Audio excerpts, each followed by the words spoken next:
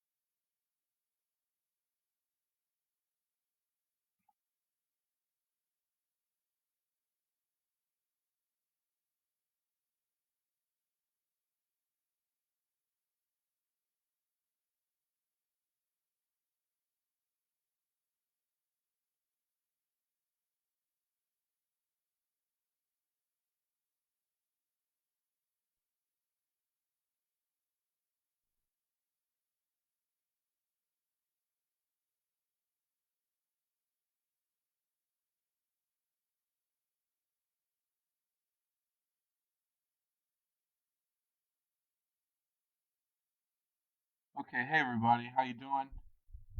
My name is Gary Calhoun, and today we're going to learn some 3D basics. Um, Basically, wanted to touch subject on understanding 3D and what you need to know in order to be able to get started.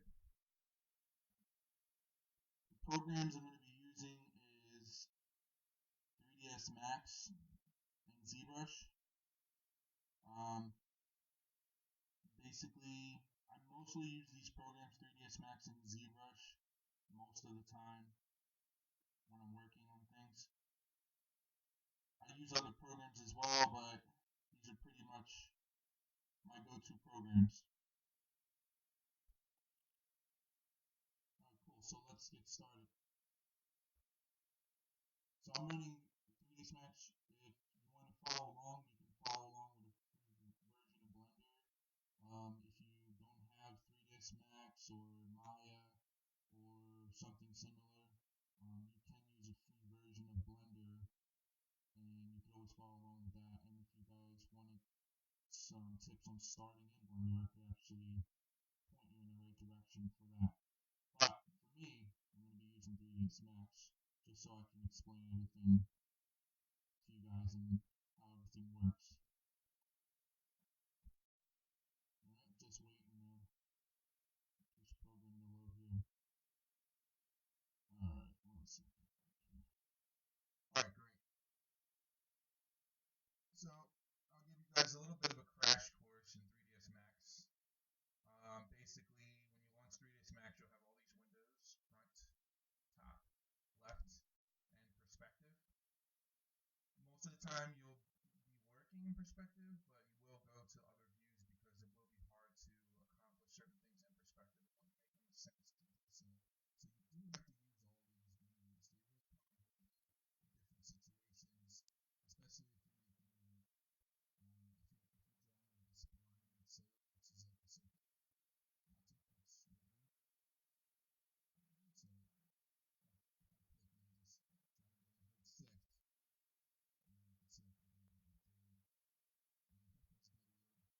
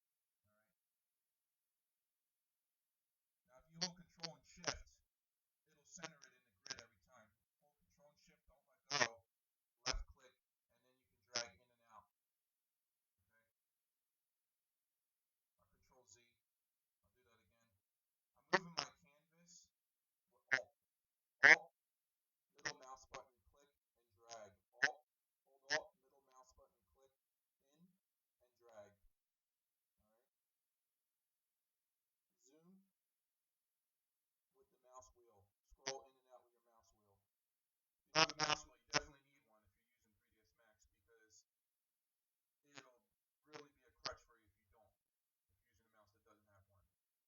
Okay?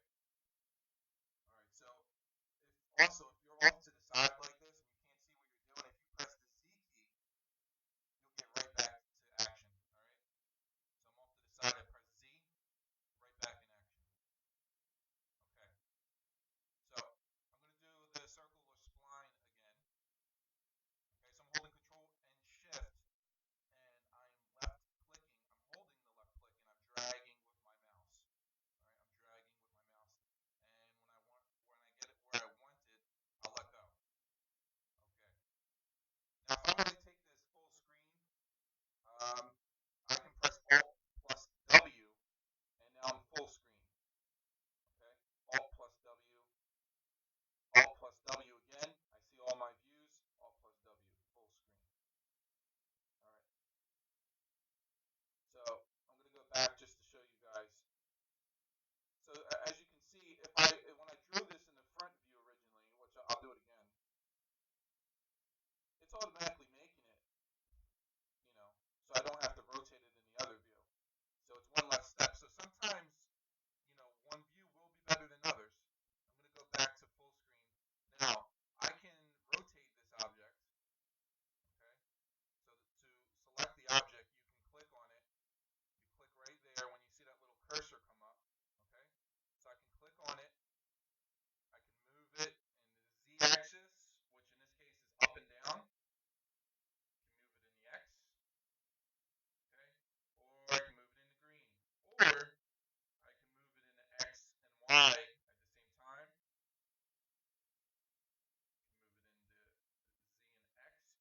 time. You can move it in the Z and X at the same time. Or I can move it in the Z and Y at the same time. Okay, so W is your move tool. E is your rotational tool, which is what we want to do because we want to get this circle the way it was before when we were in the front view, which was this view here.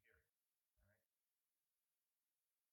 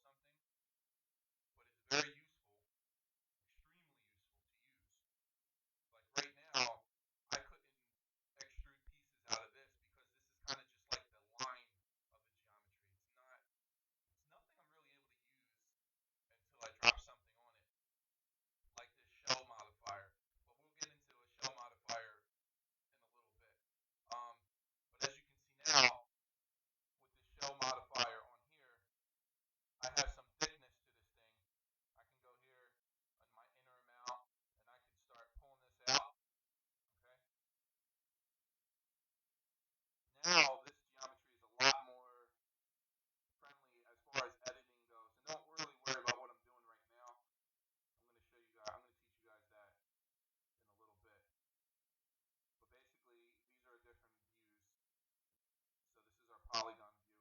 But as you can see, I can do a lot more. I can do a lot more with this now. All right, so I can literally take this, move this, oops, take this, move this over here, do that. Take these pieces, well, take this right here, start pulling this out.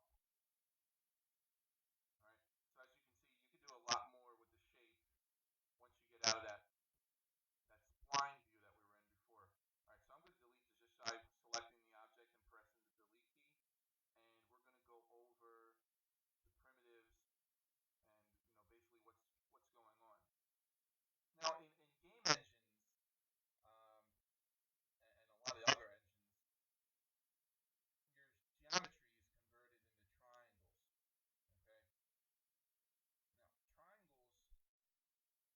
ZBrush, you want to try to avoid if you can, like you don't want to make a lot, like you don't want to put triangles in your mesh and then bring it into ZBrush because it might be hard to sculpt on. Right? If that's what you're using, at least. I mean, if you bring it in and you rework it in ZBrush, then you would be okay for the most part.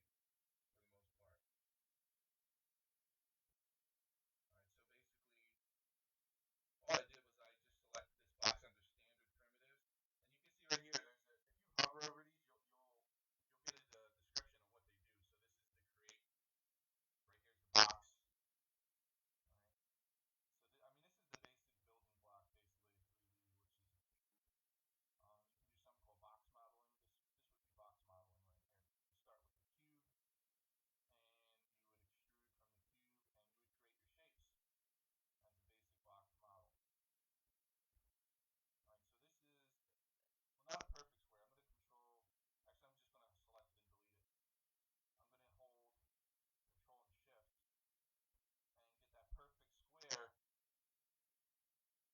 Now, also, if you notice, after I draw this out, if I hold control and shift and I drag this square out, that's one step. Once I let go of the mouse, now I can go up and down, and I could choose the height. Okay.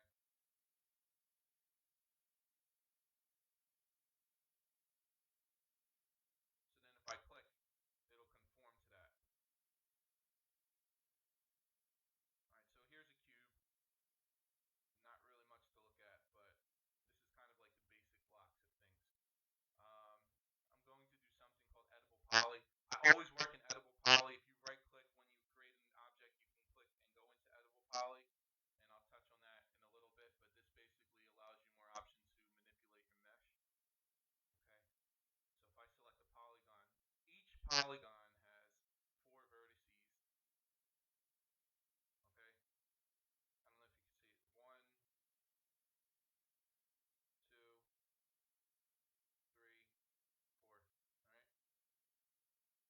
All right, that makes up one plane. All right, this is one plane. That's a plane right there.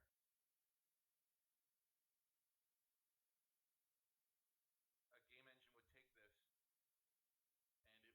it would make it 2 triangles. And just to kind of show you what that looks like, if I click edit triangulation, this is what the game engine does. See this dot dot dot dot dot. So this right here is the direction that the triangles are going in. And sometimes you need to do something called turn the triangles. Um, depending on how it's looking in the game engine, you might need to turn a triangle here and there, but that's a little technical. We're not really going to get into that. Don't want to get you guys too crazy, bogged down, and confused about all that stuff. But this is where you would go. All right. So that's what the game engine sees. Okay, so this is a polygon, and these are vertices. Vertex is the one. If you select more than one, it's vertices. All right, and they allow you to move, change the object the way it looks. You can hold control, grab both of these, press R, grab the Y, move it in. All right, so that is your vertices.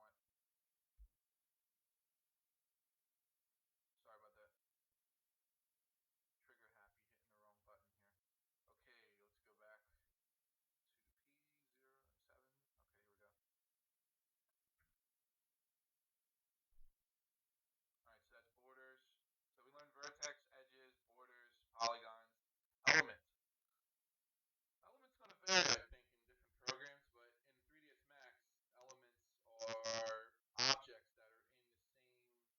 I guess you can call it like a group because you can combine two elements together to equal one element.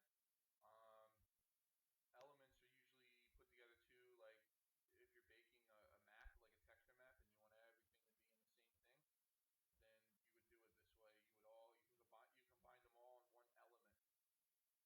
Okay, so I have clone to object. If I clone to object, it's going to create a brand new object that's not part of this. If I clone to element, what it's going to do is it's going to leave it in the element in the stack. This is called your modifier stack, by the way, and it's very powerful in Max, and it's kind of what sets itself apart from other programs, essentially. All right.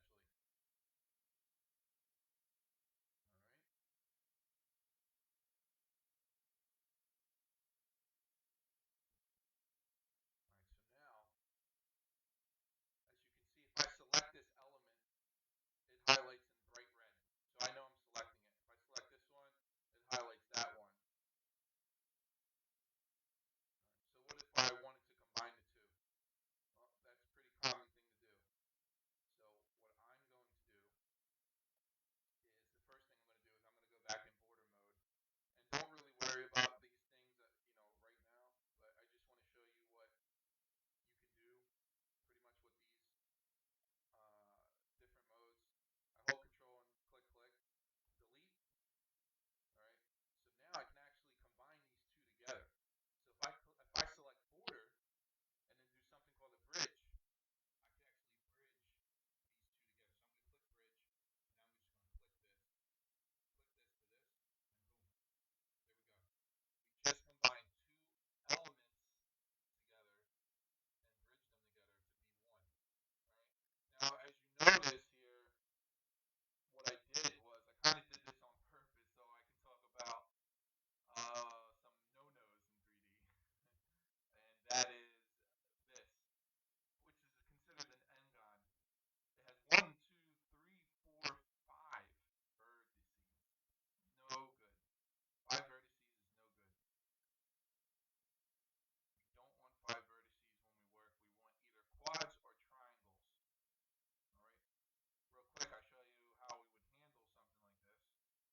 And again, don't worry about what I'm doing. I just fixed that engon. Now there's four here, four vertices here, four edges here as well, and then four vertices, four edges here. So now it's good. All right, but at the bottom you can see it's not good. Okay, so I'm going to add something called turbo smooth, and we could see. I don't know if it's easy for you guys to see what's going on, but it does affect the object. It's probably not showing the best example, but you definitely don't want this because it's not going to work. All right. Triangles are okay in certain conditions. You can make a triangle, and when you're doing your low poly, actually, like let's say if it's for a game like PS2 game or something like that, they use triangles all the time before it even gets into the game engine. So this is not uncommon thing to have triangles in your work. Either a triangle like this or a triangle like.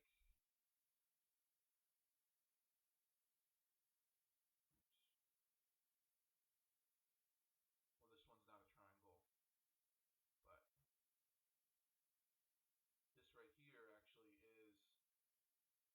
but this right here actually is something else that you might see,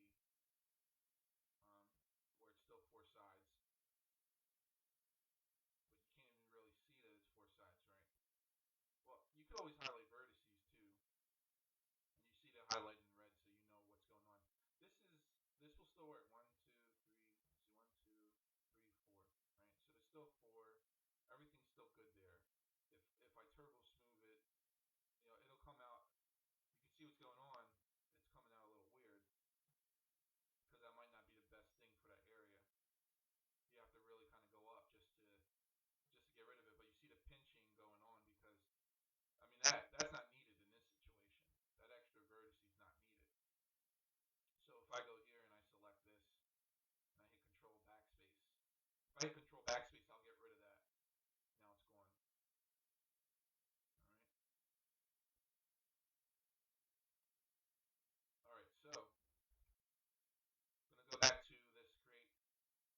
what object you're trying to make, it depends what you're trying to create, right? So if I'm trying to create a tire, let's say, I'm not going to do a cube. I'll probably do a sphere or a tube. I'll probably do a tube because I can get, see what I just did? Just go like this, and then I can left click, I can go like this, and I can left click again. So some of these, as you notice, have more than one way, to do it. Sometimes you gotta left click twice. Sometimes you gotta left click 3 times. It really depends on the object. What I want to do is I'm just gonna draw out a couple. I'll select them. I'll draw it on here. As you can see, I'm not even holding anything. When you don't hold anything, you can do whatever you want. I'm not holding control. If I hold control, I'm gonna get that perfect square. But if I don't hold control, I can go wherever I want, basically. All right. So I let go of the left. I up and down, click. Okay, there we go. Now we got a square. It's not a perfect square, but it's a square. All right. Cone. Left click again. Oh, you see the cone has 3 left clicks. See that? Because it has to make the point for the third one. So okay, we'll make the point. Done. Now if I want to get out of it, I can click right click at the end, which I did, which will get me off of it. Also, you can cancel, like if I just go like this, when I left click and I just click right click, I can cancel out of that if I made a mistake or something like that. So I'll just like, no, I don't want that. Oops, I did it too fast. Left, right. So I held left and then I clicked right and it canceled that action out. Here's a spear, left click. There's nothing to the spear, there's only left click and drag. Tube, I think we did the tube already. Okay, we got 2 tubes, who cares? And Taurus. All right, the Taurus is kind of like the lifesaver, the floater in the pool kind of thing. Pyramid. I mean, with a pyramid, you probably want to hold control. There we go. Pyramid, done. Pyramid's good for like you're making a spear or something like that, or top of a house, things like that. Teapot. Teapot is kind of funny. It's been in Max for a while, but it is quite useful because it actually has different parts on it, and a lot of people don't know, but there's a lot of different things you can do with the teapot. First of all, once you create any object in Max, you can just click modify, and this right here, you can do whatever you want here. Pretty much, like I could say, okay, I just want, I really don't want the whole teapot. I don't want the body. I don't want the handle. I don't want the spout. I just want the lid. Right? So there, I just have the lid. And that's it. Now, if I want, I can convert this to editable poly so I can edit it further. All right.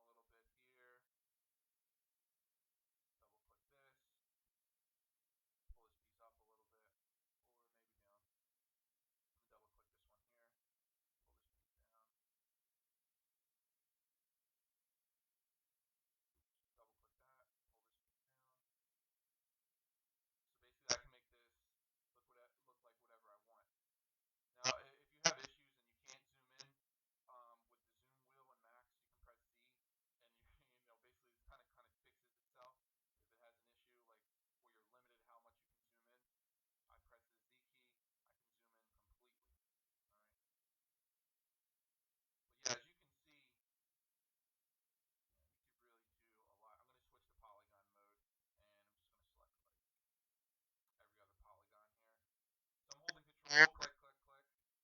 Left mouse click, of course. Holding control,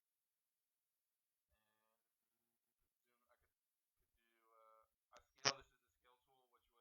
Okay. And zoom. I could do a scale. This is the scale tool, which was R. I got to the scale tool by pressing the shortcut key of R. And now if I want, I can do an extrude. So push that in a little bit. And then I'll right click to get out of extrude mode after I push that in.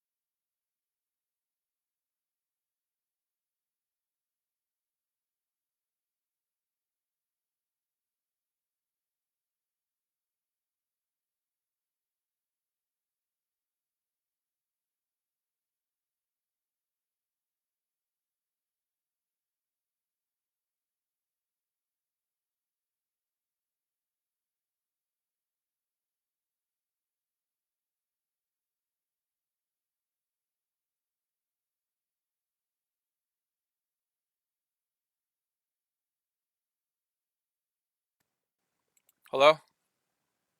Can you guys hear me?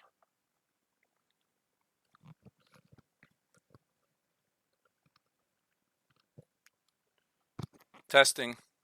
Can you guys hear me? Hello?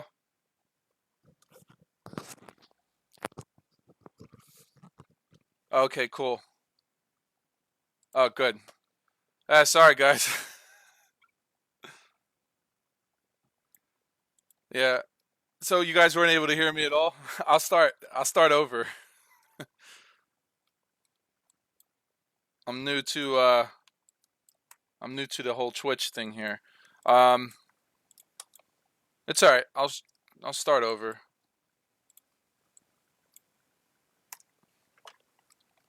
All right, so basically what I was showing you guys was just like the basics of 3D and what's used, what you want to avoid and things of that nature.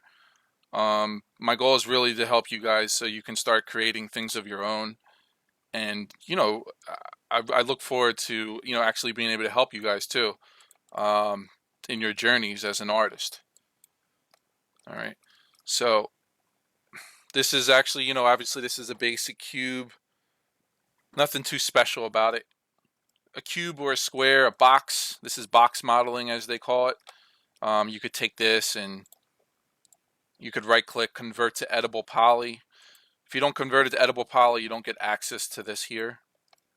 Okay. And then you could start manipulating it. And this is what they call box modeling, basically. All right, so it's basically where you just take something, you hold shift, well, actually you don't want to do it like that, but you could extrude, click extrude, pull piece out, push it down. That's box modeling right there. All right, now in the game engines, like let's say like UDK, Unreal, Unity, things like that, the CryEngine for Crysis, you want to make sure that your geometry doesn't have any n-gons, which is more than 4 vertices. So if I added like a fifth vertice, um, let's say I added a fifth vertice. Oops, I lost my fifth vertice. Okay, there we go. I got 5 vertices now. This is bad. This won't render in the game engine. That's an n-gon. We'll highlight that. All right. You want to have either four sides or 3 sides, which is a triangle. Now, if I select a polygon, I could actually see what my triangulation looks like. This is how the game engine sees it. When you go into your game engine, it sees this, okay? This dot, dot, dot here. So each quad or plane, I guess you can call it, or polygon is broken up into 2 triangles, right? So two polys is 4 triangles, you know. 3 polys is 6 triangles, and so on and so forth. Now, when people do their low poly, like let's say like a PlayStation game or something, when they're making the low poly version of the character after they have already made the high poly version, they're gonna they're gonna use triangles here and there, and it's not uncommon to do. You can use, as long as it doesn't interrupt the look, it's okay for the most part to use, because everything gets converted to triangles anyway. Yeah, exactly. It makes the engine confused. All right. So I want to go over some of the keys in Max. I'm using 3ds Max. You can use whatever program you like. Free program would probably be Blender. If you guys wanted to use Blender and get started in that, I can point you in the right direction to do that. Um, but basically, you could use ZBrush to do a lot of these things, but certain things it doesn't make sense to do in ZBrush in production. It's not smart to do. So basically, and me personally, I'm not for just one program. Like I'm the expert in Max, when it comes to modeling and things like that. But each program has their pros and cons. You could use whatever you want, really. I use Moto sometimes, which is a great program. Maya, I use sometimes, and you'll find they each have their own little thing. Let's say like, oh, I want to make some cloth simulation. Maybe I'll make it in Max. Oh, I want to add hair to my character. Maybe I'll make it in Maya because it looks better. So it's kind of a thing. It's kind of maybe a personal preference. You'll kind of find it. You got to play around and kind of figure it out for yourself. But yeah, each program has its own workflow, and each program can it just makes more sense to do it and than in other programs, and especially in production. If you're in production and you're trying to model a robot in ZBrush, you're probably not going to last too long at that company. It just doesn't make much sense to do it. It's extra work. It's fun to do for personal work. If you're doing some concepting, you can make something in ZBrush, which is fine, but long term, it wouldn't make much sense to do it in ZBrush when it comes to hard surfacing.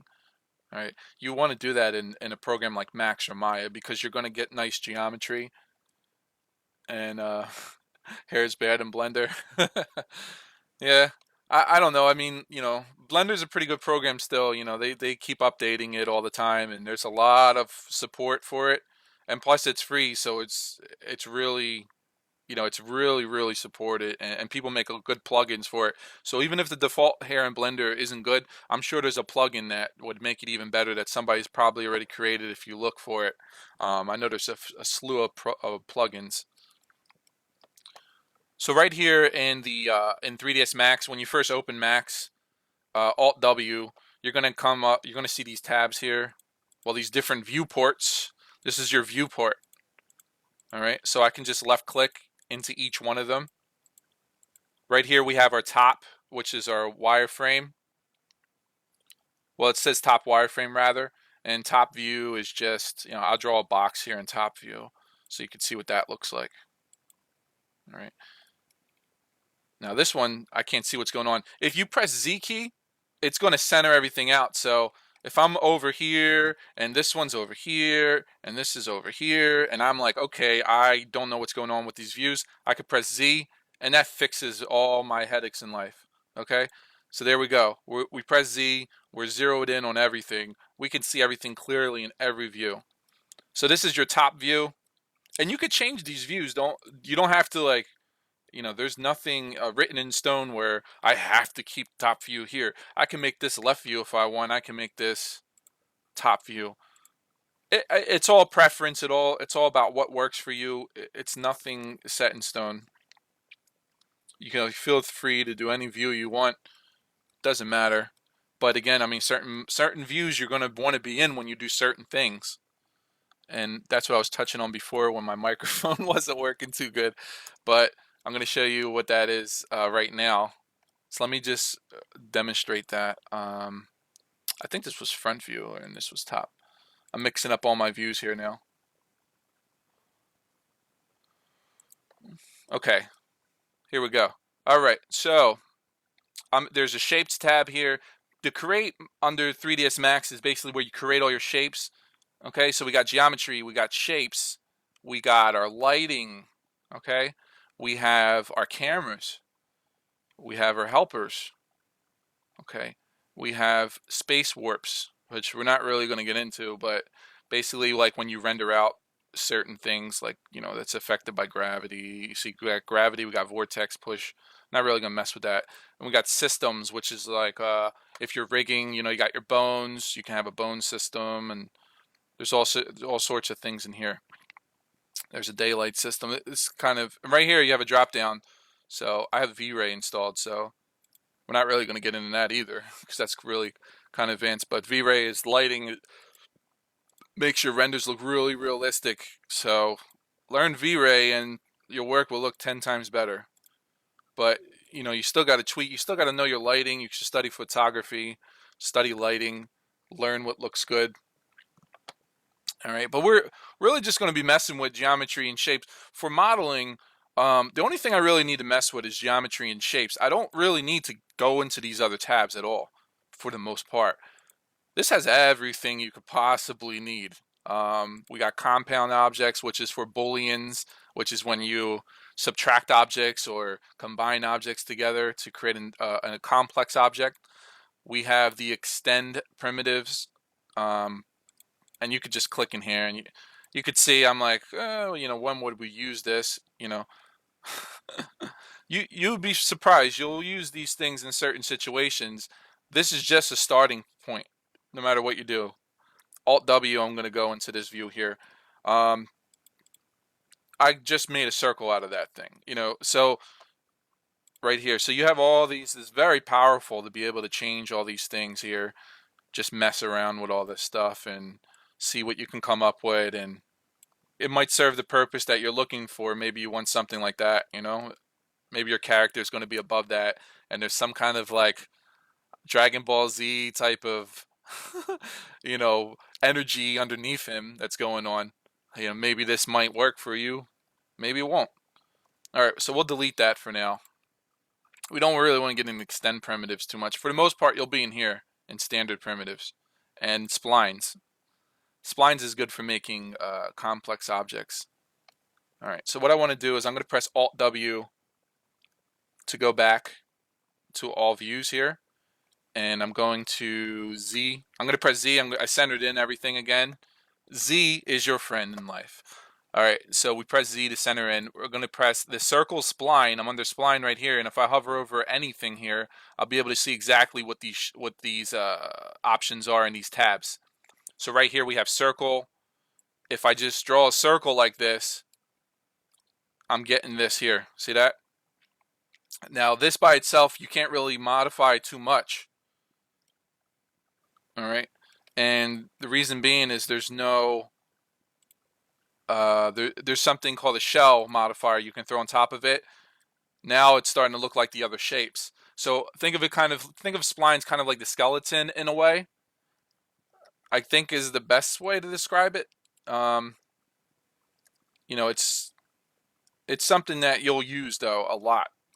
You'll definitely use this a lot. When you want to make the real custom stuff, this is what you use. If you want to make text, let's say if I want to take text from Illustrator or text from Photoshop or something, they're going to come in as splines, and then I could add that shell, to modifier to it, and then I can start fixing the geometry, and boom, I'll have text or a cool shape. I don't. I have a YouTube channel, but I don't have any 3D per se on it. I want to work on that. I did the Twitch Turbo so I can at least keep these streams up for a long time. Because I want the streams to be able to stay up. I don't want them to I don't want to create streams and then people, if they want to go back to learn something, then it's gone. Um, so I want to be able to really just keep my archive, which is kind of like why I was hesitant in the beginning to kind of join Twitch. That was kind of like a bummer for me not being able to keep the streams. So I need to figure something out with that. I guess maybe I'm gonna have to archive it or something to YouTube from Twitch or something like that. I'll have to figure that out. Thanks, Jasenko. I appreciate that, man. Um, all right, cool. So basically, what we're gonna do is Alt W again here. I keep pressing the wrong button. W.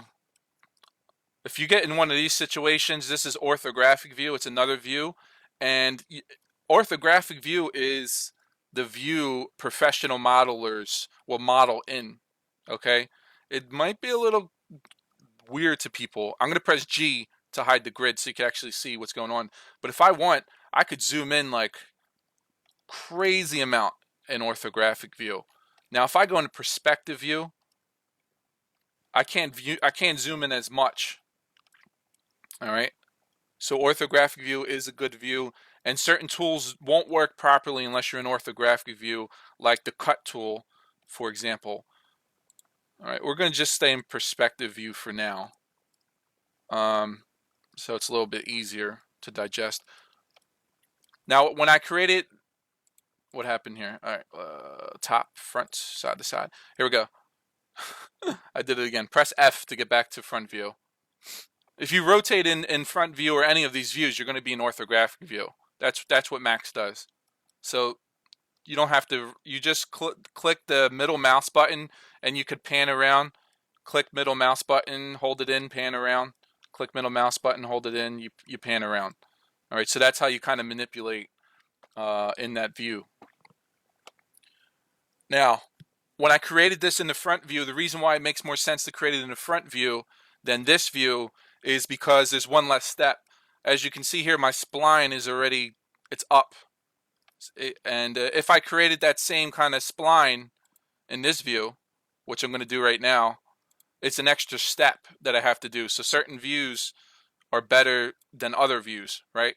So you can see now, okay, I didn't get this. Now I have to actually rotate it just to do this. So I'm going to go here, okay, and I'm going to press W key. Well, I'll go to the E key, and I'll rotate.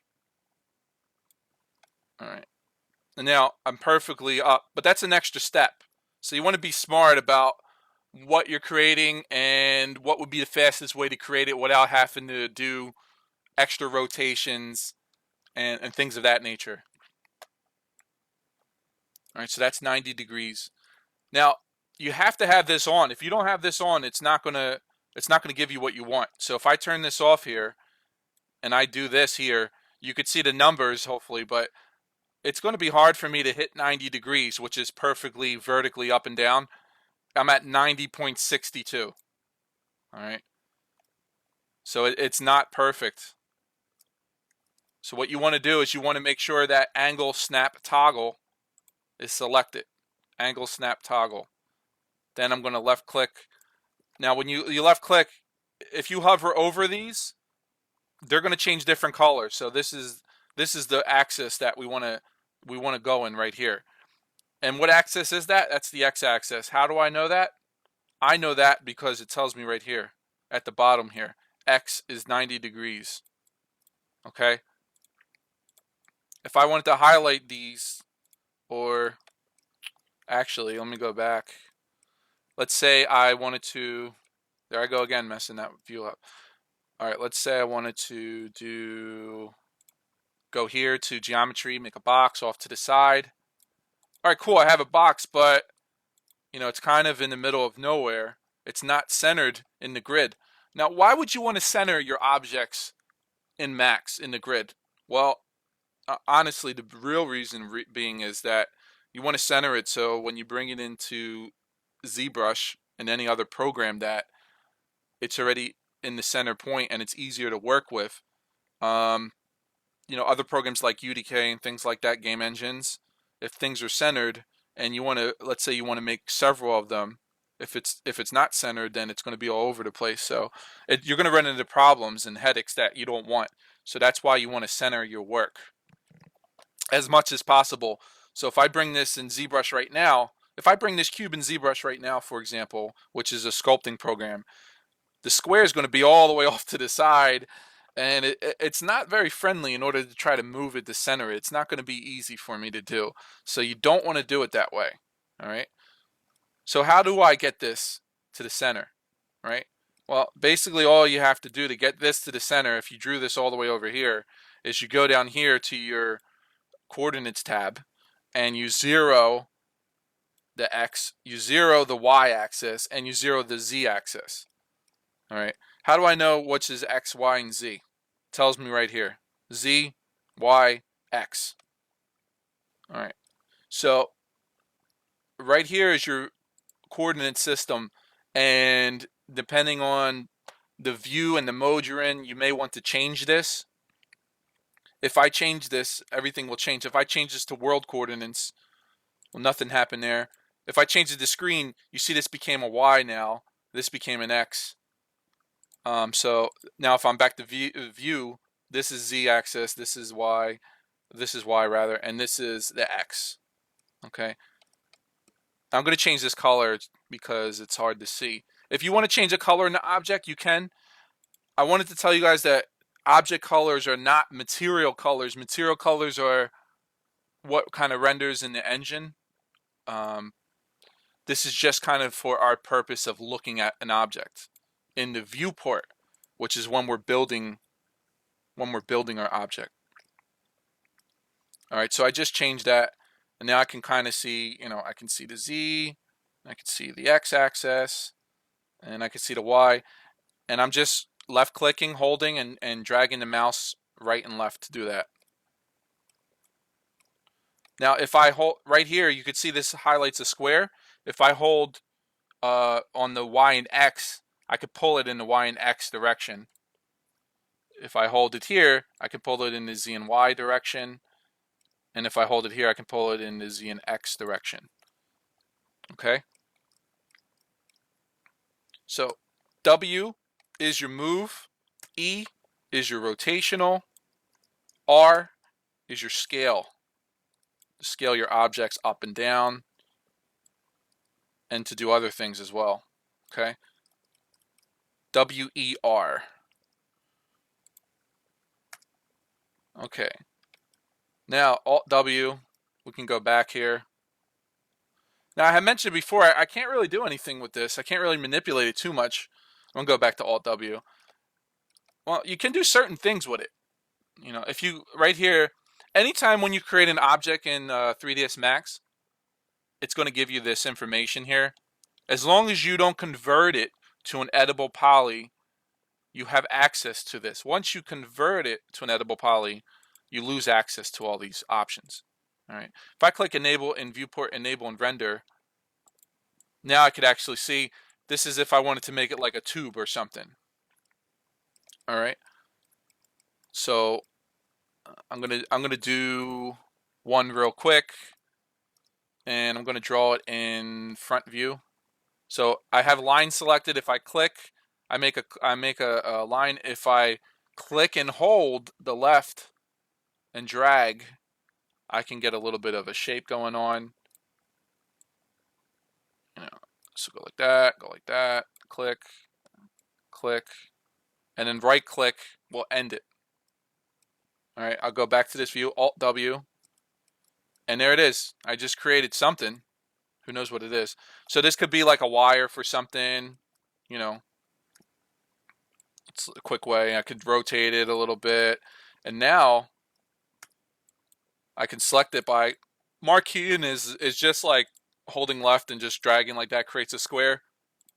And right here, I'm under rectangular selection region. You could change it to a circle if you wanted to. I mean, honestly, I just keep mine on the square. I don't really see the point of putting it on the other things too much. So I'll just go like this, usually, and select it. I'll click here, and we are in the Modify tab. We can manipulate our line because the wire, let's say the wire is coming up. So I can marquee, I'm in vertex mode. And 1, 2, 3 is vertex. Vertex segment spline. Vertex. We'll pull this up. Push this down maybe. Right here I got some extra controls I can mess around with here. Left and drag. Right? So we're manipulating this.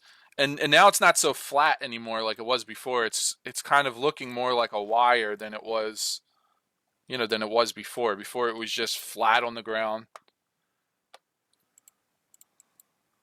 Okay, I can move segments up. The segment is like, it's the whole thing. So it's moving 2 points between a vertex, basically. Spline just moves the whole thing. Okay. All right, so we got something going on here. Now right here we have a thickness.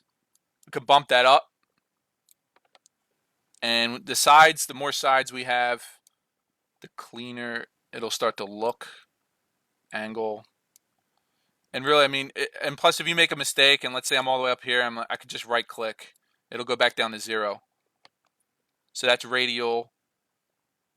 And if you click the enable in viewport, you're able to see this as geometry in viewport. If you click enable in the renderer, when you render it out, which is this teapot button here, which I'll click, you could see it and you could see how it renders out. All right. Mine's going a little taking a little longer because I'm using V-Ray, but it'll render out faster for you guys. Um, all right, so we got something going on here. The start of something big. Now, if we take this and we turbo smooth it, now our line's a little smoother, but it's not 100% because I'll show you why if it lets me. Right here is it's open here, so you might want to add geometry. You might want to add geometry there to close that. Or I mean, usually wires go into something, so this would kind of be hidden usually, right? So I mean, we could probably just draw a box and hide it in something, you know. Shapes do get hidden in things. Um, it's very common. I don't know if you guys ever played like a game where it shows you what the 3D character looks like when you turn it, and then you turn it this way and that way, and then you could see, oh look, the you could see inside the mesh, and it's like, oh look, it's actually inside there, it's hidden in there. Yep. So pieces do go into other pieces. I'm just going to rotate this. Oops. There we go. Okay, so it's going into this piece. Now, if I want to duplicate this piece that I made, I could select it, hold shift, and pull it out. Now, as you can see, look where it's at. It's all the way in space, so I'm holding Alt. If I hold Alt,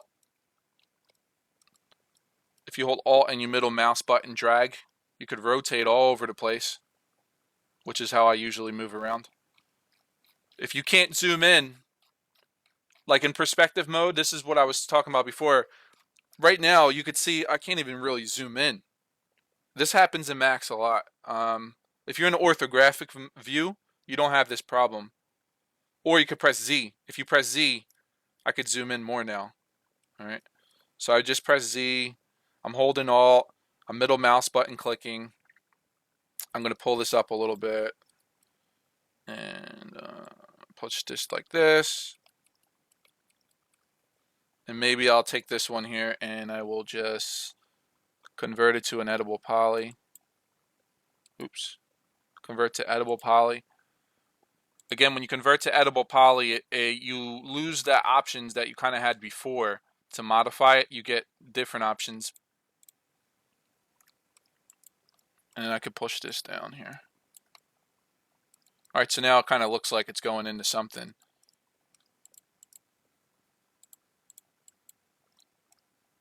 All right, and then we could do edible poly on this.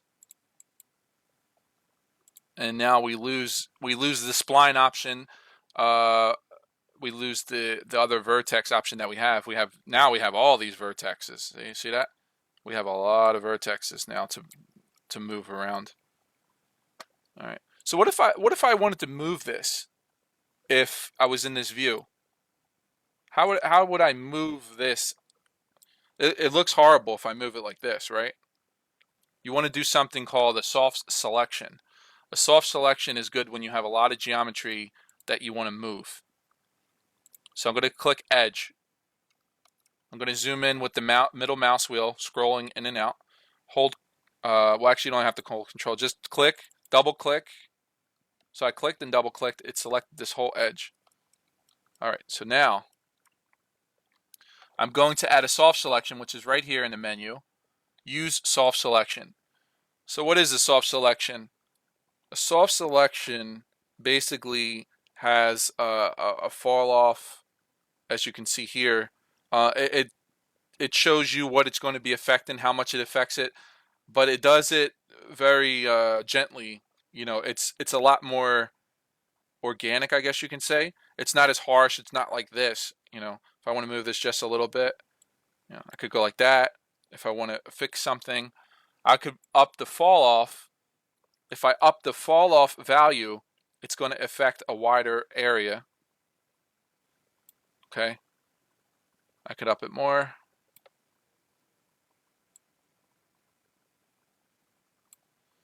And if I hold Control and I click vertex, oops, actually, if I hold Control and I click this vertex, you have to hold Control, hit this vertex, it's going to keep the vertex well, the edge that I had selected before, it's going to keep that, and it's going to convert it into vertexes. All right, so as you can see here, this is what's being affected. It stops. It pretty much stops here. See, blue, green, yellow, orange. Orange is being affected the most. Yellow, mediumly affected. Green, kind of affected. And blue, very, very little affected. So that's the soft selection mode, and it's awesome to use. All right, so make sure you use it. All right, cool. So let's work on this. So what we did with this was we did enable, render, enable, and viewport, and we get this tube. We don't have to do that though. We could do the opposite. We can select this other spline that we created from earlier, and instead of enable it in viewport or enable and renderer, what we can do is we can actually convert it. I can right click to convert to editable poly, and then look at that. It did the opposite, so it actually filled it in. All right, so I want to teach you guys another cool button. As you can see, I got a lot of geometry going on here. Also, you see this, how this is looking. I'm in realistic mode. I'm just going to put it in shaded mode for now, so you don't have to look at that shadowing all day. So right here, if I click isolation, which is this button at the bottom, looks like a light bulb. If I click that, I could just look at this object alone, which is great when you have a lot of objects on your screen. I'm going to press G to get rid of my graph, and I can press G always to get it back. G, G, G, G. All right. So right here, as you can see with this here, this has no thickness to it. It's a flat plane, and if you look at it, it has a lot of vertices too. So what do you do when you get something complex like this? I'll show you. This you cannot bring in a game engine. It will probably crash your game engine or something. So I'm gonna show you how we clean up something like this. So first, what I want to do is I want to press polygon, and if we want to be a boss at this program, we can press the number 4 to get to the polygon tool. I'm going to click to select this here, and what I'm going to do is I'm going to do something called add an inset. Now, what is an inset? Well, basically, an inset. By the way, I'm clicking this little button here. I don't know if you can see it. It says settings on it. Certain times you might want to click that because you'll have more access and more control over what you're doing, which is why I'm doing that here, so I can fine tune this. So right here I have a value here, okay? And if I drag this amount up, what it's doing, oops, is it's adding, it's kind of filling in the blank polygon. So it's adding these edges for me so that it's cleaner. You can group by a polygon, or you can group by a group.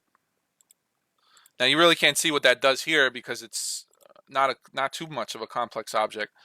But basically what I just did was I just did an inset. Well, we're still not done because we still have this here. So, what do I do to get rid of that? Well, I believe if I just click collapse, there we go. Collapse has everything's going to this one vertex in the middle. Now, when things are flat, it's a lot more forgiving. There's a lot of geometry going here, like a lot of edges and everything, but it's a flat surface. So if you smooth it out, it's going to look nice. It just has to have something. So what is this? Well, these are all triangles. You might want to add another edge here because that's a lot. When you have big shapes like this, it's good to have supporting edges in there because the shape it doesn't know what to do. You kind of have to hold its hand. It's like a lost child kind of. So what I'm going to do is I'm going to try to see how we can add an edge around here. If I Alt R, well, that's not working. Let's try something different. There's usually a ton of way of doing things as well. Control Shift. Okay, so that's not going to work. All right, what I'm going to do is I'm actually just going to click. We're going to try. Actually, we don't even want to do all that. I'm going to use something called a swift loop to add in another edge to kind of break this up, because this is a long way down here, right? So we want to add something else to support this in here. Now, what I did was, this is called your graphite modeling editor tool. And I have my stuff set to keyboard shortcuts so I don't have to open this, because I like to have as much screen real estate as possible when I work. I don't like to have to pull these menus down and look for things. I like to have things set to keyboard shortcuts. But for now, I'm going to show you what you would do. And if you hover over this, it's going to tell you what it does. Places edge loops by clicking. Turn them on. Okay, so let's just click and see what happens. So I click here, and okay, I don't see anything. Oh, now I see something. All right, so you know what? Actually, this is not working for us because it's creating an edge loop, but it's not creating an edge loop. It's stopping here for some reason. So let's see why it's stopping here. Well, I'm not sure. Now, it looks like there's an extra vertice here, so I'm going to control backspace to get rid of that. And I'm just highlighting all my vertices, making sure there's nothing there. All right, now it looks good. Let me try it again. All right, still something's wrong here. What I'm going to do actually is, it doesn't seem like the Swift Loop tool is working too good on this. So we're going to go back. It's not going to let me, is it? No. Okay. It's all right. Let's do... Well, for some reason or another, I can't create the loop that I wanted to create. So let me see if I can just select all these and then add another inset. I'm just control clicking to do this. You can control shift click to do this, but whatever, it doesn't want me to do it. It's okay. Oh wow, that looks great. Now you can see kind of what the effect is by when you set this by polygon instead of the group. Okay, here we go. There's always more than one way to skin a cat in this program. So what I'll do is I'll add one here. I'll hit plus actually. Now I have that edge that I was trying to show you guys. Why it wasn't working is beyond me. It happens sometimes, but there's more than one way to do it. All right, so that's a little better. So this is a little better. It's nice and broken up. It's not so bad now. Well, it's not much to look at either, right? So I did this first because I want to fix this edge first. Now if I hit shell, I can add it. Now you're not going to see the shell here by default. It's going to be in your modifier list. So if I click modifier and I click the S key, S, S, S, I'll keep clicking S and there's the shell. All right. Now, if you wanted to add it here, you have to right click on this here. Make sure you're on this, not this. This won't work. Right click here on this arrow, I guess you can say. Configure modifier sets. You can go in here. You can choose which modifier that you use the most. I'm just going to add one as an example. So let's see what we got here. Right here's the total buttons. So if I want more buttons, I can click 11, 12. All right, I got 2 more buttons now. And I'm going to add, let's see, let's try cap holes. And I can just drag it in there. So now I have a cap holes modifier in there. And I'm going to add one more. Let's say a normal modifier. Okay, so now I have 2 new, there they are, 2 new modifiers. Now basically a modifier allows you to modify your objects in a non-destructive way. As you can see, I have a stack going on here. If I go back to just edible poly, I'm back to this, right? So if I wanted to make a change, this change will travel up to this other modifier that I have on top of it. So that's why Max is really powerful, because you can do things in layered. You can kind of go back and say, oh, I don't want this. What if I don't want this, right? I could double click it. I hold Control plus backspace, and I get rid of it. I'll go back to the shell, and it update it. See that? So that's why that's good to do that.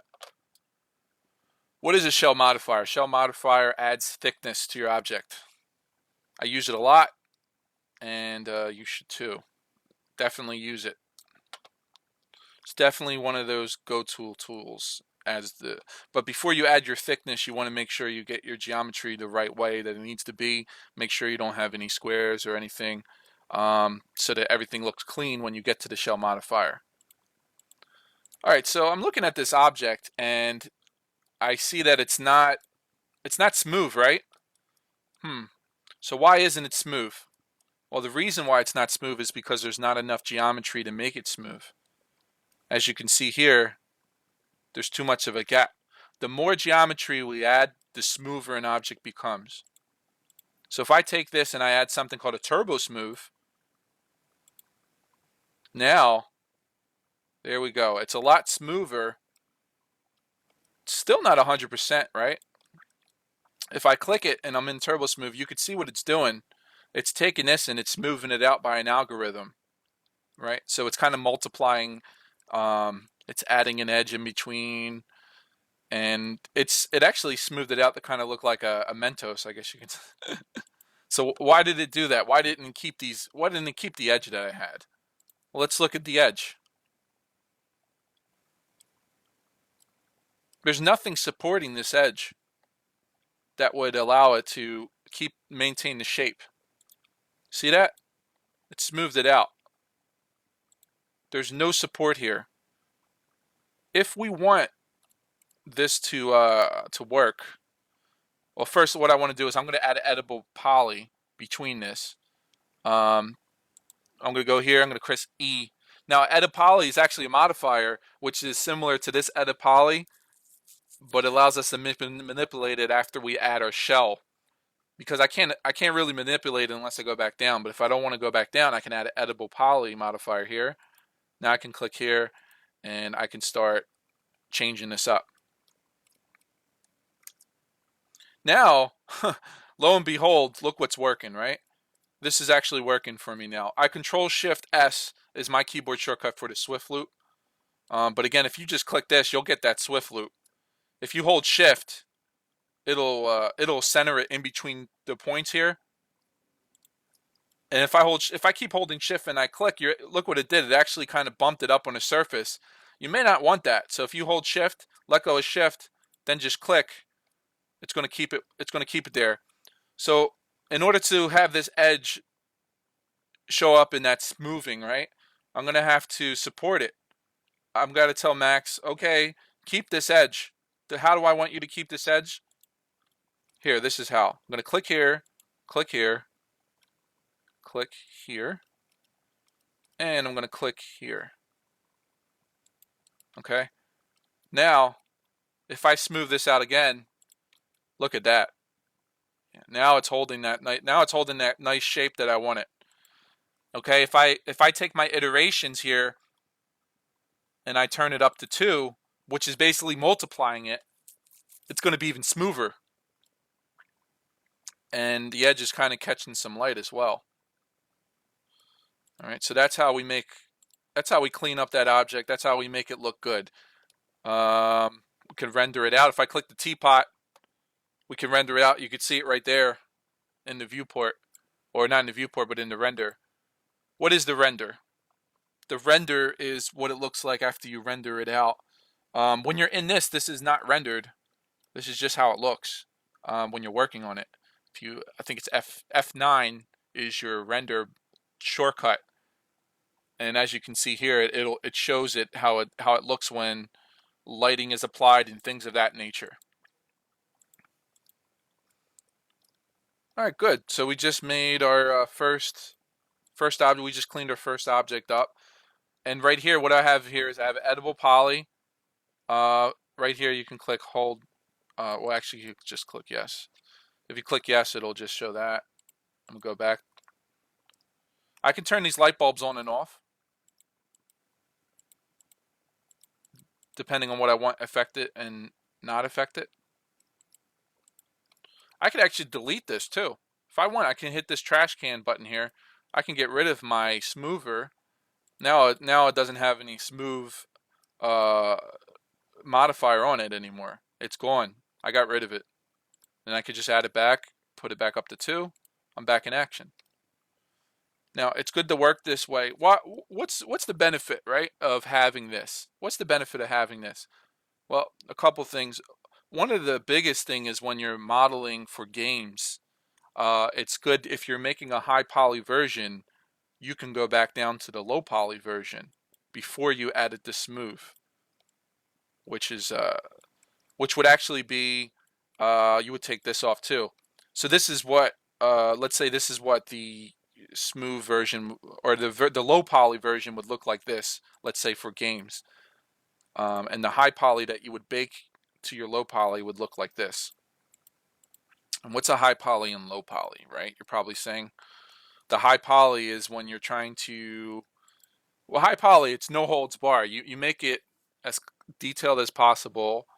There's some rules that apply, but basically it's the version that you catch your maps from. So when you put it on your low poly geometry and you project your low poly, it still looks like this. It gives the illusion of still looking like this. All right. Because if you bring high poly in the game engine and stuff, it's not going to be able to handle it. I mean, the games these days can handle it. the uh, the count for how much geometry in games has grown tremendously with PS4, Xbox One, PC games, requiring heavier graphics cards, minimum graphics requirements, is growing tremendously because it's holding more geometry, so it needs more memory to display that geometry. The more geometry you have on screen, the better your graphics card basically needs to be. Okay. All right, cool. So we made an object. Let's make something else.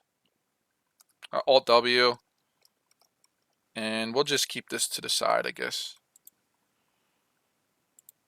So I'm going to click sphere. I'm going to drag it on the screen, and I'll go back Alt W, and we're going to look at the characteristics of this sphere. It has segments, 32 sides. When you're first working, it's good to work low. I see a lot of new people will be like, okay, cool, I got a sphere. Let's do this. Let's bump it all the way up. All right, great. Let's edible poly that. All right, let's try to move something. Oh man, this is going to take me a year to do. Yeah, you don't want to be, you don't want to do that. You want to work smart, not hard. The saying goes. Um, the more geometry you have, the harder it's going to be to make changes. So how do you combat this? How do you combat something like this? Well, let's go back to what we had.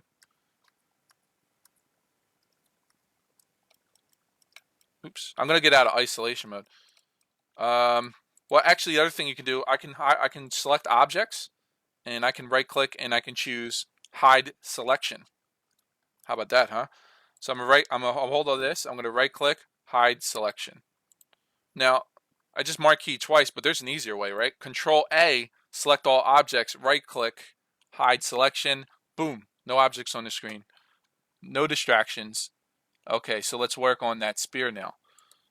All right, so let's just draw 2 spears side by side. We got 2 spears, nothing special going on here. I'm going to change this 1 spear though. I'm going to bump this up. I'm going to bump the segments up to like crazy amount. Like right here. Or actually maybe a little more.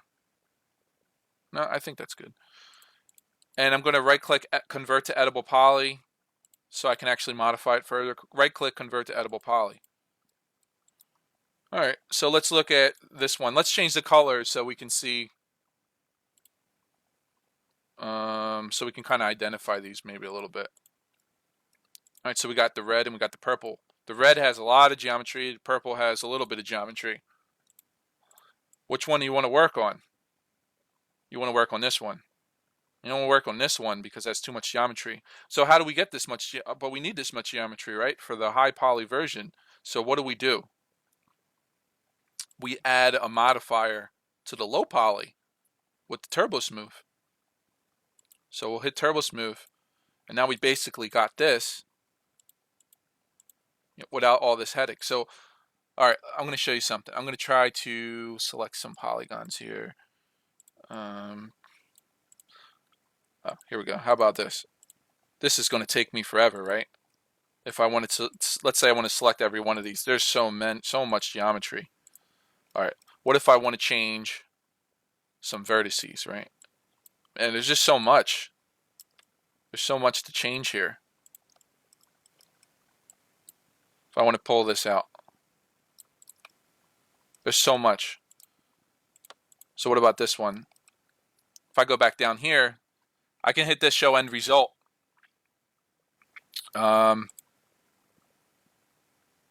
Oops, actually I think I hit the wrong button. Show end result. I'm sorry, this is the show end result button. This shows your end result while you're still working on your low version. And as you can see, you see this orange cage here? This cage is what I'm actually doing. And the white lines is the turbo smooth. So basically it's showing what's being affected in the high version from the low. So if we go like that, you know, we could start like, you know, making a nose or something, you know, pull this out. All right, now we go back up. See, it's a lot easier to manipulate. But even this is a lot of geometry, to be honest with you. So now what if I don't want to see that cage? Now the orange cage is helpful, but if I don't want to see it, if I left click and I go up and down, I can see more options. Now if I grab this, I could pull this out. You can see there's a lot of options here. I usually keep it a minimum of 2 because, I mean, it's going to take up your whole screen. Otherwise, you don't want to do that. All right, so what I'm looking for is the show cage. Here it is, show cage. If I hide the cage, I don't see the cage anymore. See that? So that's where the cage is. And if I don't want to see the end result, I could just click this off. Now I don't see the end result. All I see is this. All right. So this is actually too where if you do it, this is still a lot of geometry. So this is actually where the soft selection would be good because we could add, let's see right there? It's going to add a little bit more there. Pull that out. And now we could start pulling this up, you know. And if we do that without soft selection, what happens? Harsh. It's a lot harsher, you know. We'll go back up to turbo smooth. And that's how it's looking.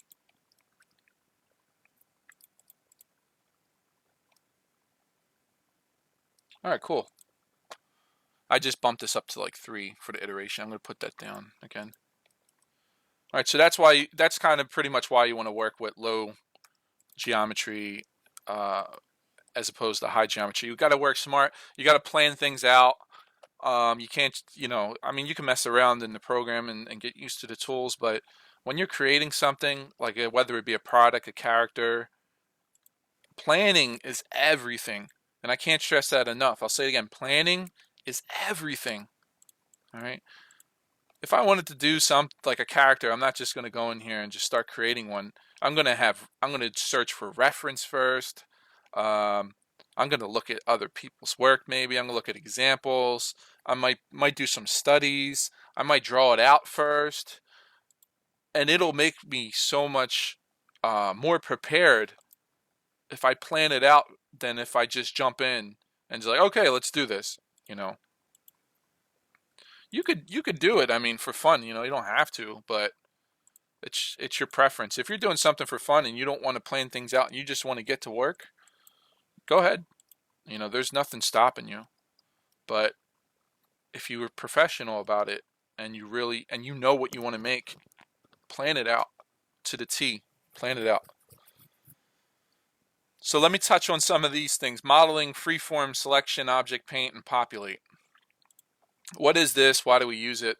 What is this? Why do we use it? All right. So right here, this is, I forget what this is called. I think it's your properties or whatever. But basically, when you select objects, you get different options here.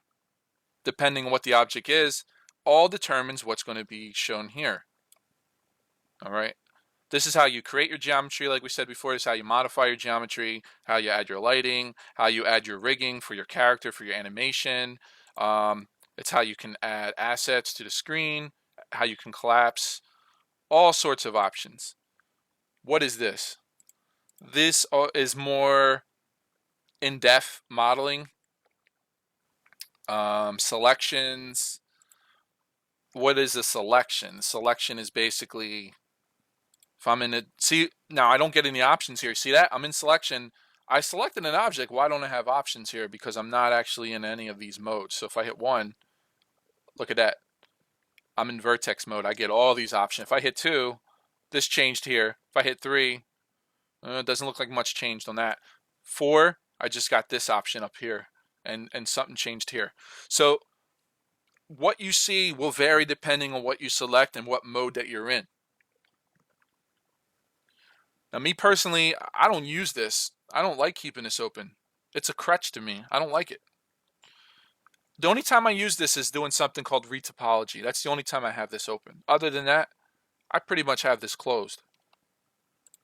But maybe you might maybe it might be helpful for you.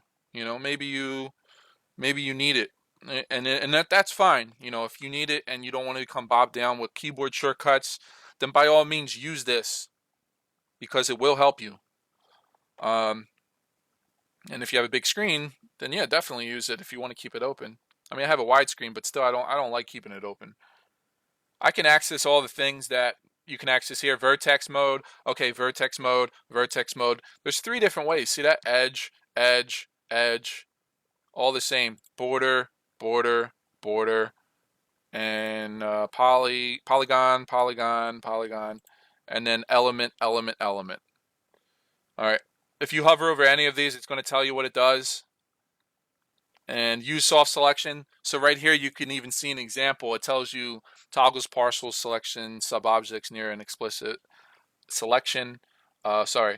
Uses vertex mode with soft selection off, right vertex mode moved with the soft selection on. So you can see it's a nice soft transition when you move something out. So there's a nice quick way to get to that soft selection instead of clicking this. So this was actually built into Max before this came into play. And this is Max trying to clean their stuff up, but this is them keeping this stuff in for legacy users that's been using Max for a long time. And the reason why a lot of people don't like Max is because you have to have so much stuff open, which is not true. If you set the keyboard shortcuts and you learn them, you don't need this stuff open. I don't need it open. This grow and this shrink is helpful as well. What does grow and shrink do? Well, grow is right here. It's right here as well. Grow, grow, grow. It grows your selection. Shrink, shrink, shrink. Shrink's what's being affected. I just selected all these polygons just by clicking the grow button a couple times. Now I could pull this in. If I wanted to, I'll add a swift, I could start adding the loops here. If I wanted to, loop there, loop here, loop all over the place to hold that shape, add a turbo smooth, and boom. All right. So look at that. I just created that with the grow selection. Starting off with the grow selection at least. I'm gonna go back. All right, let's go back to that. So grow and shrink's good. Loop is great. Look at that. That's pretty cool. Let's try that again. Let's just click 1 loop. So this could come in handy for something, right? I'm pretty sure you don't want to click all these by yourself. It'd be nice just to do something like that. So there's a lot of useful things, that you can do with this program, with these options up here rather. I kind of added that in there. I mean, you probably have to clean it up so it looks better, but that could be something that you could work with. Ring. Ring does this loop. Well, if you hover over it, it'll tell you what it does. When I do ring and loops, I'm usually in edge mode. So if I click here and I Alt R, I'm going to select this whole ring of polys. If I hit V because I have a keyboard shortcut, it's going to create an edge. So how would you do it since you don't have a keyboard shortcut? You would click connect. If you click connect, you get that same edge. See, I like just using keyboard shortcuts, so I don't have to do all that all day. R, V, RV. If I want to get rid of that, I can hold control and hit delete, or hold control and hit backspace, not delete. All right, so that's kind of like what your rings do. What does your loop do? Loop is Alt L to select a loop. And if I go into scale mode, which is the R key, I can move this in, I can move this out. So I don't know, you can create like a planet really fast that way, right? It's pretty cool. This shrinks your ring, grows your ring. That's like how much you want for your ring. You could repeat the last command that you did. You could do a quick slice, which does like a slice across your object. I'll show you what that looks like. You just click and you go like that, and you got this crazy slice going across, which is kind of harsh because it's all over the place. I don't use that. I use the cut tool. If I click cut tool, I could select, it's going to be in vertex mode. Let me change the color to something you can see, like this blue here. Okay, there we go. We can see our vertexes. And you can see when I hover over it, it turns into a little cross. So I could click. I'm not holding it anymore. I'm just going down. And then I will click again. And there we go. And I just completed my selection.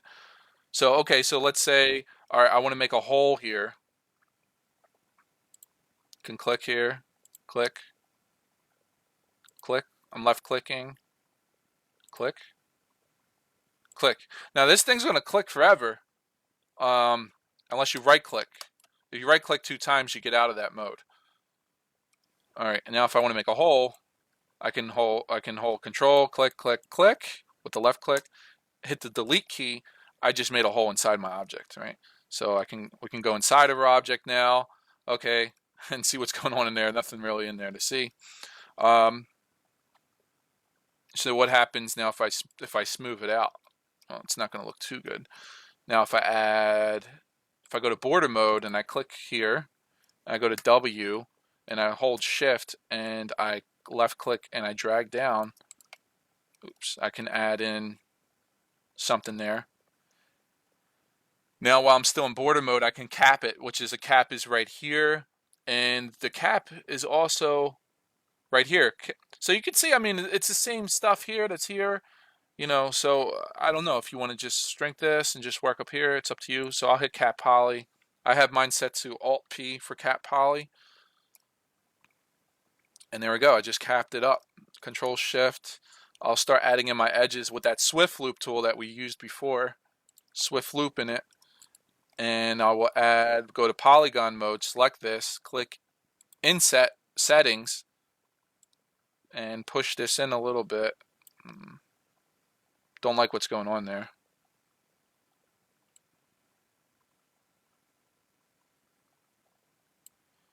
Oh, something's going on there. If something weird's going on, you could always go to vertex mode and click on it, press Z, zoom out a little bit, hold Alt and middle mouse button click.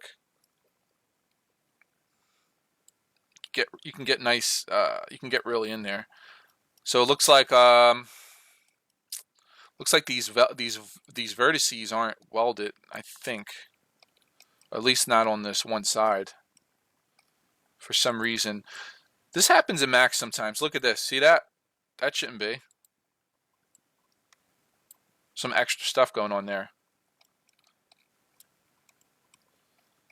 So what we can do to fix that is I could pull this down and I could go to target weld. Target weld will allow me to weld a vertice into another vertice like that.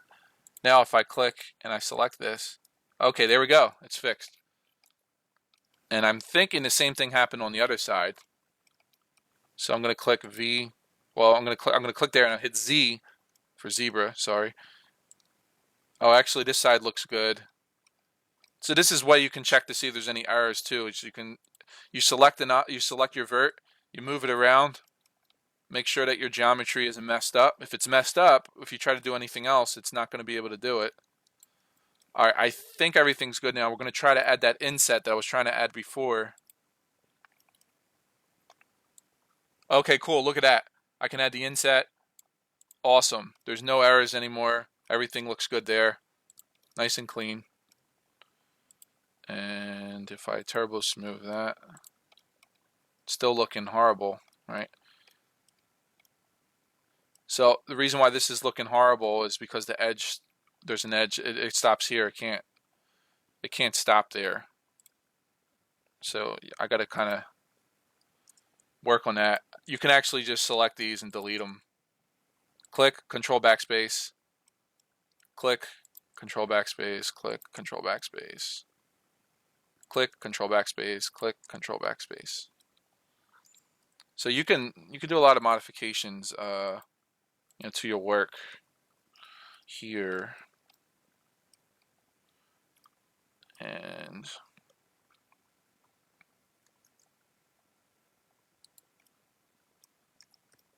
if you want, you could do one of these. Click here, click here. I'm using the cut tool again, and you can see how fast I can work because I have everything set to keyboard shortcut. Right, so I just added that in there real quick. Now this stuff it's pretty much a mess. So I'll show you guys an easier way to work with this,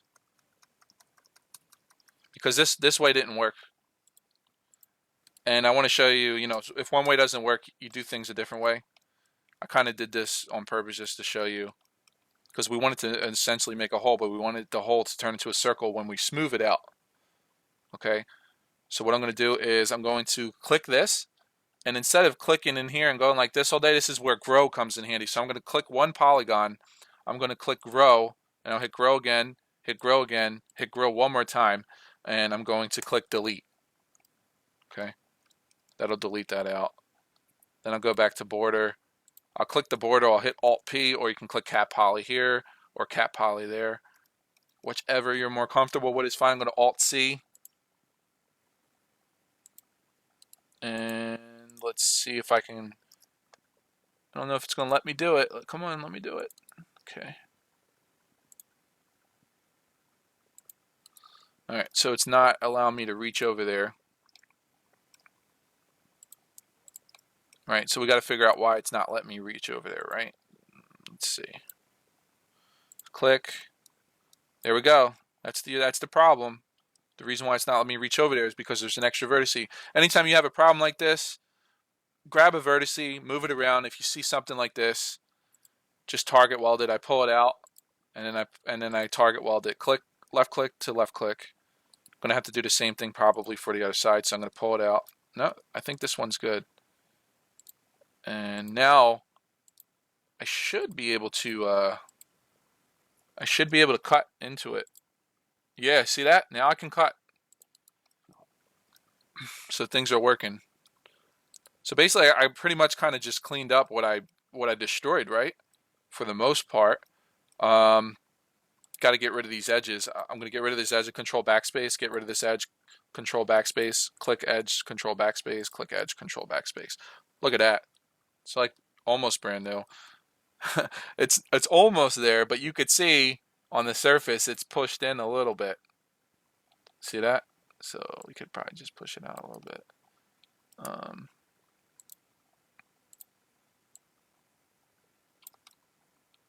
There we go. We just fixed what we messed up. All right, so I'm just going to go here, and what I'm going to do is I'm going to click a vertex. I'm going to click chamfer. And what chamfer is going to do is kind of give me what I was trying to show you guys before. This is how you easily create a hole. I'm moving this up and down to control how much of a hole there is. I'm going to put it there. And if I click this, it's actually going to create the hole. See that? So wow. I didn't have to do that manually. I used chamfer. I was able to make a hole. Feeling good about myself. Looking at the hole. Let's see. Oh yeah, there we go. Beautiful. I got a nice hole going on here. So that's how you easily create a hole in your object. These are kind of like essential things. You'll create a lot of holes, whether they're pushed in or whether they're out on the surface. Maybe it's a bolt or something else.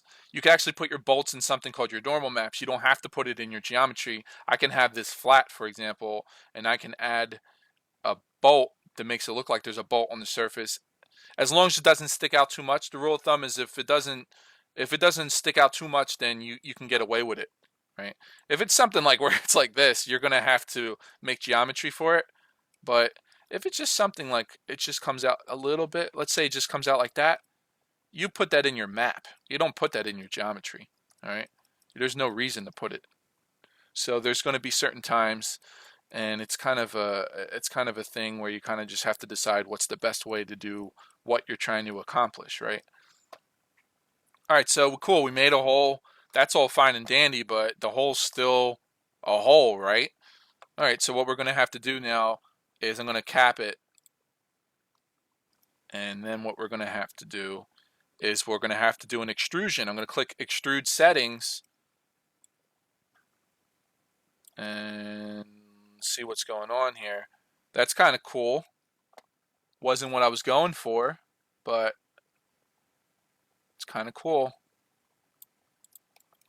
So what happens now if I turbo smooth this?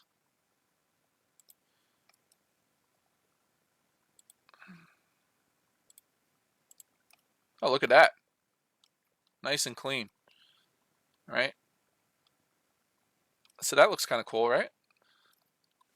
So that was a nice quick way we were able to make a hole that became kind of like a rivet. And whatever this is, maybe it's a spaceship, who knows? All right.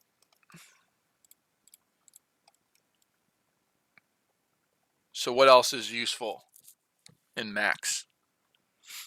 The other things I would say, obviously combining objects is useful. Preparing meshes for, like what if I want to add a tube, let's say, to this. Let's say we're going to add a tube to here. How would we do that? What's the easiest way? I'll show you. First, we want to prepare the area for the tube. So what we could do is, before it's even a tube, we can just, if it's a square, it's fine. We can make it a tube. So I'm gonna try this and see if it works for us. So there's a couple different ways. We can either add an object to another object, or I went border mold, I hold shift, and I hold shift, I click, I pull it out, click border again, can move it down, hold shift, click, move it down. Kind of looks like enter the spaceship. Just do one more for fun. Hold shift, pull it down. All right, so we have something going on here. And how does it look? Let's see. Oh, not too bad. Doesn't look too bad when we smooth it out. Let's see. There you go. There's a tube in our object. What if we want it so it's kind of harsher here? Turn this off. We have to add the supporting edges in order. So I'm going to do Swift Loop again. I use Swift Loop a lot. Swift Loop is how you support your edges so it doesn't just look all smooth. Just think of it like that. I think that's probably the best way to explain it. Now, how do I want to do this? I'm going to manually kind of do this. Kind of, sort of. Let's try this. Select two edges, hold control, click, left click, and click connect. But do the settings on the connect. I'm going to zero that out by right clicking. I can slide this down here because I need edges to support this area.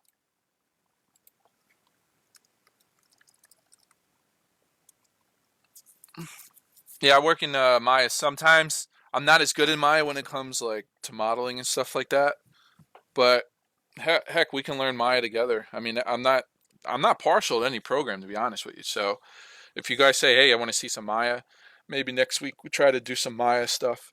Um, I like Maya still. I'm more comfortable modeling in this program, but I'm like I said, I'm not partial.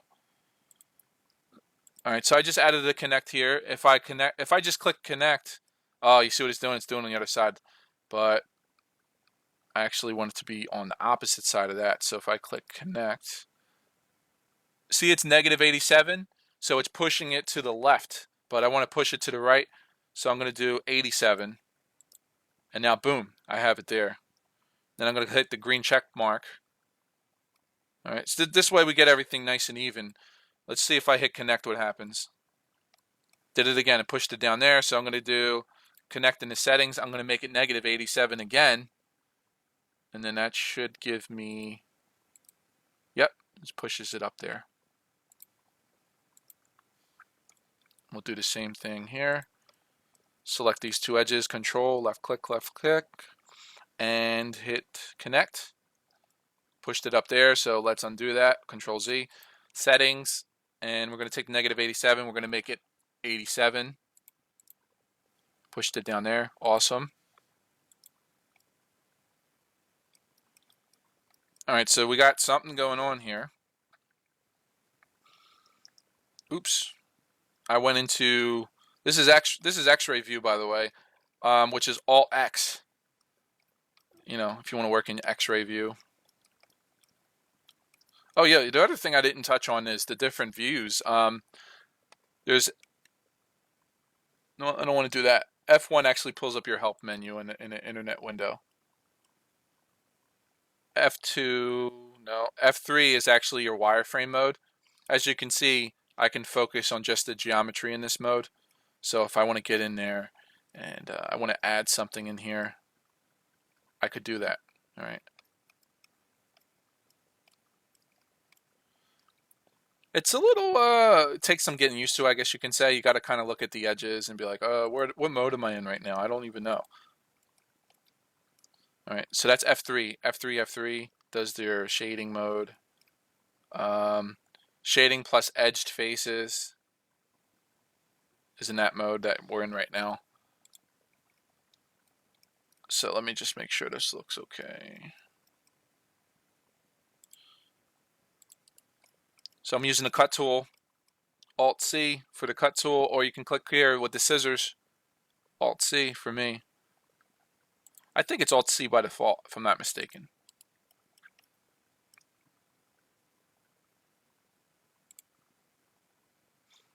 Now, right now, I didn't really plan anything. Like, as far as we're making anything, we're not really making anything. We're just kind of messing with the tools and seeing what's possible, more or less. But we are gonna be making some characters, some cool things soon.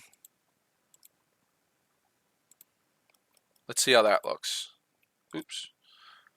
I'm in this edge faces mode. Now what edge faces does, which is F4, it allows me to see my edges without me being in an object.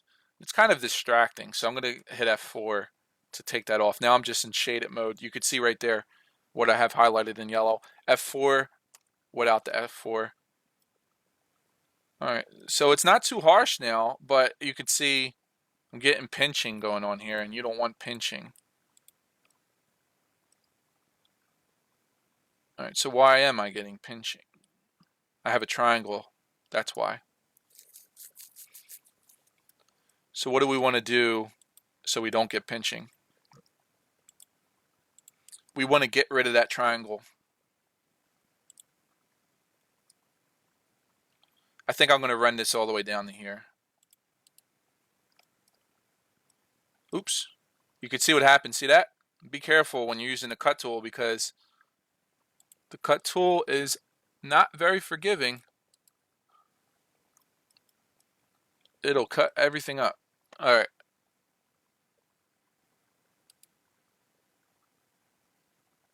So I'm kind of doing this a little manually just to show you. But basically, we could do that, and just looking at this and just trying to figure out what we don't need and what we do need. I don't think we need this, and I don't think we need that.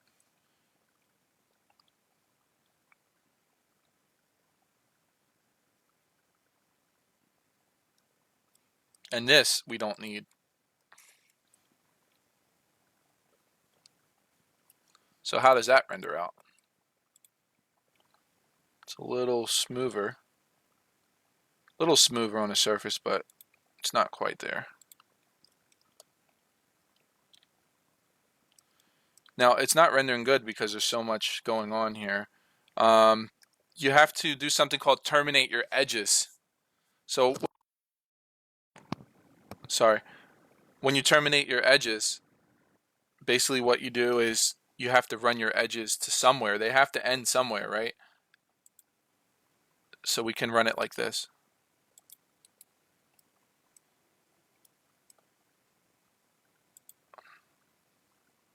But before I do that, let's just do this.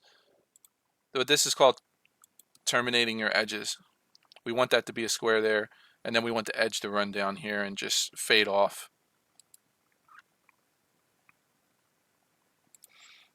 Actually, I don't even think we need this.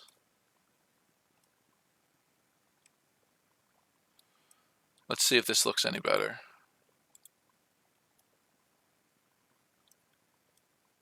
A little bit better, but not quite. So you can see, I mean, you could play around with this, with your edges and try to see what you come up with to make it a nice surface to work on.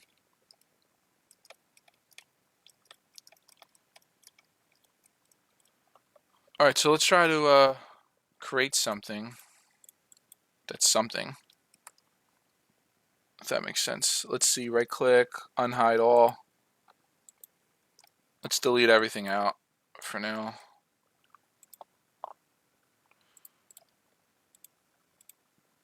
Let's work on getting geometry in the ZBrush.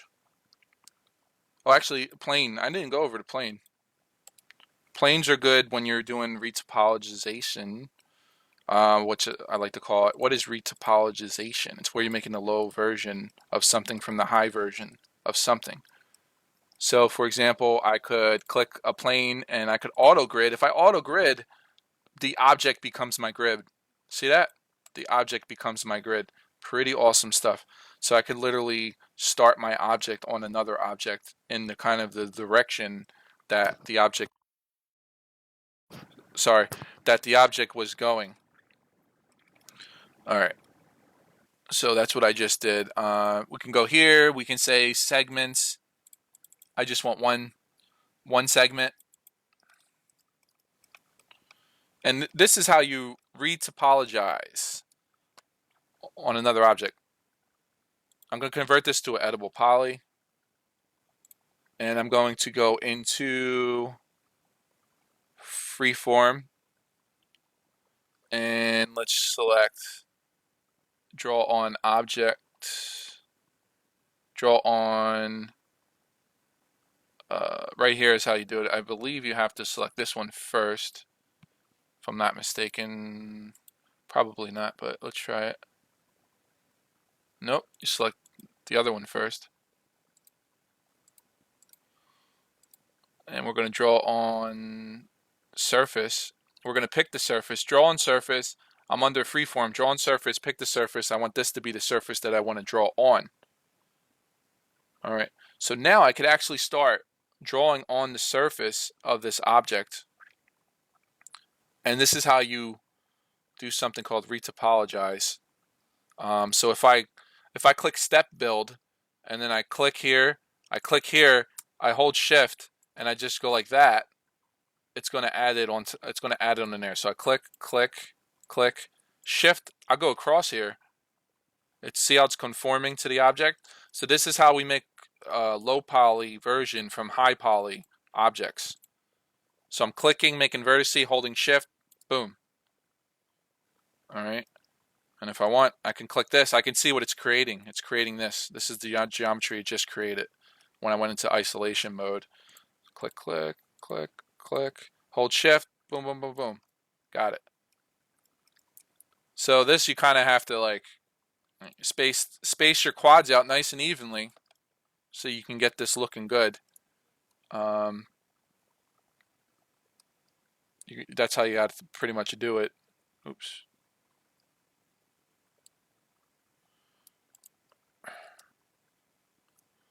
And there's also extend.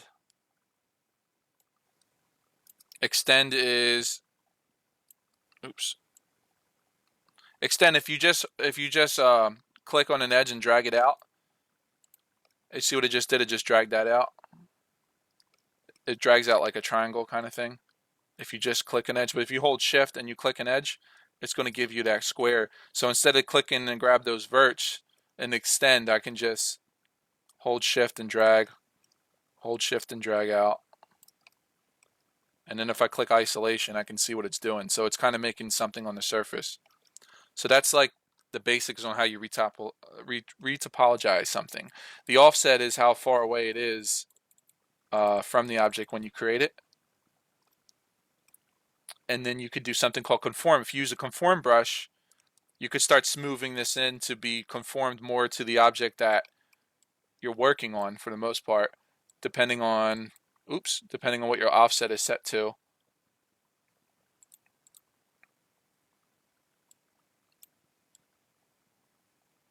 See, it's starting to, it's doing something to it there. So there's a lot of different things that you can mess around with here. All right, and then if I want to get out of there, I can just right click. I'm out. Now I'm out of retopologize mode, and I have this piece from this object here, pretty fast. All right, another way you can get objects from another object is you can click it, make sure you're editable poly, and you could select different ones here. I'm not in shaded mode. If I press F2, I can go back into shading mode so you can see it easier. So F2 was that. And I could literally take this and I can hold shift and pull it out and hit clone to object and maybe name this cross or something. And if I get out of this, click this, now I have this object that I just made. See that? Just made that from that spear. So that's a cool way to make some objects pretty fast too. And then with this, I'll add the shell to it. Push that down a little bit. We can add the turbo smooth to it, see how it's looking. We can add, let's see, we can add the editable poly that we went over. Edit poly, I'll add to there. I'll go to vertex mode. I'll select these, pull this up maybe. And I can start shaping this to look like something. All right, another cool thing that I want to point it on is symmetry mode. Now, it doesn't make any sense for me to change this and then change that on the other side. I'd rather have Max do it for me, right? So what I'm going to do first is I'm going to delete this and I'm going to do symmetry mode. So I'm going to highlight this here and I'm going to press delete. I'm going to delete half of it. Let's just get rid of everything else that's in our way here. All right, so you can see I just deleted half of it. Awesome. How do you add symmetry mode? You use a symmetry modifier. All you got to do is just click this here. It'll add it. Look at that. It just added. It didn't add it the way I wanted it, but it did add it. Now, if I hit X, Y, all right, so you see Y gave it to me. Y gave me what I was after, which was kind of, if you're making like a shield for a knight or something, this is the way you want to go about it. If you're making like just the beginning of it. And the other cool thing is that you can add symmetry modifiers on top of each other. So if I click symmetry again, look at that. I just added another one. I'll go back to, I guess, let's try Z. Oh, cool. Pretty cool. Let's add another symmetry modifier, see what happens. So I mean, it's really it's very powerful. You know, it's not. It's something that is really going to make you allow you to make complex objects faster. I got so I'm like 3 deep in symmetry modifiers now, which is pretty awesome stuff. All right. Now, if I push these together, it kind of gets a little distorted, so you don't want to do that. If you click inside here, you have something called the mirror tab, um, where you can modify the mirror of the object. So there we go. That's the way you want to move these things. You don't want to do it the way I was doing it before. So now I can kind of just move these kind of together in a way. See that? And then that fast we have a complex object. Now I think I could add a spear object on top of it. Let me see. Oh, Spearify. Oh, there we go. Cool. And then we kind of have like a cool ball that's not a ball. Well, cool kind of spear, but it's not. It's not a blah. You know, it's not like, oh look, it's a stupid spear. It actually has some cool shape to it. It's not so plain. This is the word I was looking for. And I think if I had a shell on it, you know what? I don't like the shell. Do we have a shell? Let's try this and see if we can bump it up. Now, because I have that shell on it, we can pull this out a little bit. And it's looking a little flat though. So what I would do in this situation, I probably would. Let me see if I'm going to delete that. I just deleted my shell modifier because it wasn't giving me what I want. I'm going to try to put my shell modifier on top. There we go.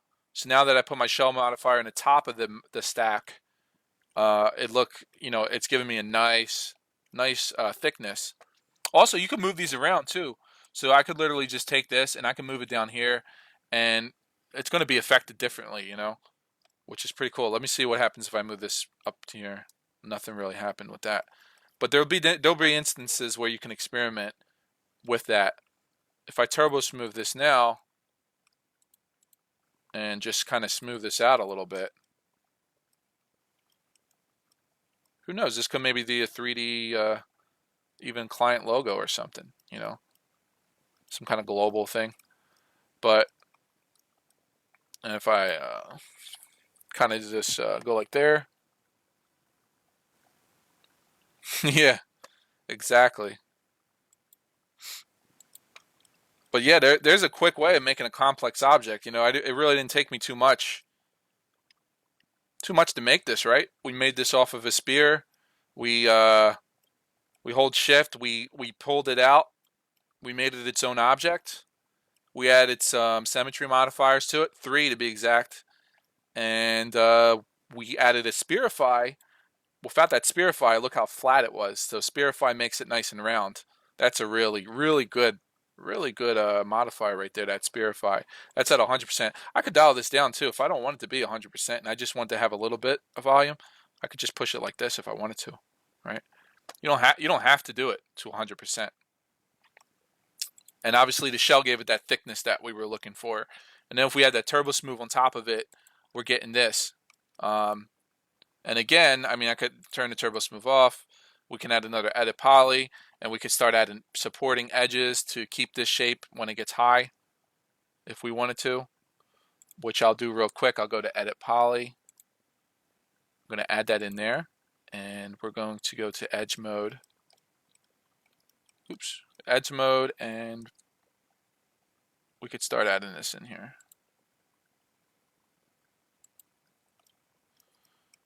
Now, I have to do it on both sides because I'm not in the what do you call it? I'm not in the symmetry modifier. So any changes you do before the symmetry modifier gets symmetricalized, I guess you can say. But because I'm not like that right now, I'm gonna have to do it manually. But that's all right. We'll do it manually. Now, if I click polygon, and I should be able to inset these. So I'm holding control, click, click, click. Just trying to go fast. I want to show you guys some other cool stuff. I should be able just to select these both here. Oops, did I select something? No? All right. Control. Here we go.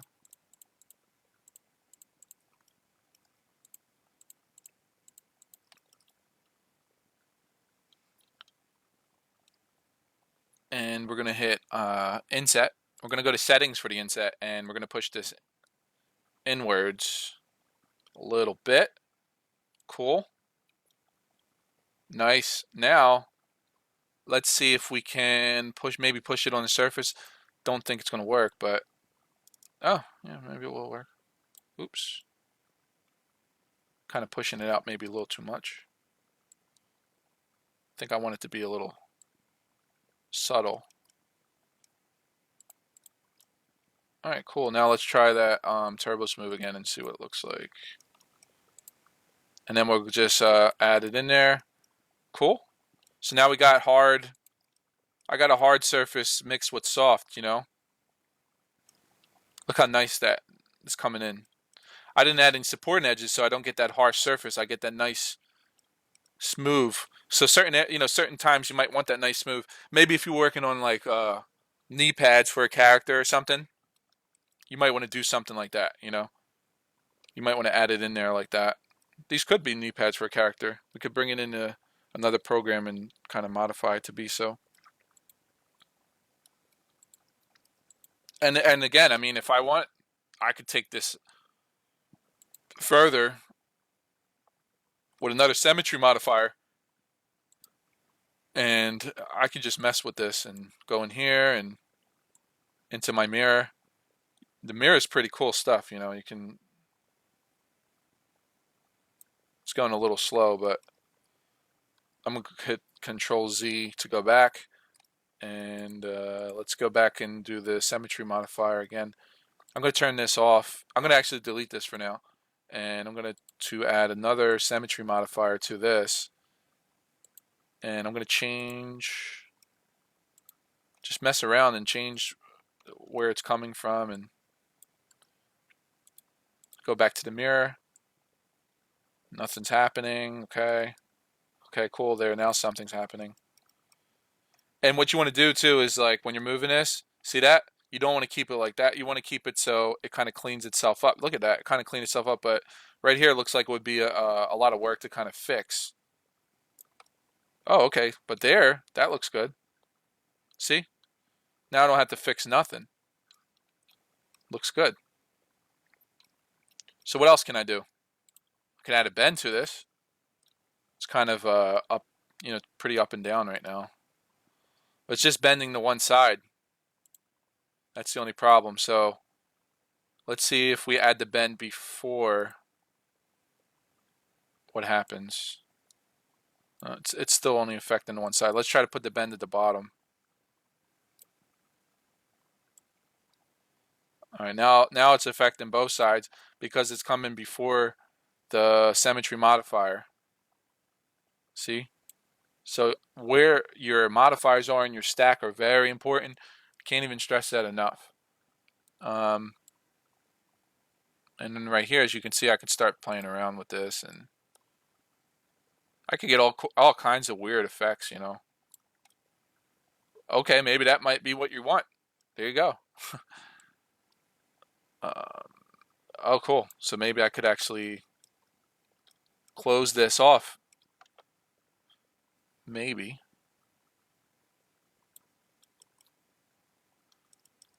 It's not clean geometry. You probably have to break it up and fix it again. But yeah, it's pretty cool. Let's try Z. See what the Z axis gives us.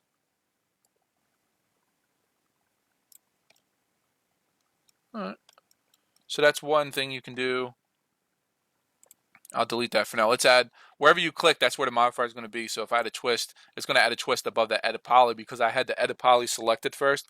So now I can just add a twist here if I wanted to. You know, and well, that kind of looks cool. Could be like a bracelet or something. So as you can see, I mean, you can get crazy cool options. Well, crazy cool happy accidents without doing much, right?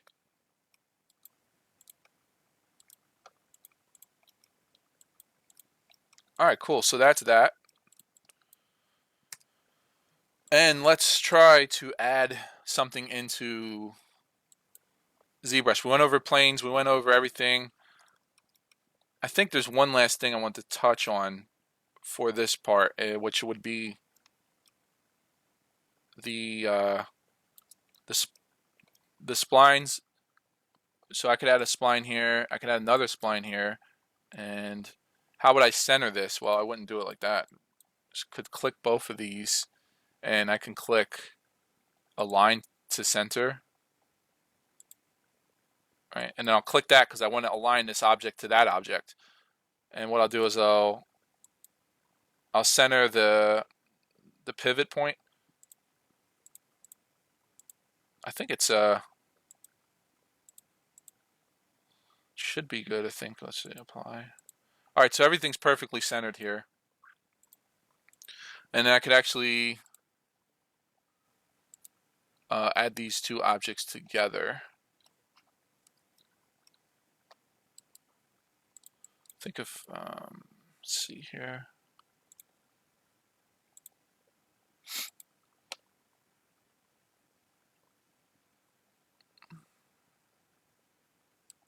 What I'll do is I'll do an edible poly on that. I'll do an edible poly on this object. So I could take these two objects. What I did was I converted them both to edible poly, and now I could add them together. How would I add this together? I select one of them, go into here, and I would click attach. Right there, attach, attach. All right. Now, this is one object. If I go into vertex mode, you can see we got our vertices going on. We got everything going on. We can add a shell, and we'll go back to Alt W. Let me see how it's looking here. We'll hit Z to go into it. And there we go. We got this going on. Now we got the middle part that we have to subtract out. So what I could do is I could do it if I collapse all, I get rid of all these changes. It goes to an edible mesh. I'll convert to edible poly again. And I'll go back to, let's see, polygon. And we'll hold control. We'll delete. What? Something's going on here. That's all right. We're going to delete these out here. Oh, okay, I see. It made more than we needed, pretty much. We have two together, and this is a lot of geometry, but I just wanted to show you how I would combine two things like this together. And that's using the bridge. If you remember, we used the bridge tool before, so we can should be able to just bridge these together. But oh, something's going on here. I think there's too much on the edges when we made this. Or vertices, maybe. Or, actually, I think something called the normals are flipped. The normals is... How to explain normals? Well, normals is the direction that the rays are facing. There's actually a front side and a back side to objects, like geometry. So if you get one of these and you can't combine them, you probably got to flip your normals. And I'm trying to see what would be the best way to flip normals from my current situation. I'm trying to see if there's an option to flip them in here. See, there's a lot of stuff in this thing, you know, nobody wants to look at this all day. Let's do edit normals.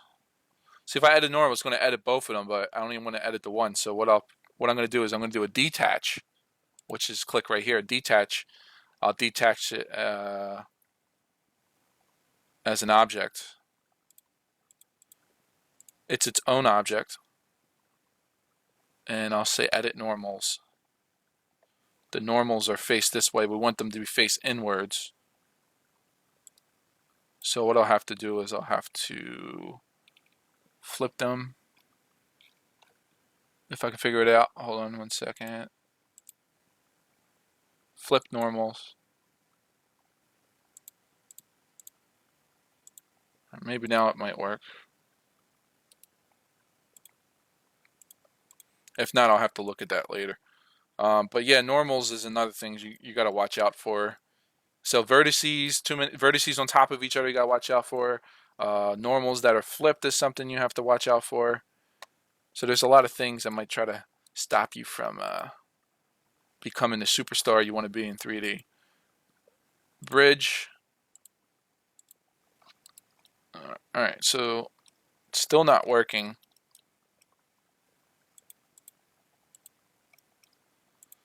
You know what? Let me see.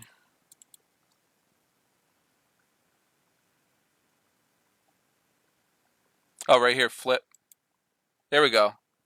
So right here, it was under edit polygons. There's a flip button right there that I could have pressed. And it should be up here too. I believe it's one of these buttons up here. There should be a flip. Flip, flip, flip. Where you at? I'll have to figure out where that is. Again, I don't use this thing, so. Oh, right here, flip. Reverses the direction of normals. So that's what we needed to do. Well, I hope that's what we need to do. If not, I'm not sure why it's doing like that. But if you come to a point like where you're spending too long on something, it's better just to do it a different way. See, look at that. It's working now because my normals aren't flipped. Now it's working good. So now we can start coming in here and maybe like every other one. Bridge that to that. And we'll bridge this to this.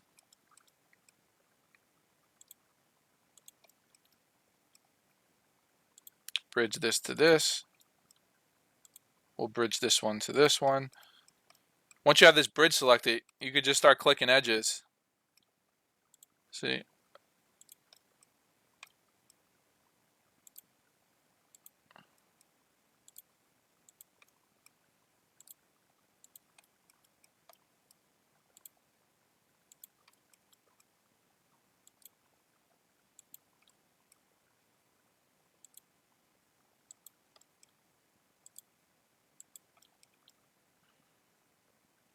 There we go.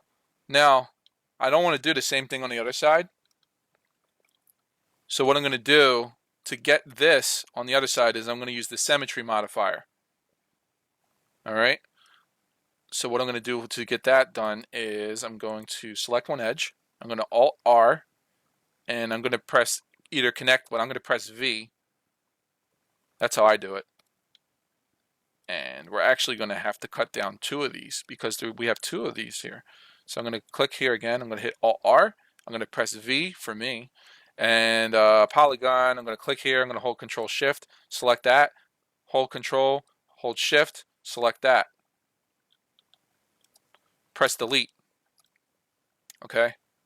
Now I'm going to go to border mode. I'm going to select this, and I'm going to hold Control and select this, and then I'm going to try to do symmetry and see if I can symmetry that over. You got to mess around sometimes with this, but all right, cool. So there we go. So now we have it on both sides. Don't know what it is. Looks cool. And that part is done, right? We could actually go back down and to fill this in, so these are connected, we could actually select these edges and actually extrude them down so when we do the symmetry they connect to each other. We'll see if that works. Control, hold and Control to select multiple edges.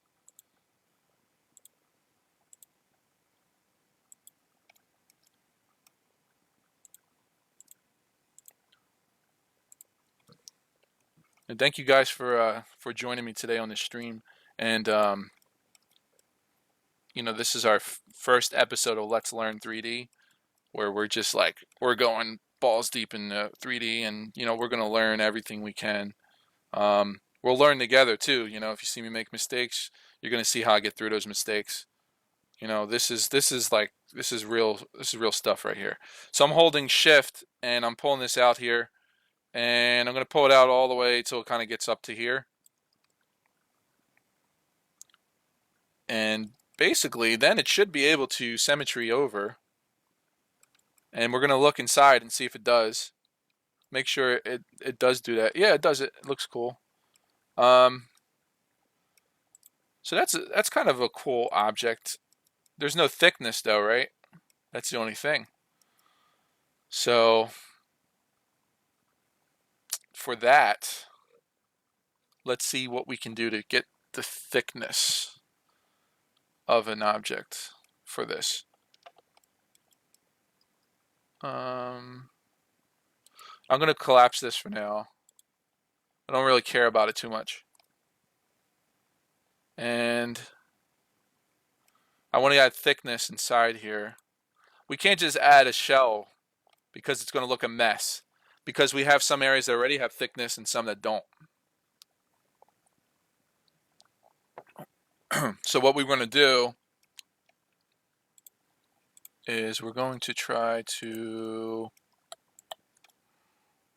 I'm just trying to think what would be the best way to do this.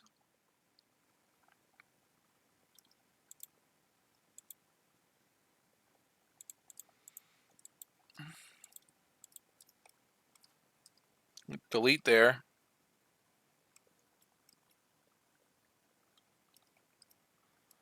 Make a copy. A small circle and bridge it. I was going to do it a different way. But I guess maybe you could do that.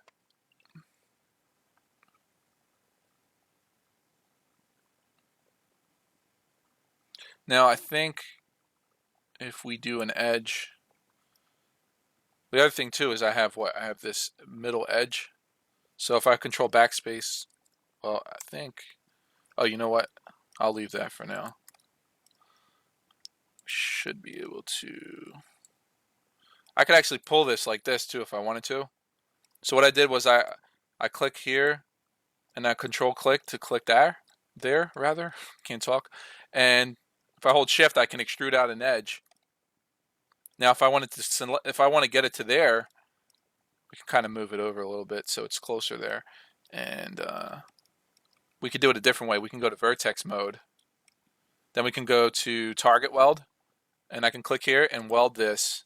So I could literally just weld these together. Weld, weld, weld. There we go. So I just did one piece.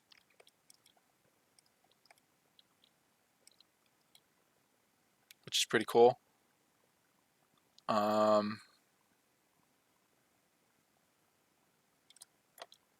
So I guess the idea is that when this is done, then we can just shift. See that? We'll just shift and then we'll just kind of close it off like that to get the thickness. See that? So that's how we would do that to fix this. So let's see if we can do this a faster way. Wonder if I can do it like, if we can bridge this to this. We got to bridge each one. That's all right. So let's just bridge each one real quick.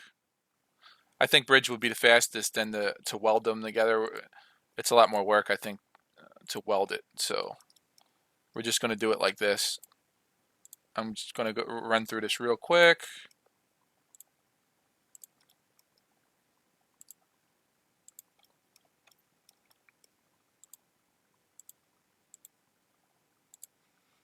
So again, 3ds Max is good for hard surface modeling. If I'm modeling like a person's face, I'm going to do it in Zbrush. I'm not going to do it in Max. It's going to take way too long.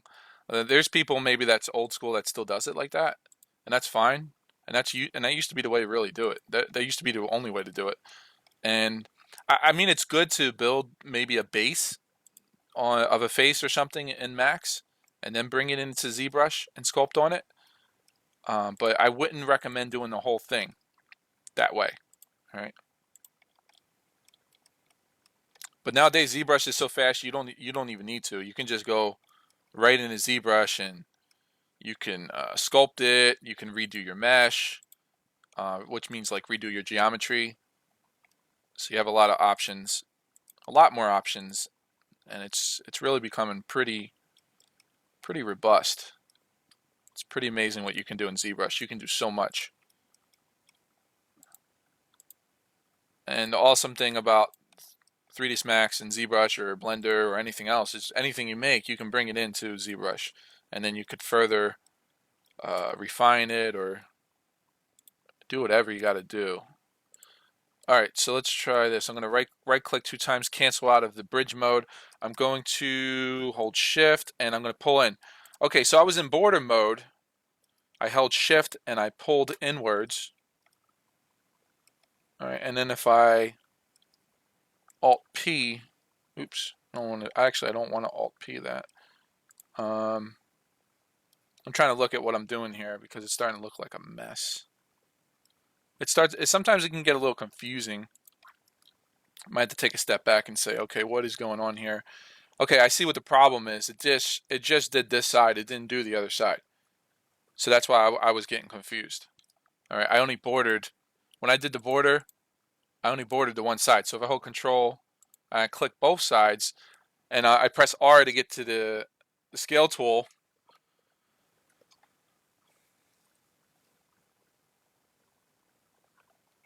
you can do this. Well, you got to hold shift and then pull in. Hold shift, pull in. Then we kind of cover up what's going on inside there. See that? Cover that up. We gave this some thickness, and now we're going to close this out. So to finally close this part out, we're going to go back to the bridge tool for the last time. Oops. Make sure you select the right part that you're bridging to, or else you get that problem going on there.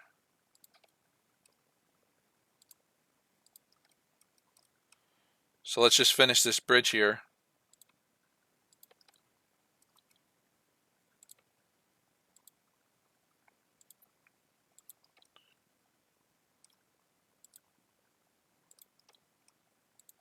Also, by the way, I'm using a Logitech headset, and that is why you're able to hear me so good today. I won it courtesy of Gaming Tribe and Logitech, and it's awesome. It's awesome headset. Definitely recommend that you pick up a pair. Logitech G gaming headset. They come wirelessly and they come wired. I have the wired version, but that's fine because I have a long cord. And if you want to get the wired version, that's fine as well. The audio part is a little short, so you might want to get like an extension. You could probably pick it up with like Radio Shack or something similar. But it's definitely worth getting. Actually, it has buttons on it too, which is pretty cool stuff. Haven't customized any of the buttons on it, but a lot of cool features for just a headset, All right, so let's finish this up. And yeah, make sure you check out gamingtribe.com if you haven't yet. They have cool giveaways and awesome community of people who are very friendly. And it's really everybody's pretty well behaved, to be honest. It's not like Facebook or anything like that. It's, if you want a nice filtered, enjoyable environment, I would suggest joining Gaming Tribe if you're looking to get away from Facebook. All right, cool. So this part's done.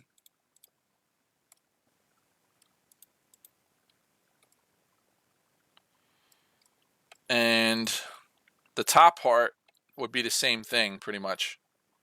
So for the top part, we would probably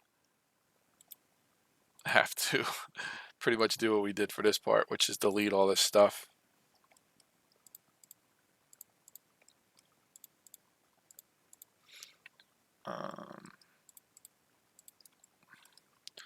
And the reason, I mean, there's probably an easier way of doing this stuff, but I'm just showing you guys doing it like this because there's going to be times maybe you might run into problems or something.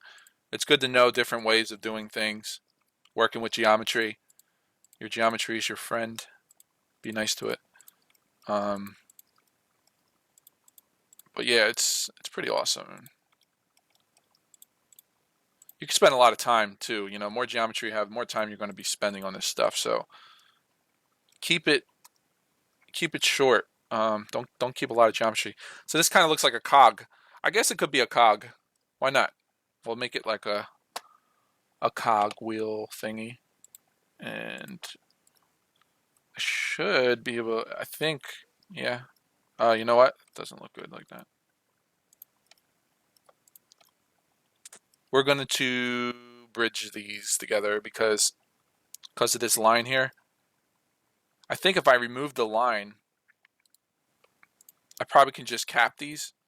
So this is another thing we got to think about certain things. Do I want to sit here all day and click the bridge, or do I want to move this middle line? Probably want to remove the middle line because so then I'll have to do it so many times. I don't know if I can remove this line though. That's the only issue. Yeah, you know what? Let's just keep the line and let's just bridge it. Bridge it, bridge it. All right, bridging away. Working on the finishing touches here.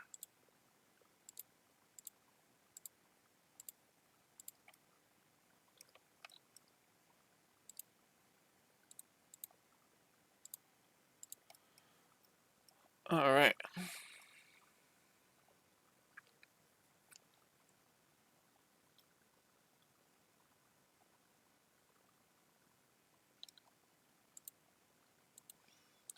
Yeah, Banish. To answer your question, yeah, it's easy to do a face when you have pictures of a head, with the front and side, and you have it loaded in 3ds Max, just to get the basic proportions. I'm going to show you other ways of working though, where you don't have to do it like that, because ZBrush has its own ways of having the front and the back. Using I think it's image plane, if I'm not mistaken, is what it's called, where you can load in different views like front, back, side, all those different things. But it's the same way. But I guess what I'm saying is you wouldn't build like a high poly character necessarily in Max. You know, you would probably do that in ZBrush, and you would build a low version. Maybe you would do the retopo on the low version. Retopo is slang we use for retopologizing our meshes, which was when I did the plane to the spear, and I was able to kind of trace over the object. That's retopoing. And the trick with retopoing is that you want to make sure everything's nice and spaced out, and make sure it makes sense too, like where you put your edges. There's actually a flow to things, and the flow determines how it kind of looks too in the end. So you want to make sure that you kind of nail the flow, and you don't have any wasted geometry. You have geometry where it counts, which usually is like the hand, the hands, and the head usually have the most geometry on the character. Um, all right, cool. So we kind of just made like a sprocket. So we made a complex object, and I kind of like undid what I kind of did in a way because we got rid of that inner part, you know. All right, so let's see. So if we had a turbo smooth on it, how does it look? As you can imagine, don't look too good. And of course, the reason of that is because that we have we don't have supporting edges. All right, so again, we can go back in here, Control Shift S for me, and let's add in some edges to support this better.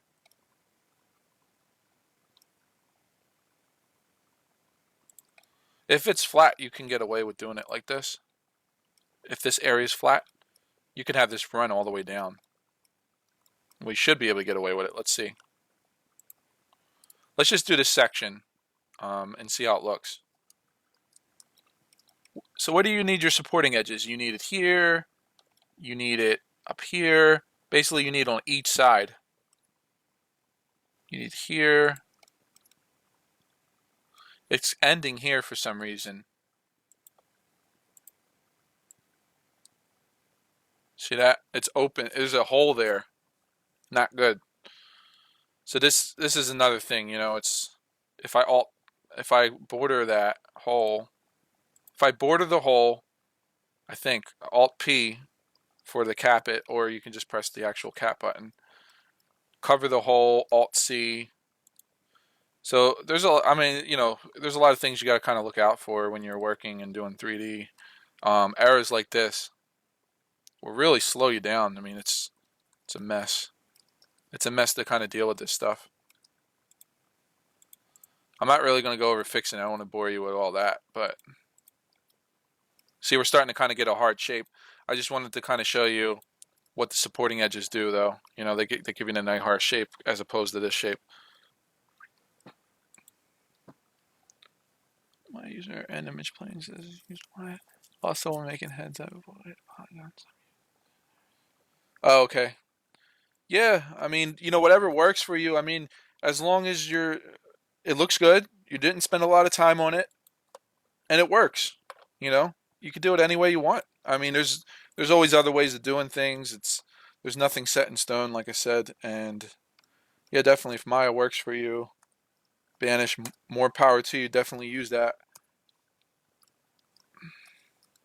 All right, so let's. How do we get something in ZBrush? I'm going to show you right now.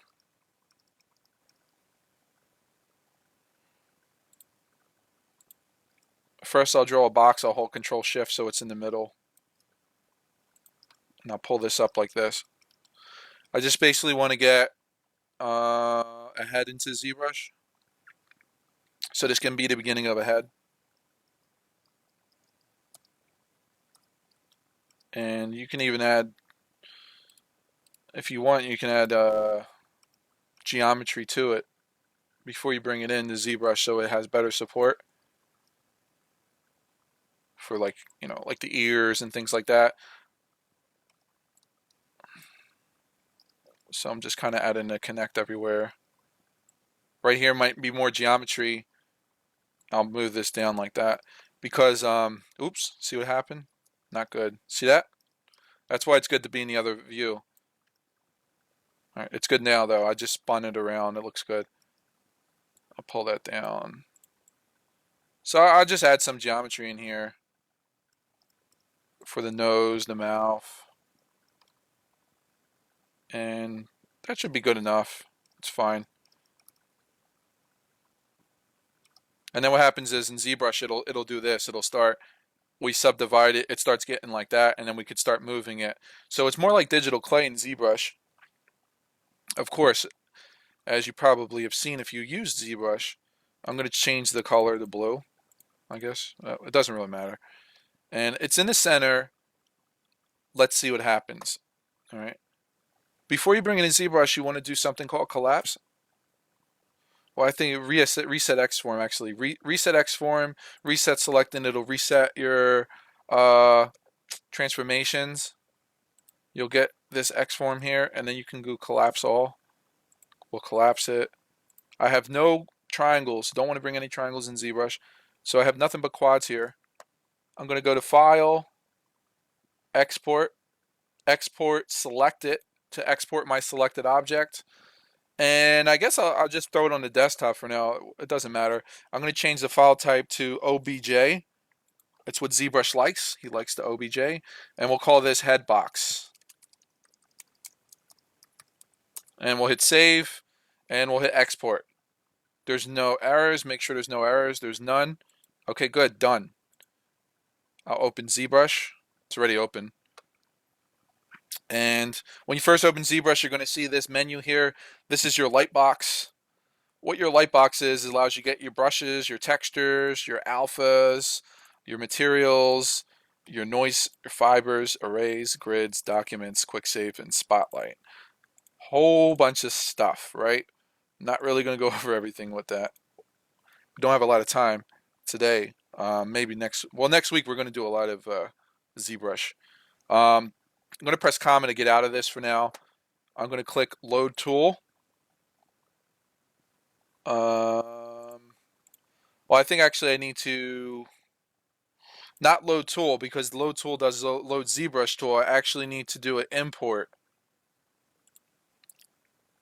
And when you import, what I'm looking for is I'm looking for that head box I just made. I'm going to import the head box OBJ into my scene. I'm going to click and drag, and I'm going to hold shift, just so it's nice and straight. I'm in draw mode. To get out of, when you first draw an object in 3D in ZBrush, you got to click edit. If you don't, you're going to start doing this. And if you do this, you can't do anything. And then you when you go in here, you can't do anything. See that? So what I'll do is I'll hit Control N, okay? And I'll press F to focus in on that object. Press F again to focus in on it.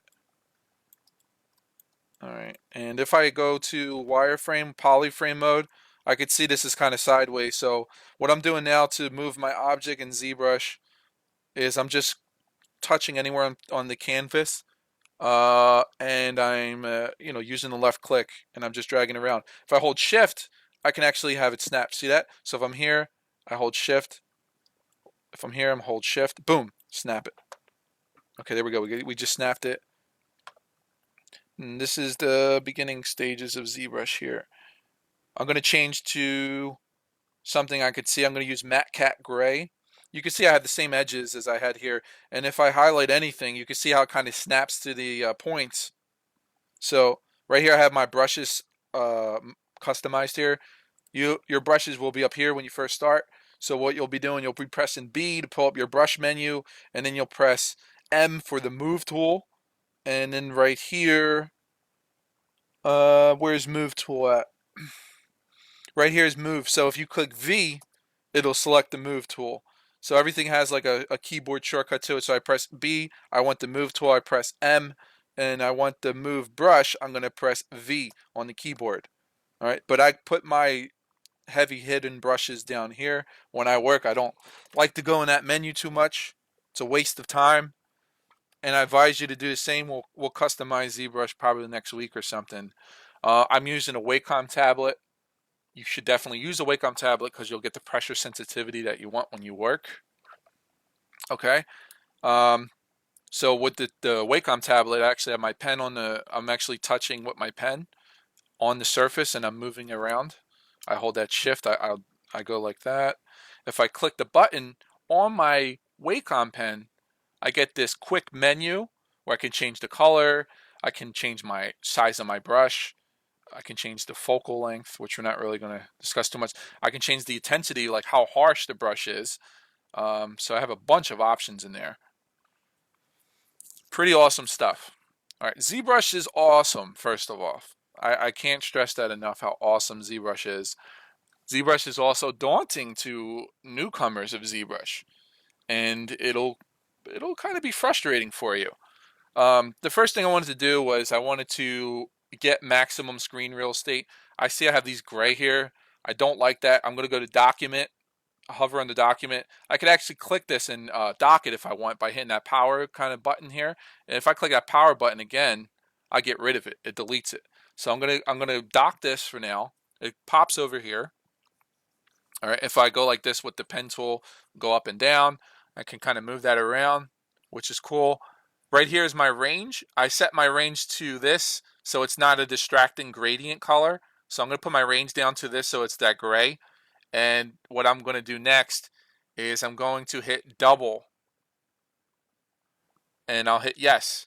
Now, what happened was it threw me out and it threw me into draw. And I'm going to hit Control N.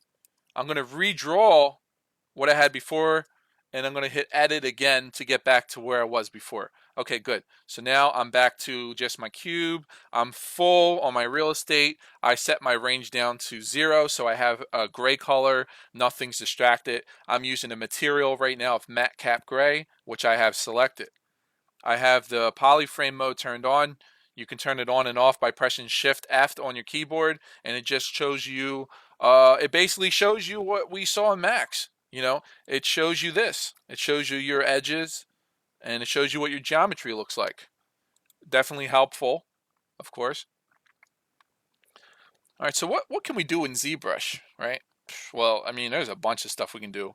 First off, make sure that RGB isn't turned on. That's your coloring.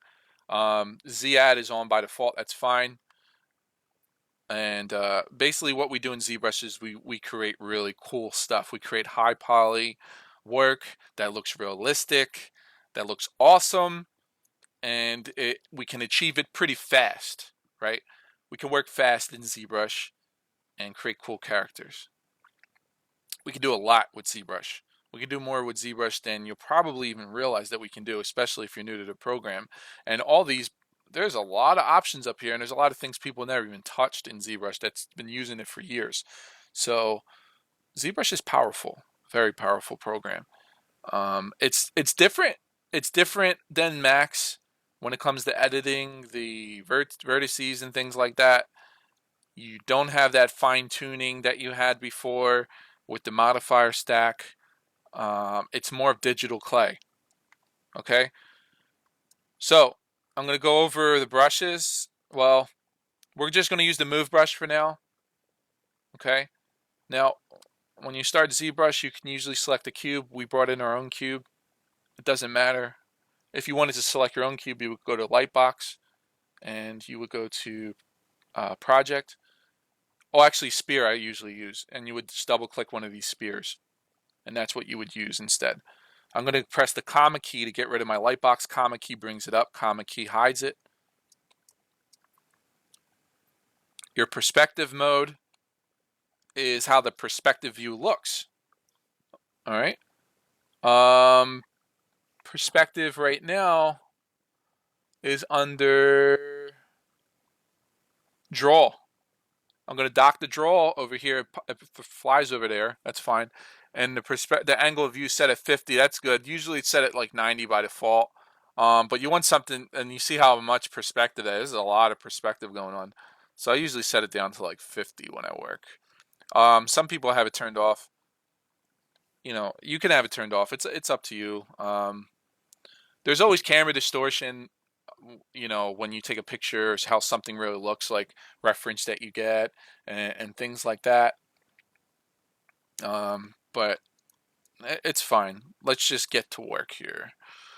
We're gonna work on, I guess, creating a head. Why not? So I got my tool here. If I hold that shift and I click, I can snap my view. Now when I'm moving, it's not moving the object, it's moving the camera. Okay? If you want to move the object itself, you're going to click move, MS and R. And if I just drag out and hold shift, I can click this middle and I can move it around. Now it's actually moved over there.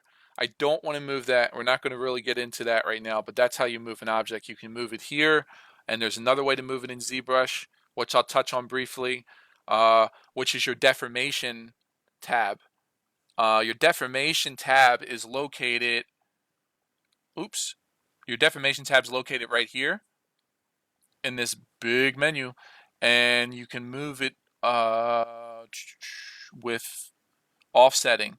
X, Y, and Z is kind of the same as the X, Y, and Z in 3ds Max that we were looking at. So right here I can offset it to the left, I can offset it to the right. So that's another way that you can move your object in ZBrush, and you could change it. You can move it in X, you can move it in Y and Z, you can move it in all of it if you want at the same time, whatever you want to do. All right. All right, let me go back. So, all right, I want to close this out. I'm going to hit the power button on this thing, get rid of that. I hit the power button on this to get rid of that. We don't need it. When you first start in ZBrush, again, you want to draw your object on the screen and go in edit mode so you can actually do something to it. I'm going to turn off the polyframe. Well, I'll keep the polyframe on for now. Now, if I hit Control D, I can I added more geometry, kind of like the turbos move in Max that we went over, right? So if I go to Geometry tab here, you can see I'm at Subdivision 2. Go back to Subdivision 1, and it's I think it's a 4x4x4 algorithm when it multiplies. Okay, so I'm going to Control D again. There we go. Control D again. Okay, I could keep Control D. Now the beauty with ZBrush is it can handle a lot of geometry. So how much geometry am I at right now? Good question. If I hover over here, I am at 196,608 polys. You can't bring this into a game. It'll crash your game. But this is how, when you see games, You know, this is what they're using to make the characters. Okay. Now, what I did was I switched to the move brush, which the move brush is right here, and I use these, you know, to move around. It's kind of a crutch for me, but the way you want to do it is you would if you hold Alt and you draw with your pen on the screen, you can move it around. And again, it's not physically moving the object; it's just moving the camera. Okay, so I'm holding Alt and I'm just going back and forth, like kind of like writing on my Wacom tablet. Now, if I keep holding Alt, well, actually, if I let go of Alt, but I keep my pen on the surface, I can zoom in and zoom out. All right. So it's a little tricky, but this is Alt. Let go of Alt, but keep your pen on the surface. You can zoom in and zoom out. Or you can just use these. I mean, I rotate like this, but when I move and I scale, I kind of go like that. Just, I don't know, it's just faster for me. You can do it any way you want. Okay, so you see we have a lot of geometry going on here, right? So if I click here, look at all that geometry. Let me get in there. See that? That's a lot of geometry. If I shift D, I'll go down, I'll go down, I'll go down, I'll go down, I'll go down, back to the beginning. So how do you know when to go up in geometry? Well, when you can't make any more changes, or you made enough changes, you can go back, you can go up. There's different ways of sculpting. I mean, it's more forgiving now than it used to be. It used to be you have to stay so low and then work on your character and then go all the way back up. Whatever you do in the low translates to the high. So if I pull this out, also if you press X, you could do both sides at once for the symmetry. So right here, see that?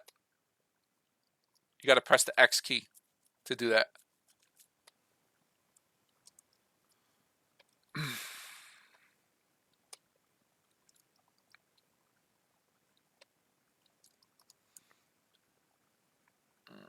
So let's see here. Now this one got, I think it came in a little weird.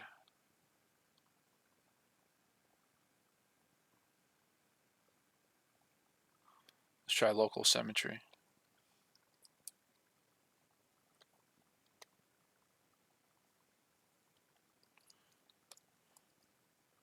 It's all right. We can work with it, but when you bring something in ZBrush, it's going to be a little bit, sometimes a little wonky, like what it is now. But it's okay. So if I use the move brush, you know, I want to be low intensity. I can start pulling this out, and I basically can start, you know, shaping out a head or something. If I hold shift, I can smooth it out. Now, the smooth is set to 100, so if I hold shift, you got to hold shift, but I can actually dial this down and smooth out. It's not too bad now. It's more subtle. I can tap what my on the keyboard. I mean, not the keyboard, but the pen tablet, and basically I you know, I can start shaping this into what looks like a face, you know. So all I'm using is the move brush right now, and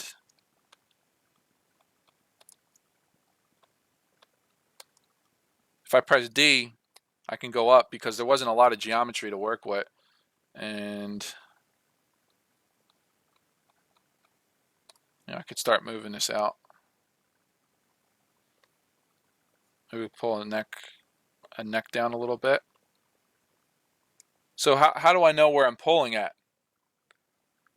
See where the vertex is? That's the area you're pulling from initially, right? So if I pull here, I'm pulling from that. I'm pulling. It's starting from here and it's pulling it out. Okay. I can make my brushes bigger or smaller by using the bracket keys. Right bracket makes my brush big. Left bracket makes it smaller. Okay. We could pull out his nose. So look how much that's pulling out. That's way too much, right? So what we want to do is we want to make sure we're pulling that part out there. So now we're pulling just his nose, what's going to be his nose, I guess, outwards, right? We can make his head a little bigger. I use a bigger brush to make bigger changes. I'd recommend you do the same. And if I hold Alt and I use the move brush, which I'm using now, I could actually push in vertices. See that? I just pushed it in.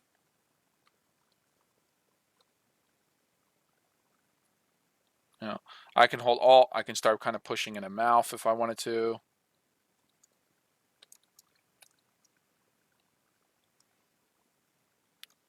And again, depending on how big my brush, depends on the area. If I have my brush this big, I'm pulling this much out, right?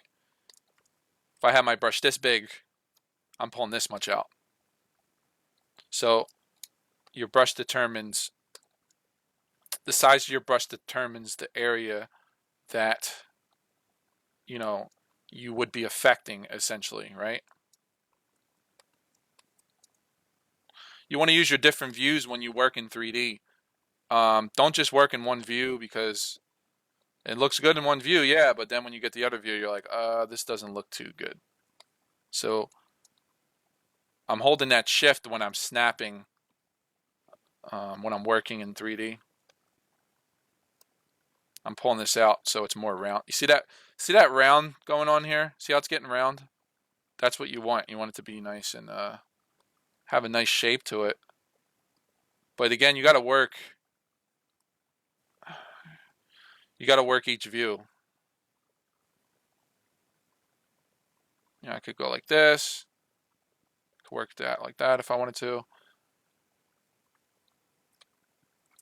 And you can see, I mean, we're starting to get ahead. I'm only using the one brush. I can't stress enough how like powerful the move brush is.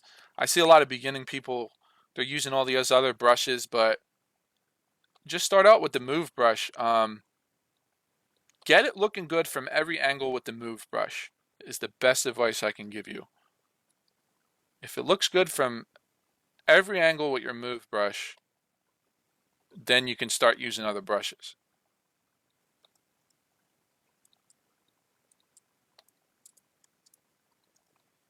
All right, maybe we'll push that neck in. When you, as you can see, as you pull geometry out, you're losing it, right? So there's a, look how much geometry is, there's only one big poly here, then there's small polys here. So, I mean, there's not a lot of detail, right, in the neck area, but when you sculpt on this, you want to make sure everything is even and you have enough geometry to work with. Otherwise, you're pretty much, you know, you're pretty much rising for a fall, more or less. Oops.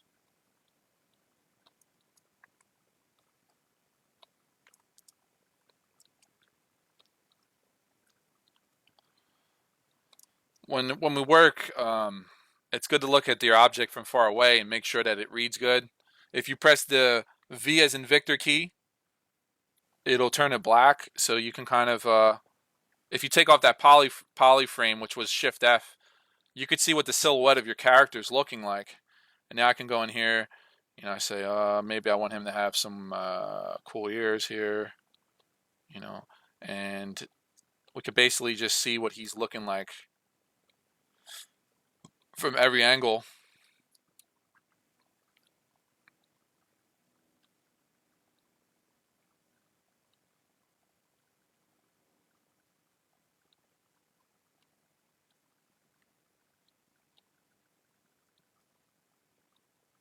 When, if you want him to have a wide chin, maybe, or a jowl, I guess. All right, press V. It has like a little bit of a wider chin going on here. All right, we press D again, and we're back. Now we're higher in subdivision level. And again, now, you know, maybe this is just tap, tap, tap to smooth this out a little bit. Make sure your smooth is low. If your smooth's high, you're going to obliterate everything you did. So make sure your smooth is low when you're working. Maybe you just want to smooth some areas out, and we'll pull it again. You see where my, I don't know if you can see, but there's a white cross. That white cross, like if I want to pull this line, I put my white cross up here, and then I could pull that area. See that? If I have my white cross down here, it's going to pull it a little differently. It's pulling more up here. It's pulling more of that area. So when you're working on the edges, you want your white cross to be right there. Maybe pull that neck out a little bit more. And again, just work it from every view, you know.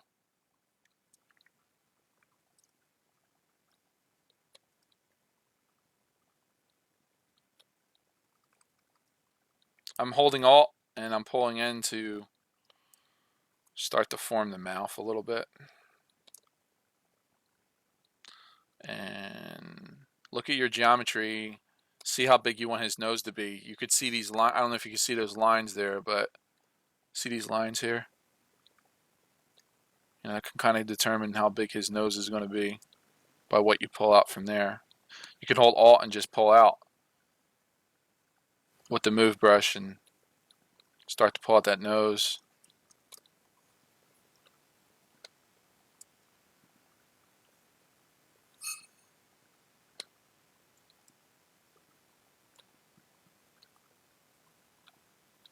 All right, we could start, you know, getting the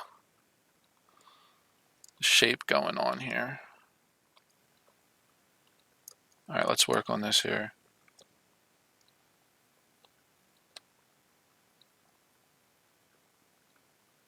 Smaller brush to make smaller changes. Bigger brush to make bigger changes.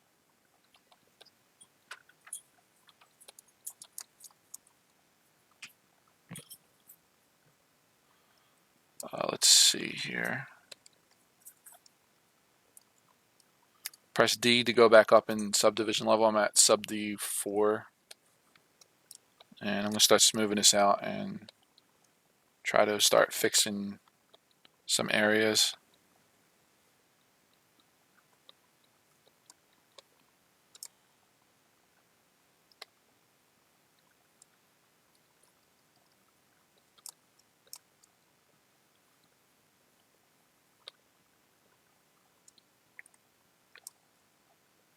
I'm going to start using the clay brush. And that's good for adding clay. Digital clay, of course. So right here, I'm just adding the brow in there. And I'm just going to build up the nose, you know, real quick. Let's move it out a little bit. Go back to the move brush. And we'll fix that nose.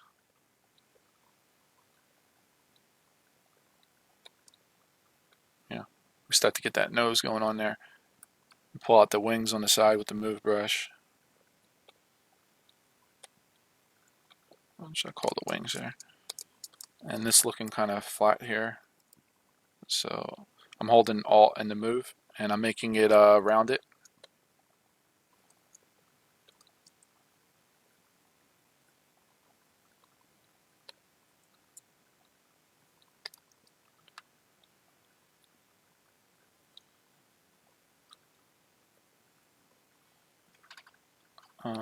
Now what we're going to do is add in the mouth with the Damien standard, which is good to like cut in, you know. And you want it to stop like right there, half like with the halfway with the eyes. We can move the eyes, make sure. I usually go like this to make sure they're a good size apart. They look good. Make his nose a little smaller maybe. And yeah, you just want to work every angle, more or less.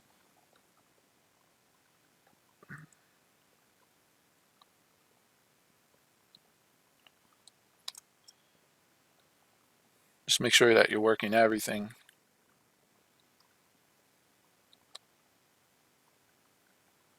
So you're starting to get that mouth going in. All right.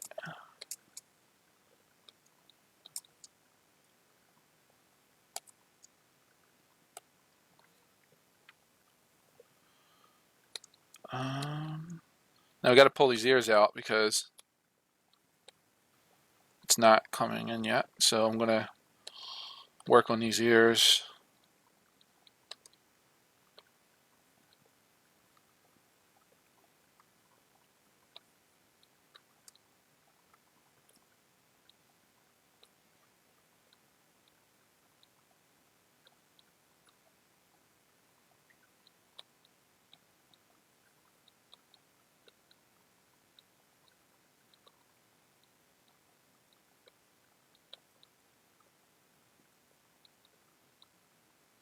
The ears are kind of looking horrible at the moment.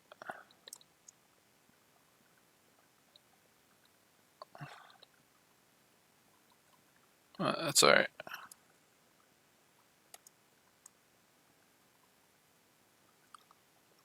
Another in flat is good. In flat kind of bumps it up on the surface. You know, the forehead's kind of rounded in the front, so that'll help with that. The nose, we can hit the nose with that a little bit.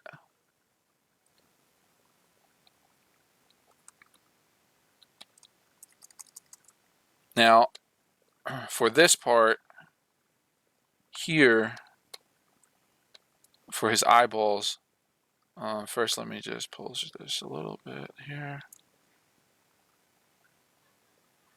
What we want to do is to do the eyeballs, we're gonna have to grab some eyeballs and throw it in here.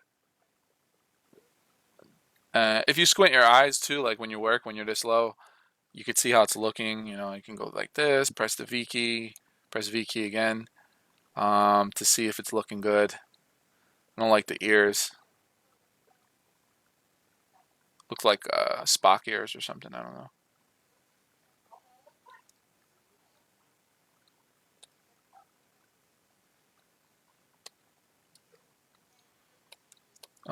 We're gonna round out the back. The back of his head looks weird, super weird. It's missing volume. There it goes, a little better. Back of heads is like football helmets. I always say it's like that, and then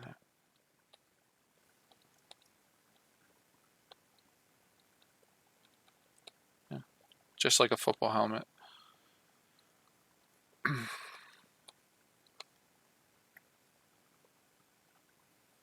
All right, so to add in the eyeballs, we're gonna go to brush, which you hit B. I think I will get us there. There's an insert spear. Here it is. If you click insert spear, oops, and let's do.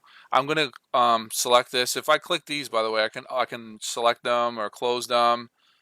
And if I have this selected and I click duplicate, I can make a duplicate copy of that, which is what I want to do in this particular instance. And what I'm going to do actually is I'm going to go to geometry and I'm going to delete lower subdivision levels. So there's only one subdivision level. Certain things in ZBrush, you have to have it like that. Like for this insert spear to work, I can't have any subdivision. See, it's saying that it's composed of multiple subdivisions. Hold on one second. Let's see, geometry. Oh, I still have some here. So I'll do delete higher. Now there's no subdivision levels. Now you can see these auto collapsing. If you hold shift and you click on one of these, what it's going to do is it's going to stay open. See, the geometry staying open now, which is what I wanted. I didn't want it to close.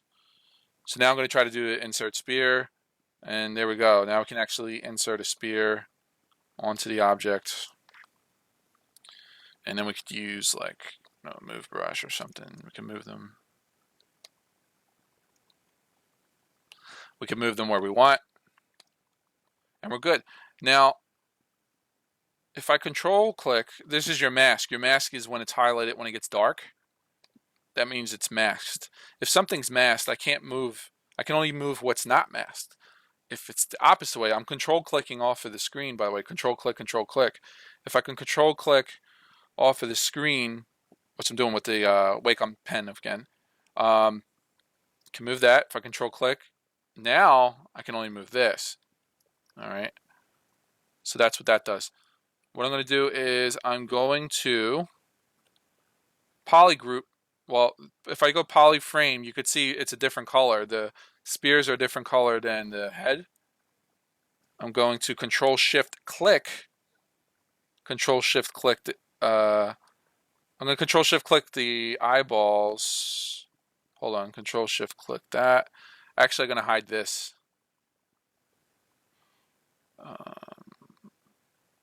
Hide this one. The eyeballs allow you to hide or see it.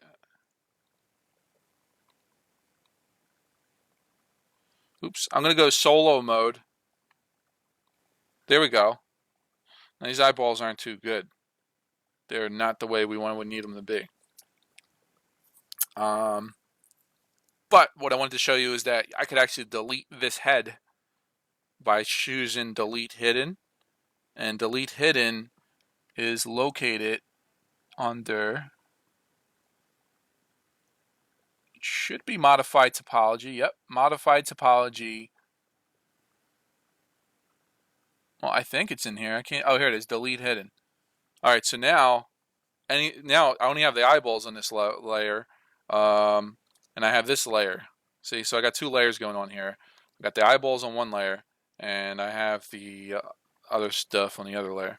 All right, so these eyeballs are not the way we want them to be. I'm going to just delete these eyeballs. I'm going to show you what I do to get these in here. Okay. So in order to get the eyeballs in, what I usually do, you could do it the other way that I just did, or you can do it by clicking the insert button. Actually, no, append. Nope, not append. I think it is insert. Yep, insert. Insert, click Spear 3D. Okay, insert Spear 3D will bring my eyeball onto the screen. I can't see it right now, so I'm going to click transparent to activate. Oh, look how big it is. It's a huge eyeball, right? So I'm going to use the move tool, and what I'm going to do is I'm going to move it out. I click this move tool is different than this move tool, by the way. This actually moves your geometry. This one doesn't. It moves the camera. So just be mindful of that. So moving and scaling and stuff like that, it's kind of weird in ZBrush. You get this crazy looking thing, and you're like, what is this? It's called your transpose line. If I drag it out and I hold shift, I could snap it. See that? If I click this middle circle, I can move it. All right, if I click this, I can move. I can do something weird to it. See what it's doing? It's actually pushing it into itself by using this one. And if I use this one, I could pull it outwards more or less. I want to use this because I don't want to distort it. So what I'm going to do is I'm going to kind of just roughly get this into place where it needs to be, and then I'm going to use the scale tool. I draw my transpose line. I hold shift. If I hold that shift, it's going to snap it. And for the scale, I use the top one, or if you're here, it's the last one. And I just go like this. I keep dragging down, drag down, drag down. I go back to move tool, grab the middle. I'll put it here. Draw it again, put it here. I'm going to take out the transparency because I can kind of see what I'm doing now. Go back to this. I'm going to make the eyeball smaller. Probably around maybe here. Go back to move. Shift snap. Shift drag out that line. Put this into place here. All right. Now to get the other one to the other side, what I have to do is I have to go to Z plugin, and there's something called Subtool Master. Subtool Master is pretty awesome. You can do multiple appends, which means you can append multiple objects at one time. You can import imports multiple objects more or less.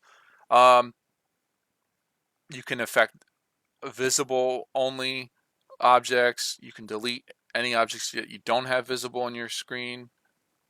You can show all or hide all if some of the objects are missing. You can change all your objects to be low resolution, which means like it's the lowest resolution you can possibly get it. So if I hit Subtool Master, I'm going to get this pop up here. You could fill an object with colors. You could merge objects together. You can mirror objects. So you can do all these things here. Basically what I'm going to do is I'm going to do mirror. And it shows you here what it's going to do. I'm going to merge it into one subtool. So both of the eyeballs are on the same layer, and it shows me a little example there. And I'm going to mirror it. Don't want the Y. I don't want the Z axis. I want the X axis so that the eyeballs are side by side. I'm going to press OK. And there we go. We got two eyeballs. They're perfectly round the way we wanted them to be. All is well. So now I'm going to go back to here, and I'm going to go up maybe one more level. I press D to go back up in the subdivision level. And now what I can start doing is I can start kind of pushing this on top of this here. You know, pushing this up maybe.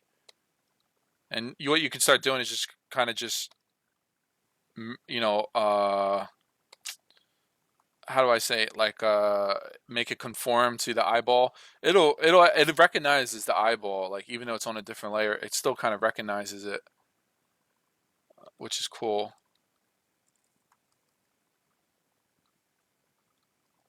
Maybe we'll give him like an upward nose, maybe.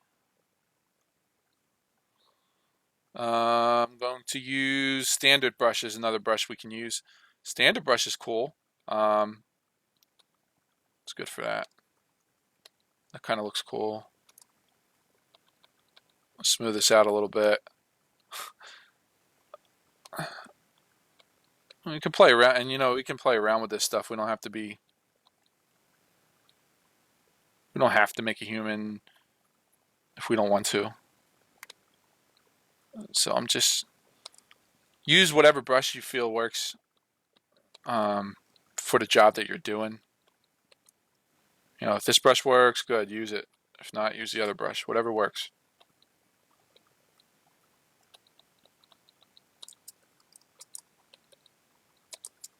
So I'm holding that shift button, smoothing out. Yeah.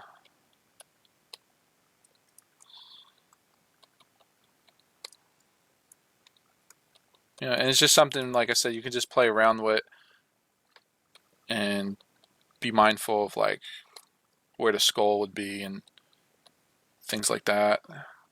This part would be uh, his jaw, you know. So what I'm using is I'll use it inflate, inflat, inflate, whatever you want to call it. And basically what it does is just boop, you know, it makes big boops on the surface. No, it kind of spherifies the surface. See that? And inflate's a very useful tool to use, but you don't want to use it too much. And it's kind of like one of those tools you don't want to use too much. I kind of liked what was going on there. I don't know if I'll keep it. Maybe we will. Maybe we will. Maybe we won't. Not really liking it anymore. No, actually, I kind of still like it. I'm trying to fix these lines here. As you can see, there's like an edge here. I'm fixing that edge so it looks good.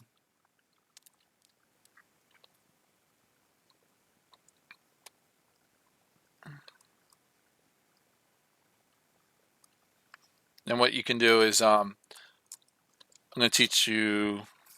Well, obviously you should always save your work. I mean, I didn't save anything in Max because, you know, we were just playing around in Max. It's no big deal in Max. Zoom out of your work from time to time. See how it's looking. Press Z. See how the, you know, how that view is looking as well. I like to save my work and save often.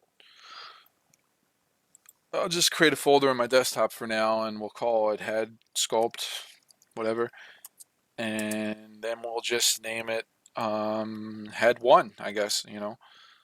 And next one would be head 2, head 3. You could periodically just start saving this.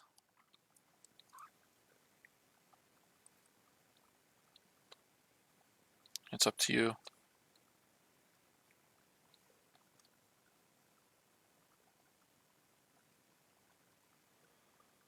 Oh, no problem, Banish. Thanks for joining me in the stream today.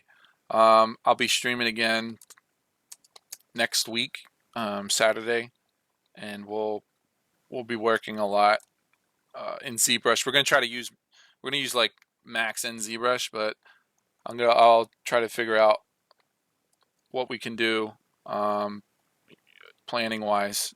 Try to plan things out a little better and teaching certain stuff. For now, we're just going to be modeling and sculpting for the first few couple weeks, and not really going to worry too much about technical things because technical things do slow you down. But yeah, more cool stuff to come. We're going to be doing a lot. We're going to be exploring a lot of different programs. Um, we're going to be trying things out, and even you're going to learn with me. You guys are going to learn with me. So it's going to be pretty awesome. And I encourage any of you guys, if you want to send me something you're working on, I could take a look at it and let you know what I think of it. Um, Point you in the right direction if you needed help with something.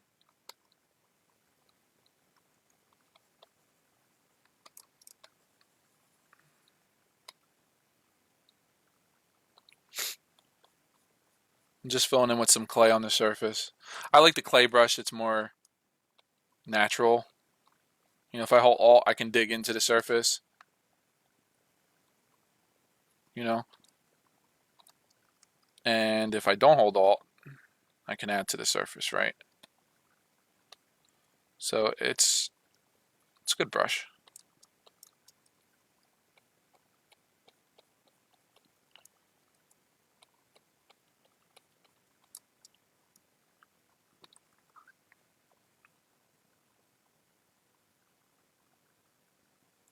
Oh, cool, Banish. Yeah, definitely we could do something like that too as well.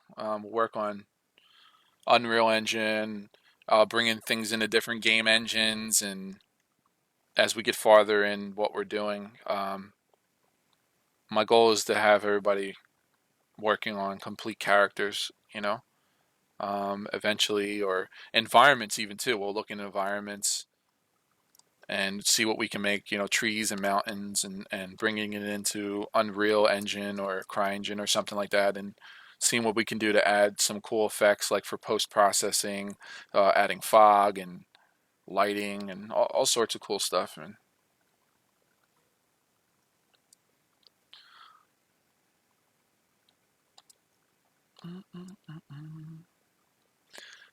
so yeah, well, I mean, you know, when you do 3D, you know, you could just mess around and move things the way you want to move it. Try to figure out what kind of are you drawing. Are you doing a realistic character? Is the character not realistic? You know, these are things that you can do. If it's not realistic and it's just a cartoon character or something, you have a lot more freedom with it. Obviously, if it's a real character, if it's a realistic one at least, then you know you definitely have to make it look good. And if it's a likeness of an actor, you know, it's going to be a lot. It's not easy, you know. It's something we got a lot of reference, and you really need to figure out what you can do to make it look like that person, or if one little thing's off, like this is up like this or something, it might not even look like them anymore. So there's a lot of different things going on there. A lot of different thing.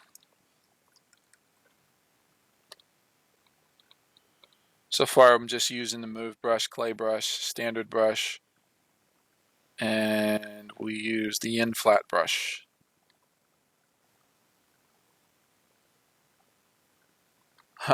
Thanks, Manish. Yeah, you know, just freestyling it, you know.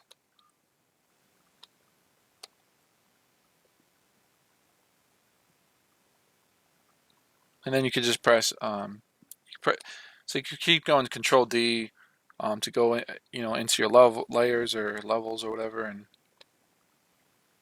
start kind of figuring out what you want to do,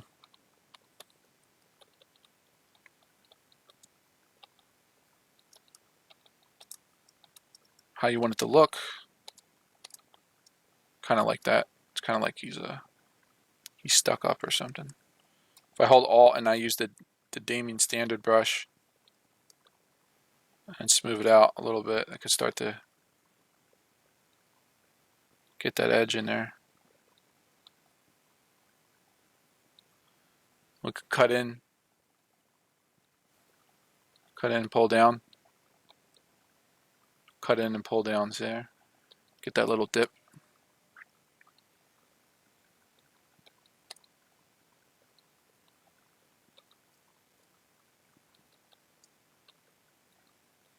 Most importantly, I mean, whatever you're doing, you just want to make sure you're having fun. And it's kind of like there's kind of a thing like you don't want to be working on something too long.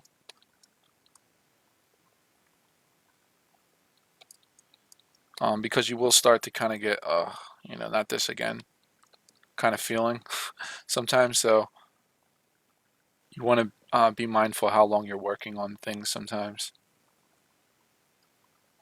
Or sometimes you might just need to give something a break and come back to it later and be like, oh, yeah, I want to add this here. Or, yeah, I want to put this here. That's right. That'll make it look better. When you look at it with some fresh eyes, always helpful.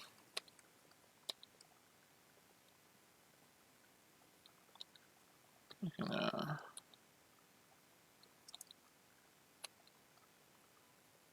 add some clay here.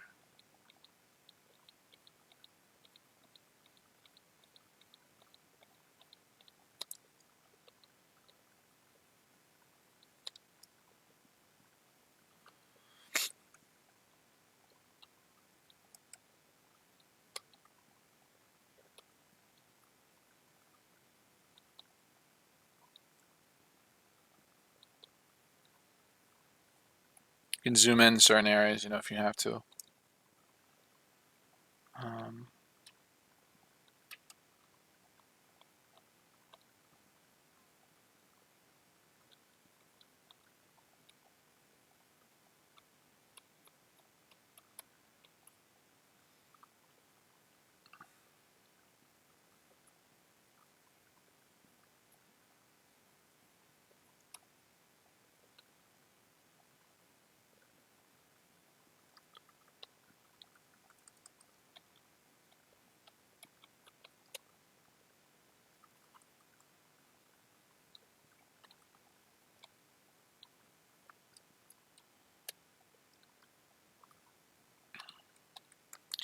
you can fill in with the clay brush.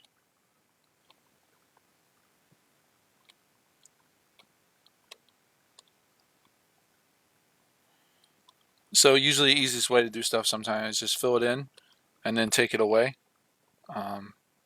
For areas like this, for example. If you use the move topological brush, you can control what you're moving better than the move brush. Because when I was using the move brush, I couldn't control, I was just pulling everything. But for this one, I can kind of move his upper and lower eyelid, independently of each other. Definitely helpful. Cut in right there.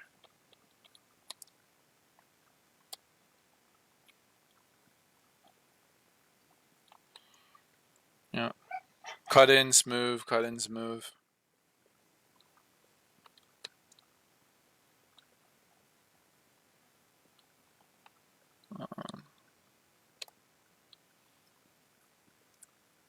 Let me see how it looks here.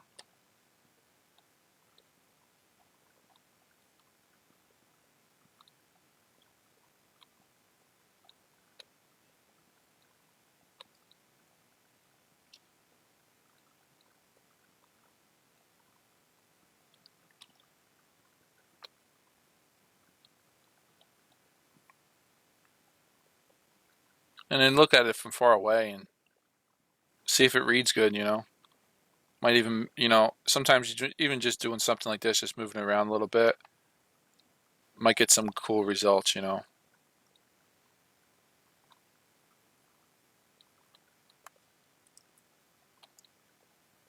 Don't be if you're making something. Don't be scared to experiment on it.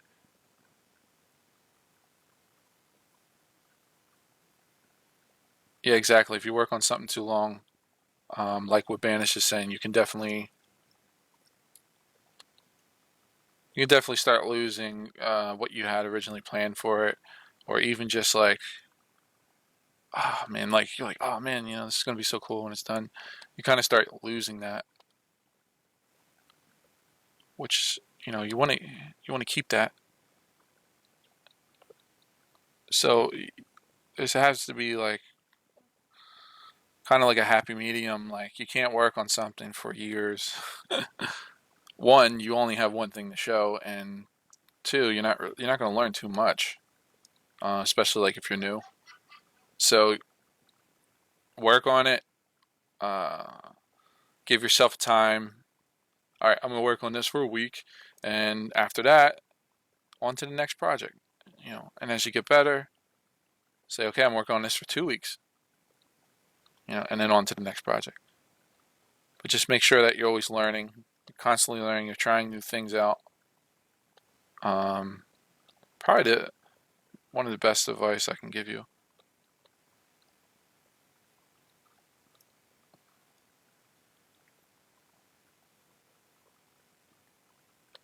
I don't know if I'm going to add teeth to this guy that I'm creating.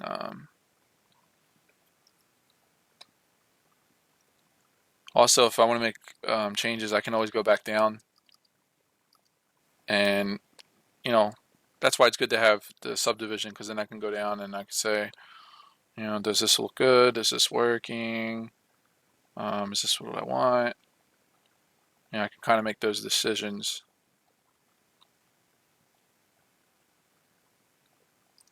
And then if I go back up, it'll basically keep those changes that I made originally.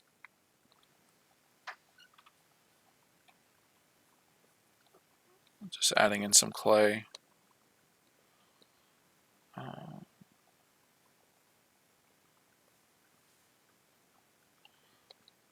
Kind of just lightly just brush in, add in some clay.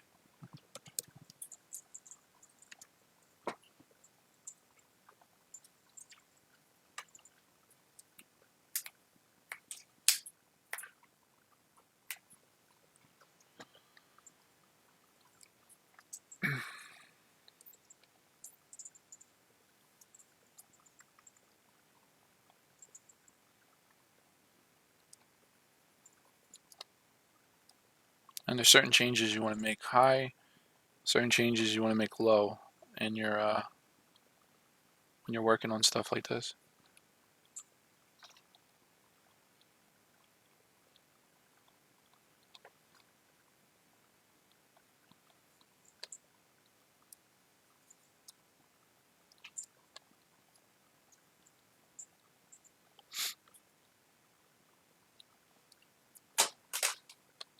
And obviously, the higher up you are, the better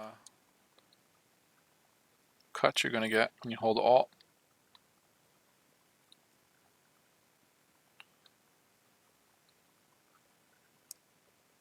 And we can smooth any harsh changes, we can smooth them out so it's a little softer.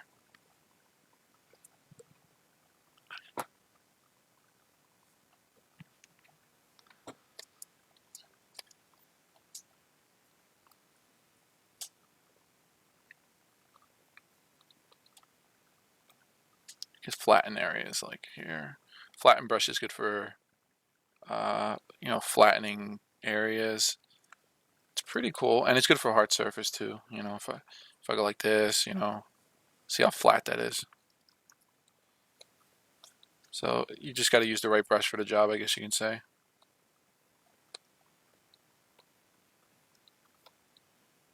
Could probably even use the flatten brush a little bit. You know,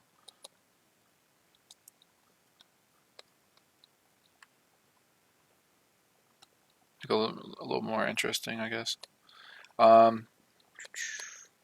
right, so that's that. Now we got to work on the eyelids. And the eyelids is a little tricky. First, let's see if we can make these if we can get eyelids by just cutting into this.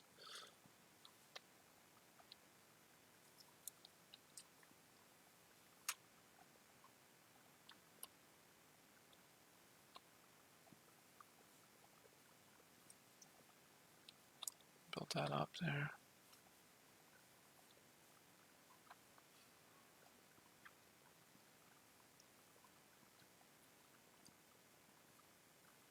Yeah, trying to see how I feel about that.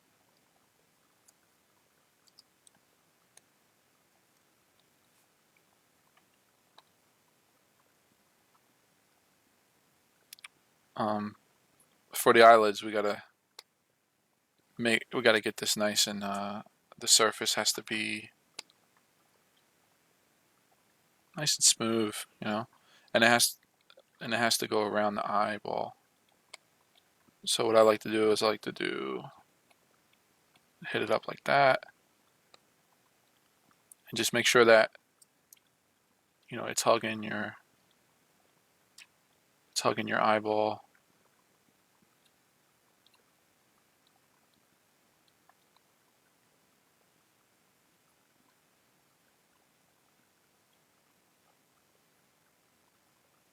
Yeah, looks good, I guess. And now we got to do the bottom. So I think if I use the Damien stand, I probably pull up some of that eyelid here. So I'm holding Alt and I'm kind of pulling up like an eyelid, just by holding Alt and kind of just going back and forth on the surface.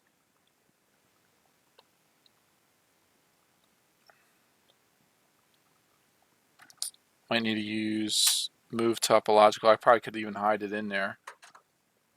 That looks weird, because that part did look kind of weird. So I could probably hide it in there. And you can see how nice and round this one is, but this one's all doesn't look too good. So we could start fixing that right there. So it looks nice and neat.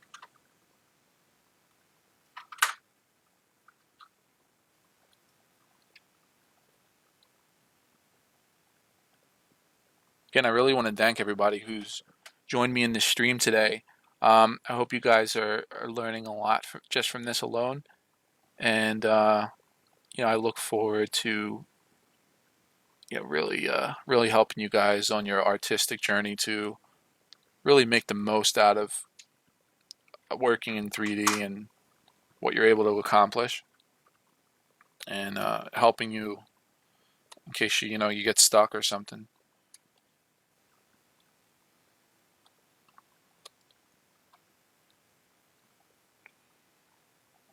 All right, so I'm starting to get it in there. I want to fix this piece here.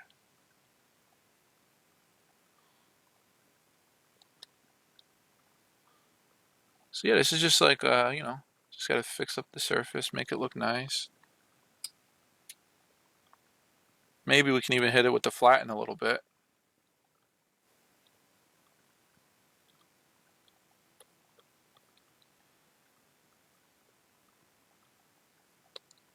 Well, it looks a little better, that he has an eyelid going on here. Now it looks a little weird too.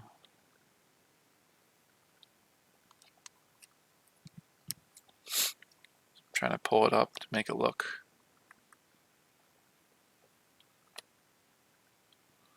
a little better.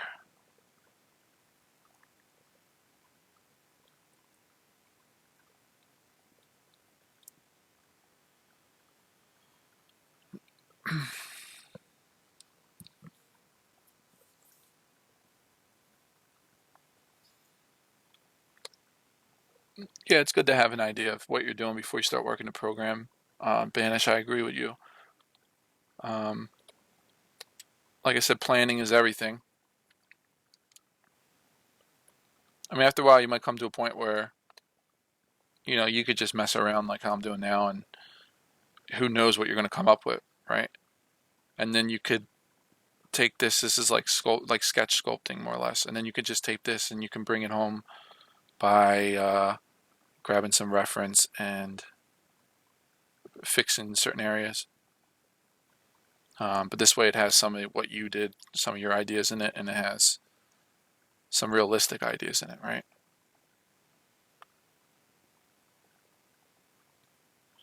Clay tubes is a cool brush, to add it's like a tube of clay kind of, See if we smooth this in how it looks. Kind of gives a little something when the light hits it. And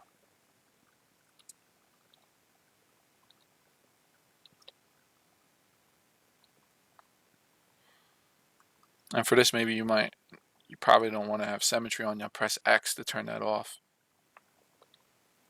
And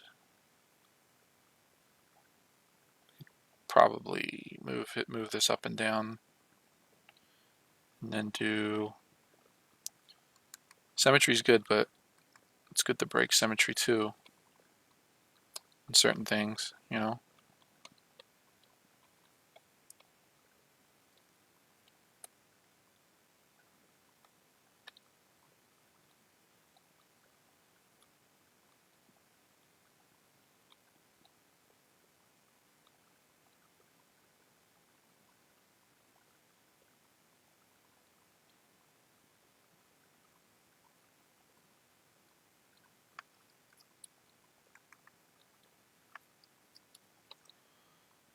I don't think I necessarily want to do that too soon, though.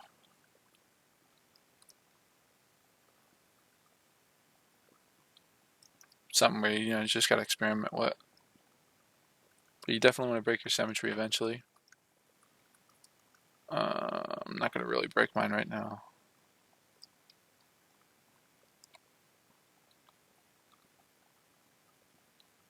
I'm going to save my work. Since we've been working on it for a little bit. And that's saved already. So yeah, we're starting to get ahead. And if we want to see like how this looks like when in shadows or so, we can hit the BPR button right here.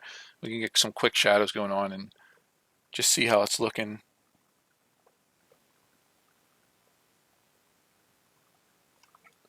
Let me see here.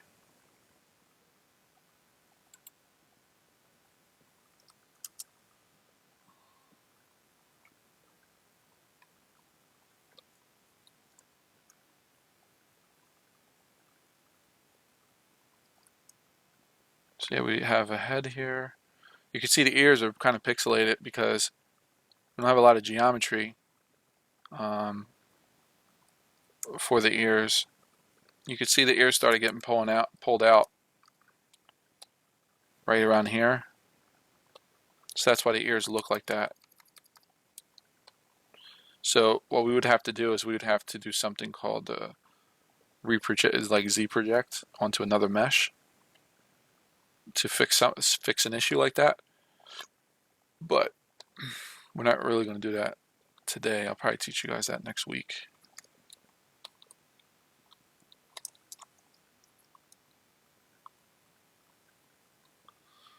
Just playing around here.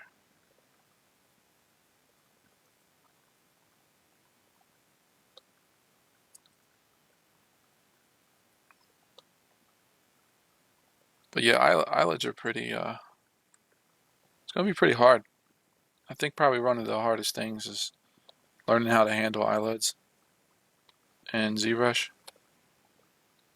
Well, at least for me, it's I don't know. It's like one of those things that's pretty time consuming when you first start. There's all different techniques that you can use to combat against it, but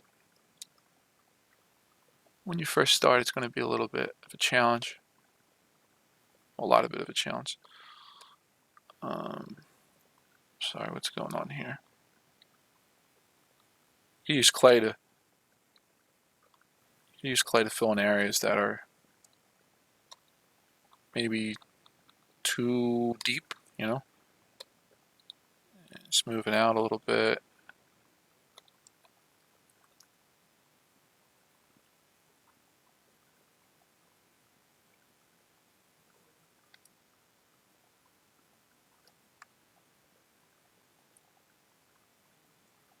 I'm not sure how much long I'm going to be streaming today. Banish probably. I don't know. I'm close to wrapping things up,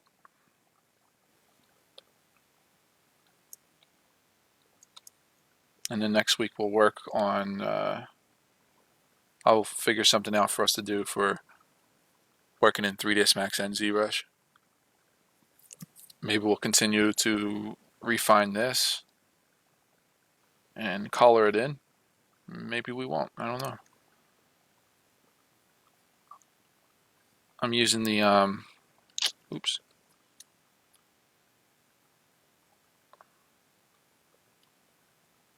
Using the Damien standard to get that neck muscle right there.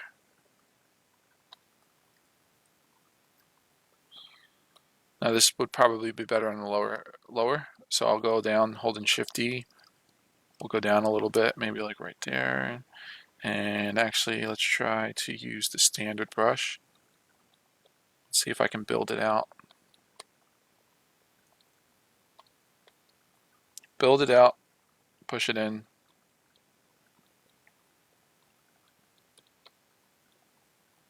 and work those angles there.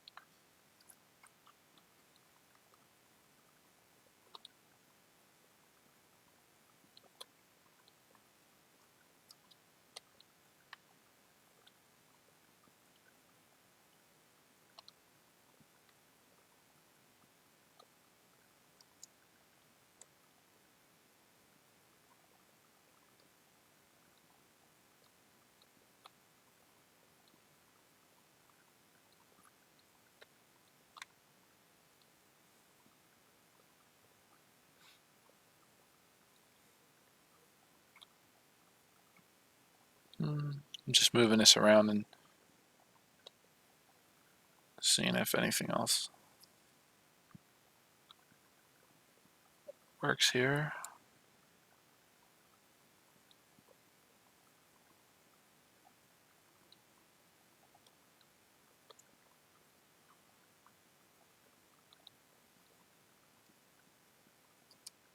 Kind of like that.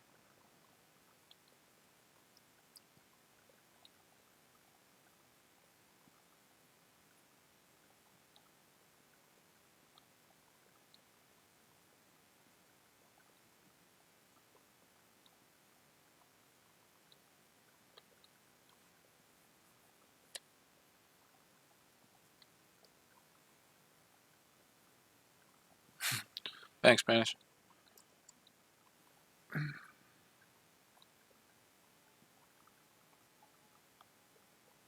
Yeah, when you do it enough, you'll start getting it. You know, it's like muscle memory. I wanna maybe I get them little ears.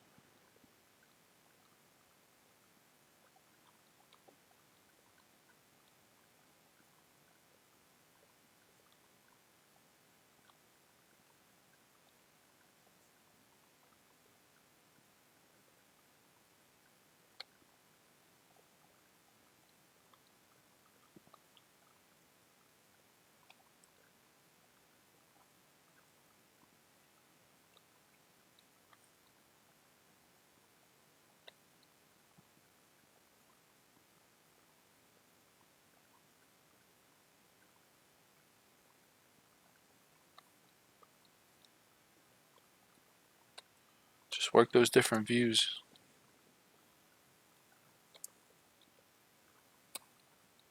See his nose.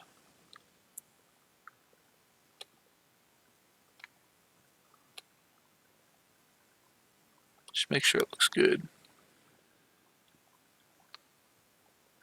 Yeah, I'm starting to like it a little bit.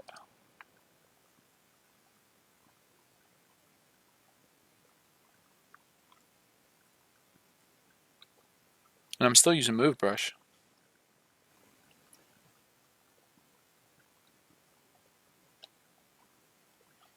That we didn't stop using. Move Brush we use a lot. Trying to see what I want to do here.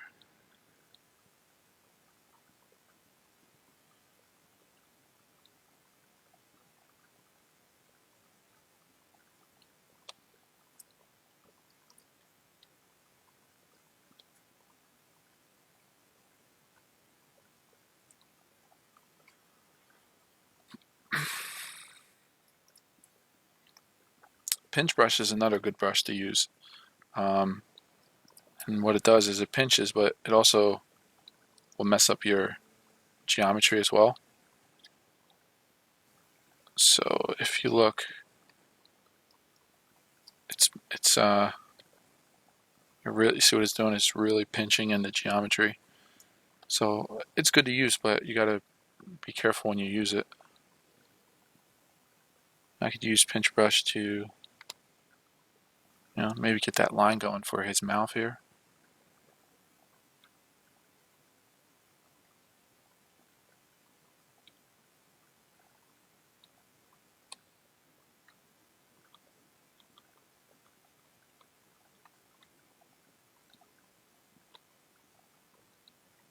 Let's see. For this, we want to use.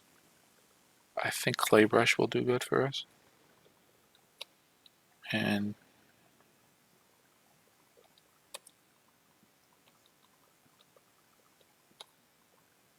just to try to add in the fleshy part on the inside of the lip.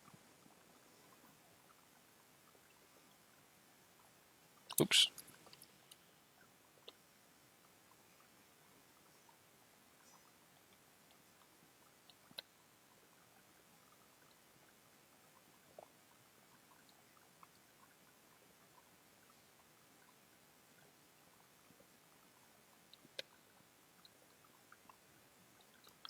Looks pretty bad though.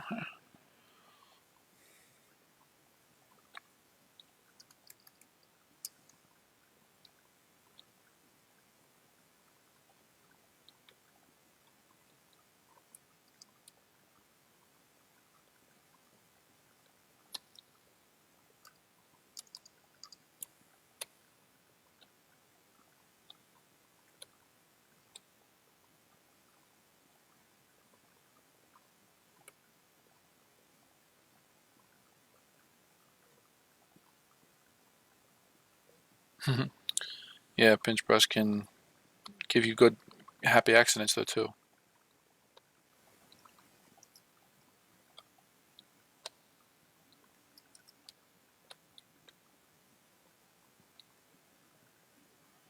It's pretty cool too. It can change. The way a character looks pretty quick.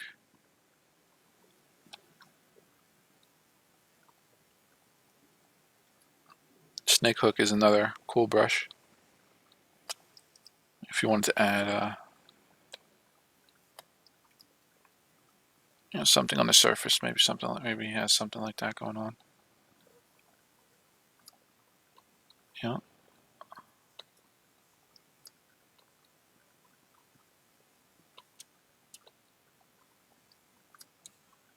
Maybe his little horns.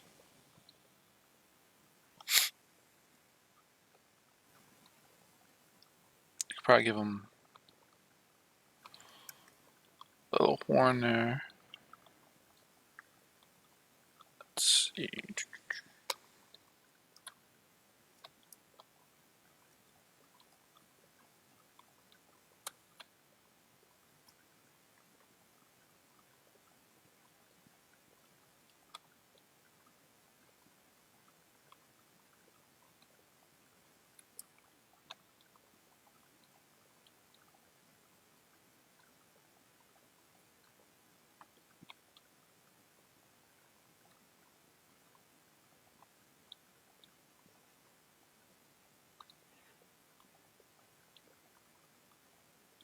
We'll use standard brush to bump it up.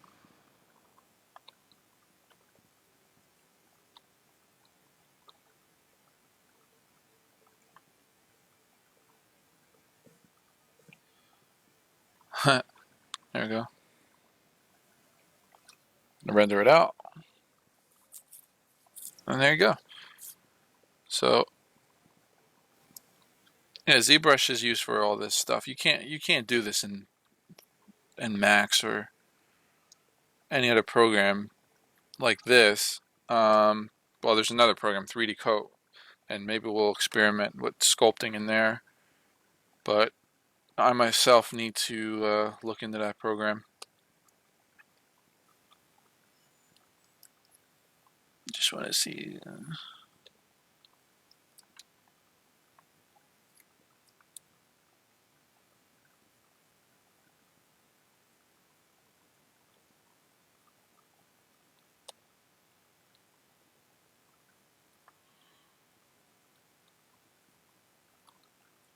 Just trying some different things.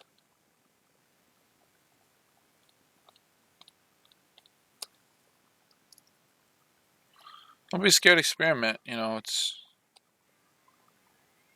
this is the rake brush. Yeah, but don't be scared to experiment on what you do. Try different brushes, see what works, see what doesn't work. Form Soft is a good brush to bring out some forms softly, as the name suggests.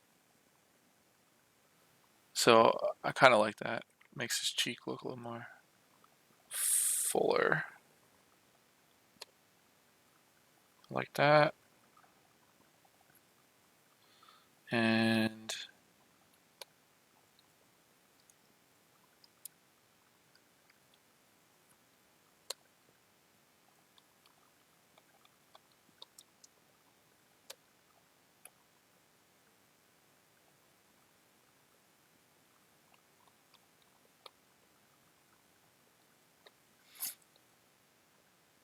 it's a good brush, you know.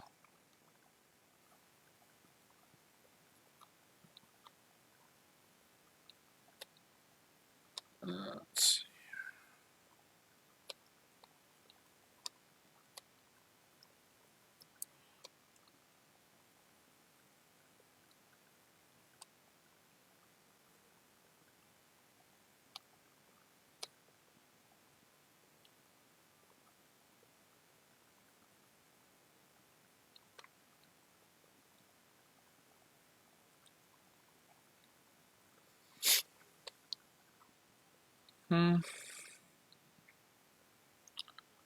Looks cool to me.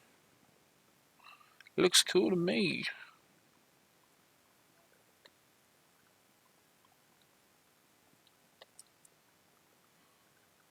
Not sure what I want to do with those ears yet. So that's why I um, keep messing with them, you know. Trying to see if I want them to have small spikes or big spikes. It's kind of like small ones. I like the small ones.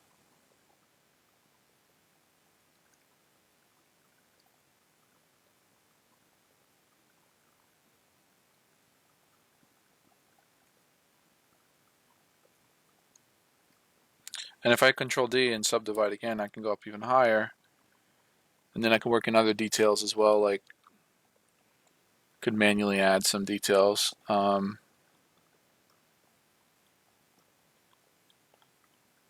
You know,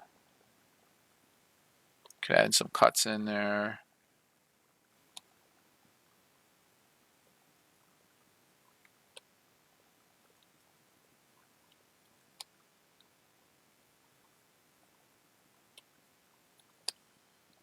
Uh,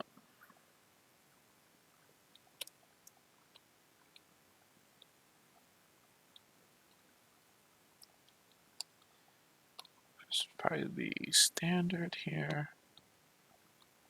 And let's see if start getting something going on here.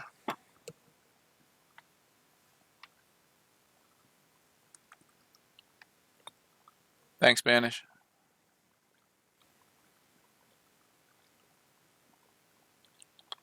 Yeah, not too bad.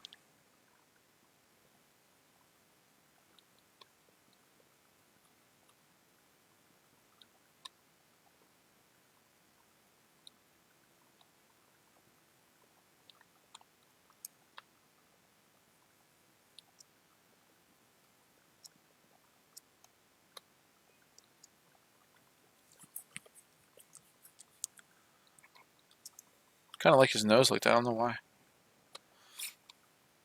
think it's too hard though, maybe. Yeah, it's probably way too hard.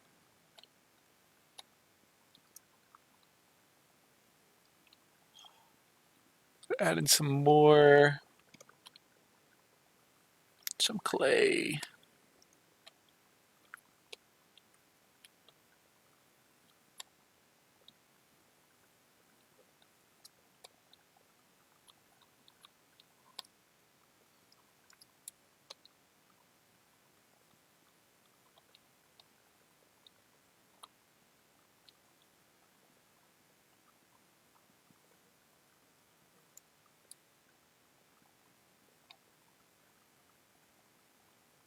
We can start adding in clay in certain areas, like if you want to add back.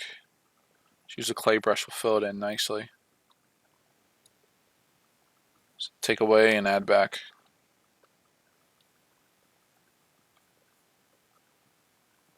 Take away smoothness, when you work. You can just go like this and just add some smoothness. Or take away the smoothness rather. So this way, like when the light hits it, doesn't look like it's flat, kind of. I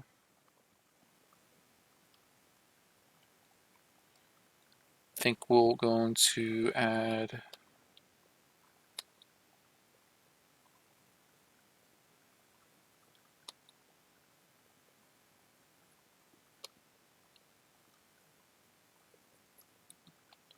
Don't really like that.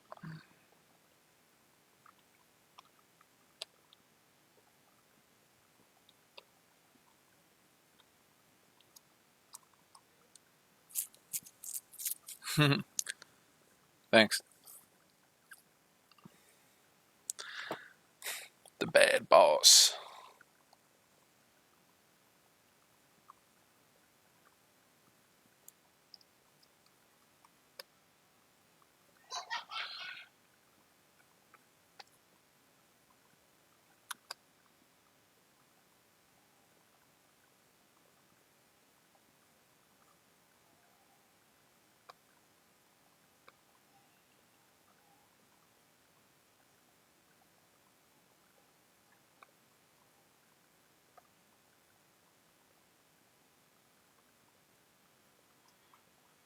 So yeah, as you can see, you can just do um, pretty much whatever you want, in ZBrush.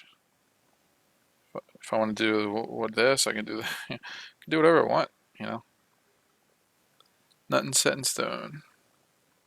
Really like the freedom that ZBrush gives you, and if you don't have ZBrush, you can always go to pixelogic.com. There is a 45-day free trial version if you want to try it out yourself.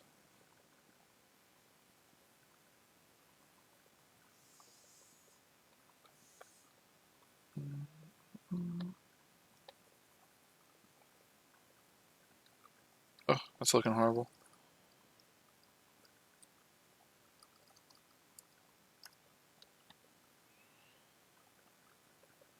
This is why it's good to have these layers here.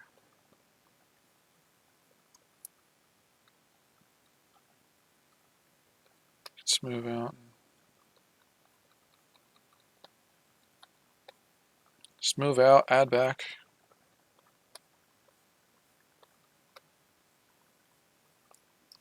And go up.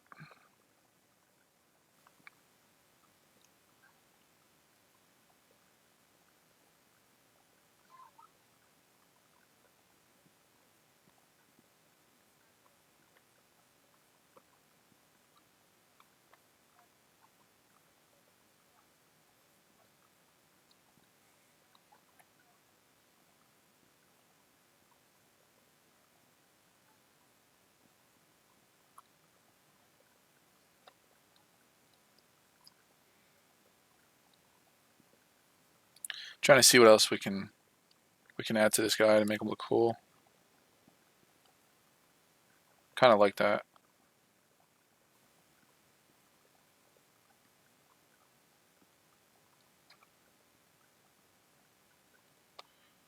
After you kind of figure out like the shapes and all that, you can just start going back over them again and adding to it, subtracting from it.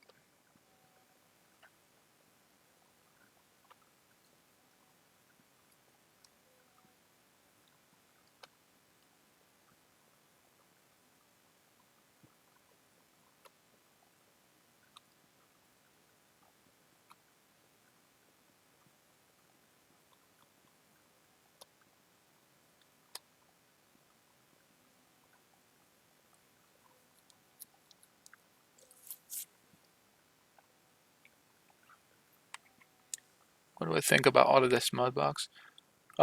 Well, personally, I don't use Mudbox.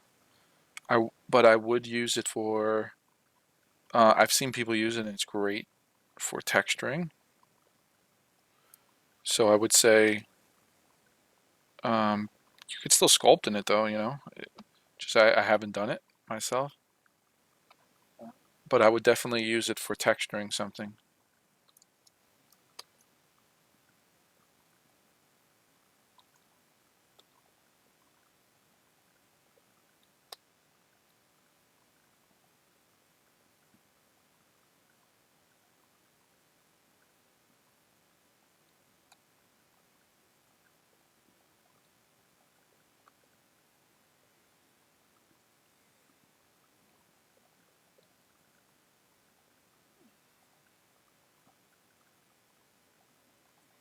We'll look at Mudbox though in another session.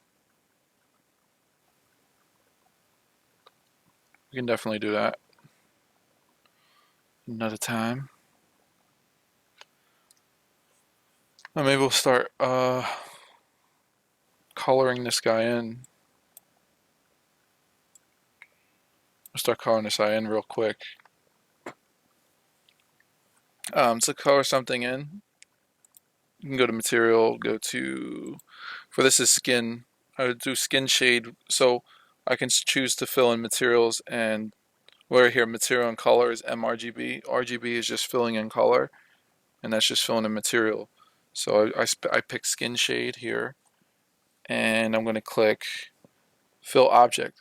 Because I have mRGB selected, it's going to fill in whatever object or whatever color I choose, and it's going to fill in the other thing as well. Um,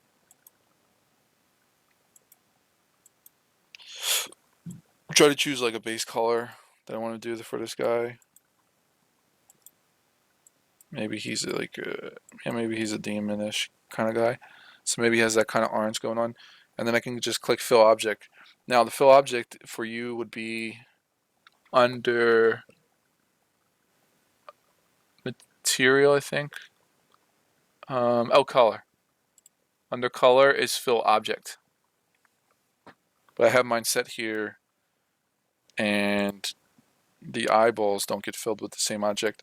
Now I clicked on the eyeballs. I'm on a different layer. I'm on the eyeball layer, and I'm gonna fill the eyeballs with um, another material. Let me see here. Right here, there's an eyeball reflection material. Kind of gives the eyeballs like a reflection. This is called Zbrush eye reflection, and I'll teach you guys how to get that. But if you just do Google Zbrush, ZBROI reflection, you'll be able to find this material, and you could load it into ZBrush. And I like it because I can quickly get that going on there. See that? So I'm gonna make it like this kind of white, I guess, and then I'm gonna hit fill object, and that fills that object with that material, and it fills it with that color that I selected from over here. Cool. So we got the color going on. Awesome stuff. And now what we could do is we can take these eyeballs and we could actually paint on them to make the eyeballs. We can do standard, choose your standard brush, click here and choose drag rect. Drag rect allows you to drag an option. Alpha is here. The alphas you can pick like this alpha here. I could actually drag it on the surface. See that? Drag that on the surface. Um, what I want to do is I want to drag, oops, don't want to open that. Can do like a black. And make sure RGB is selected. Take off Z add. And yeah. Now he has some eyeballs. I'm looking at these eyeballs and I just want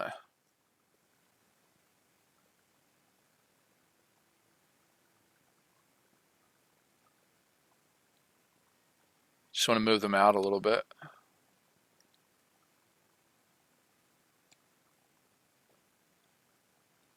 All right, cool. So we move the eyeballs out a little bit. Looks a little better. And then from here, we can go back to our brush. I could select like a red color.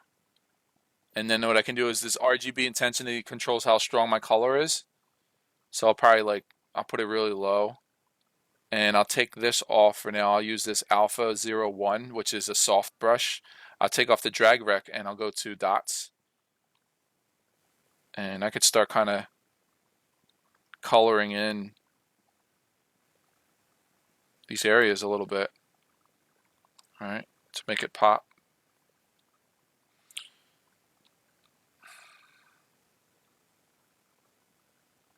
Could also use like really small brush.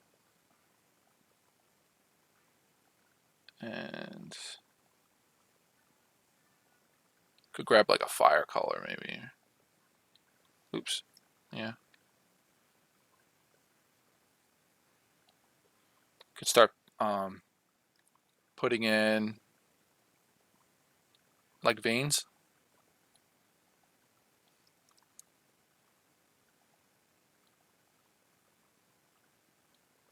And I'm pushing a little hard.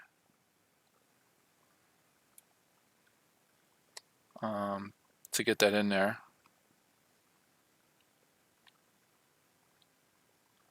Pushing on the tablet or whatever. So I can get that in there.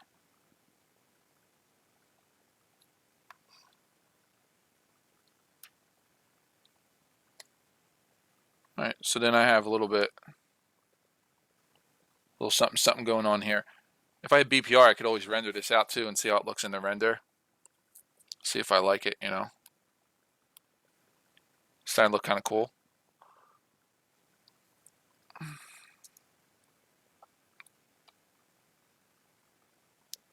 So, man, you gotta love that, right? That eyeball effect. Kind of looks like a heart. It's a demon of love. Alright. I'm just trying to see if I want to do anything else to these eyeballs here.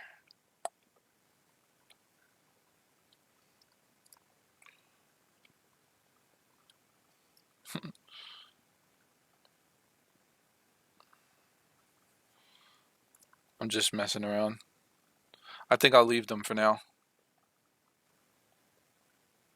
Kind of like the way his eyes are. So now I can go back to this layer. Also, when you save this, if you want to save the coloring and stuff that you've done in the material, you can't save it like we've been saving it. We got to go document and choose save as.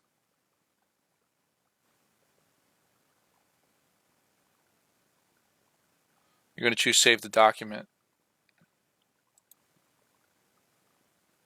and just name the document demon head color.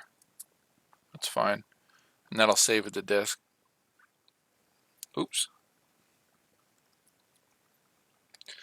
I got an extra demon on the screen. I had to Control N and then draw the original one back out again to get it back. All right, so let's see what we can do to try to get some color with this guy here. And yeah, I'm really just kind of winging this. I mean, you could do whatever works for you, you know. So I could literally just start kind of coming in here and coloring in these lips.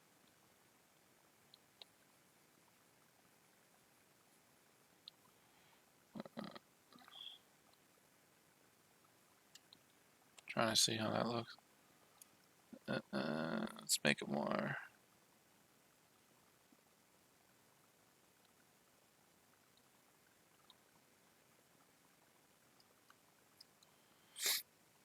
If you go like this, if you hold down the pen, you can actually color select. Super handy.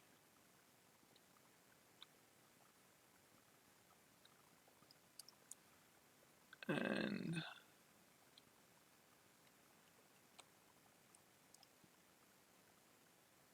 so you can kind of just go like that and just figure out how you want the colors to be.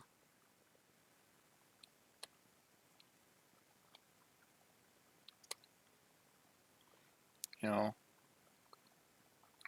do you want it to be bright? Do you want it not to be bright? You could select certain areas. We can make it white here if we wanted to. Maybe his cheeks, get some white.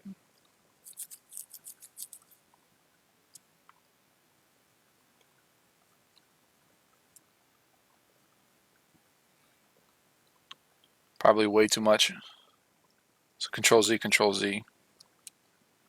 Bring your intensity down. And then build it up. Make sure it's nice and soft, Soft changes are good changes. And you just got to decide what you want to be bright, what you don't want it to be bright.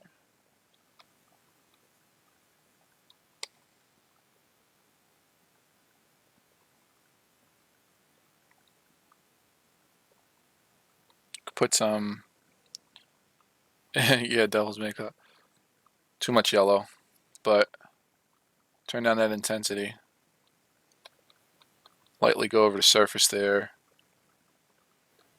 Go over where his bones would be.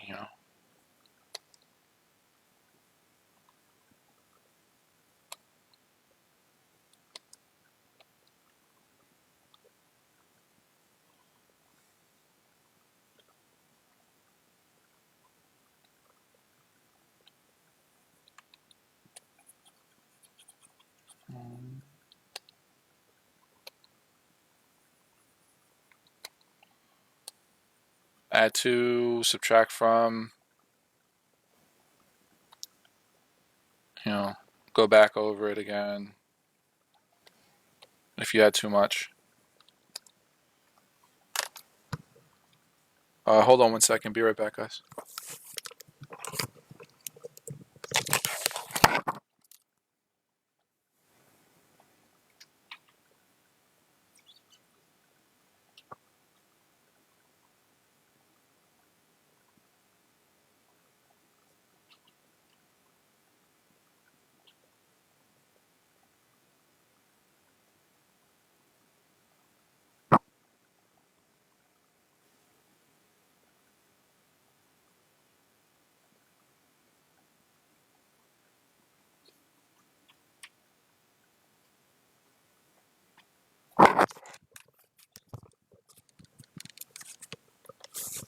All right, guys, I'm back. Sorry about that. All right.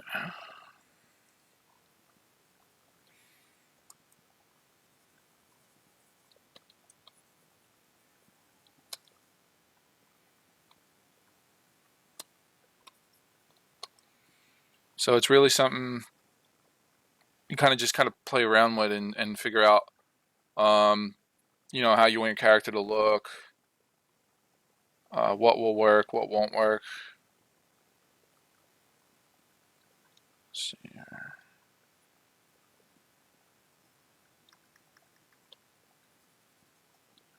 Um, I'm getting a drag. There's this thing called drag rec. As you can see, like when I drag on a surface, I get this kind of mark. I'm going to turn that off. It's called lazy mouse. It allows you to make nice, smooth lines without, but now it's off. See that? So what I wanted to do was I wanted to color this part in. So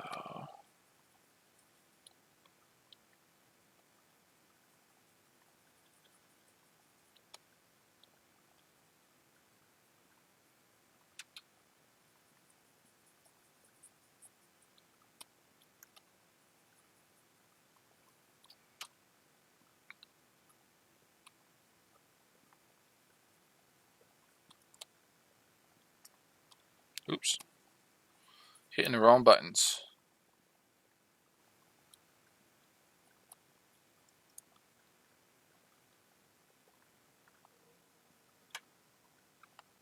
Oh yeah, of course you got to color the horns. Um,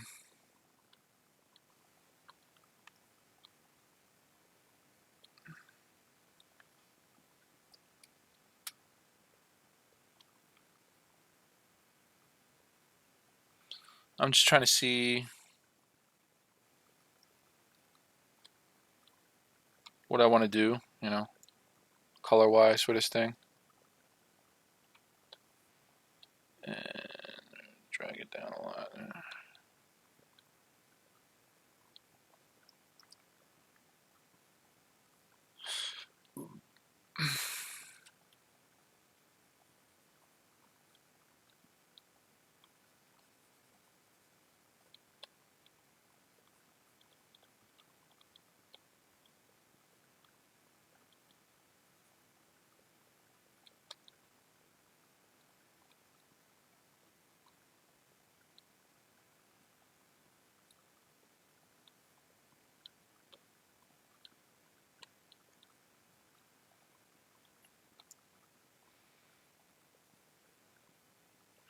Don't like the top of the horns that I did.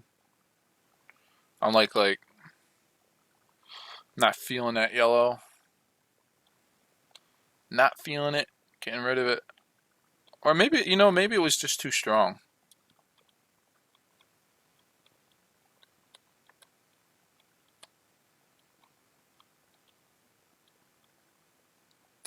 All right, this looks a little better, I guess. Let me save it. So again, you got save document now. We're in the big boy league. We're not saving the save as, of course. Save the document. We're not just saving a Z tool anymore. We're saving an actual document now. Oh man, it always does this. Control N. Tell Zbrush to stop being a punk.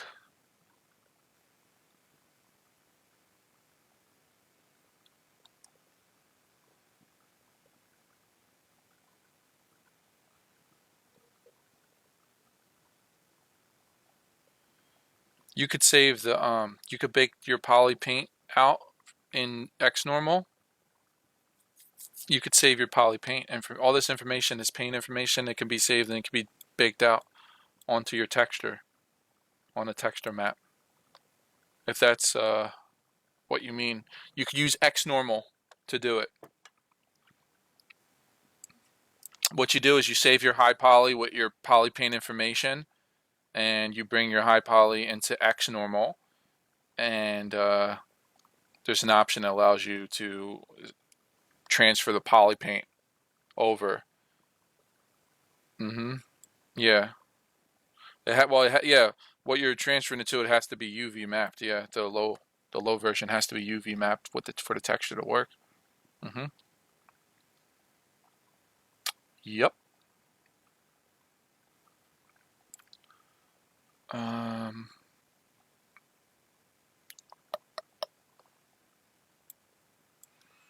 but we're going to add in something else here. We're going to go to masking, and we're going to do mask by cavity, which is pretty common thing to do. And mask by cavity allows you to just fill in any area that's like a dark area. You could probably like, blur it out or something. Um, so basically, if I do mask by cavity, and then I go like this, I could fill in I could fill these areas in with a dark color. I could either paint them in if I wanted to, or if I didn't want to paint them in.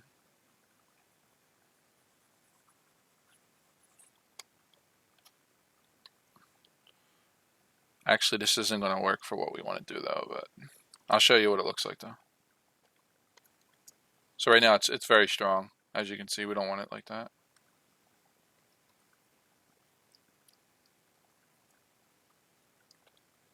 Oops. Add this is masked areas, and we can control click to blur the mask. So we're blurring the mask because we don't want it to be too strong.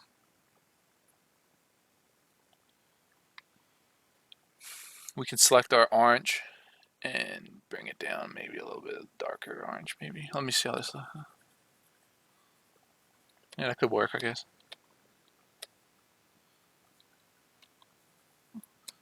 I just gotta play around with it, see what works, see what doesn't work.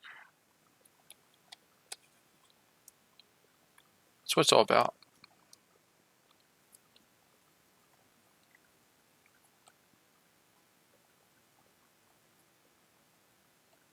Starting to get some color in there, see. That's what that mask did for us.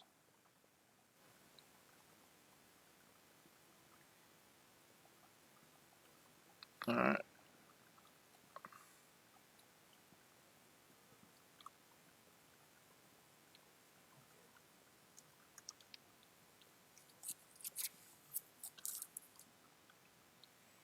I want to add like another color and something that's called skin modeling.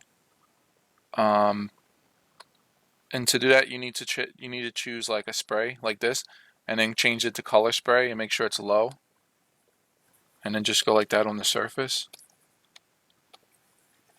And what this will do, it'll break up that flat color look, that we had going on, because everything was like one flat color kind of thing. I'll zoom in and so you can see what's going on here. But basically, it kind of adds something like that. You see that?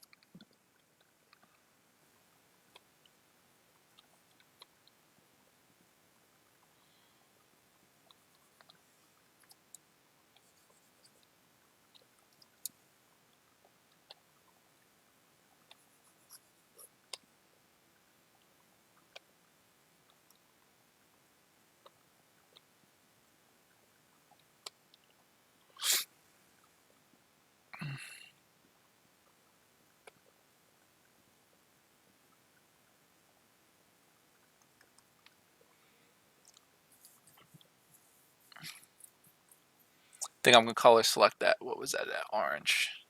Let me see how this orange looks. I still got the color spray. I'm gonna take the color spray off and go back to alpha and freehand.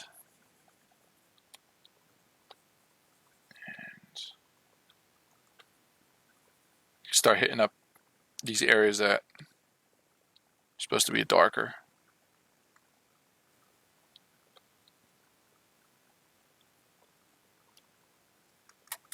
Inside his nose is going to be black. It's always black inside of a demon's nose, of course.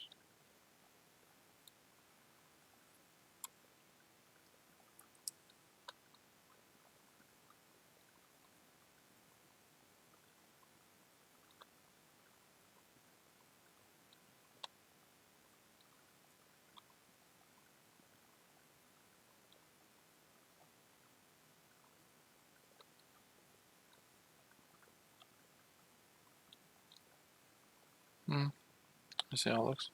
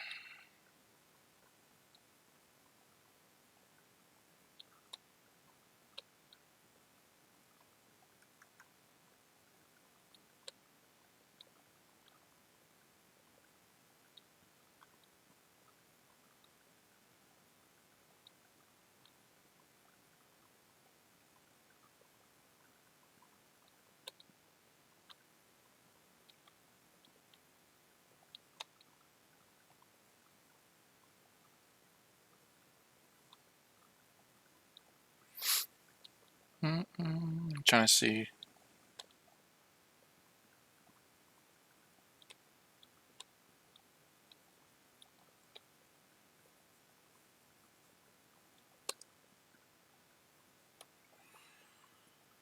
A lot of back and forth, you know.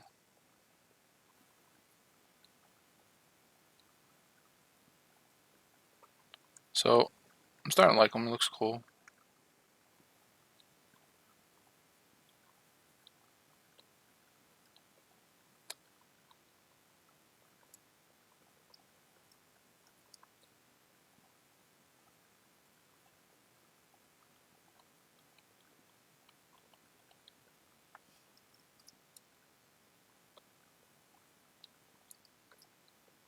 Also, like here, be darker, and maybe this. Let's see how that looks. Maybe, yeah.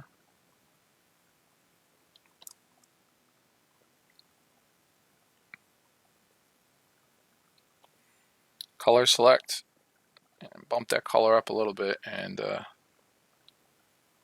start like reworking areas and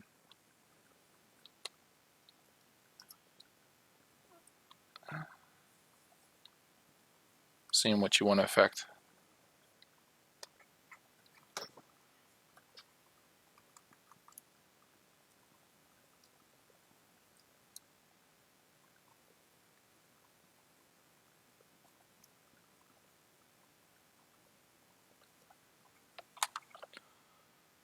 Let's see here. Want to see how it looks.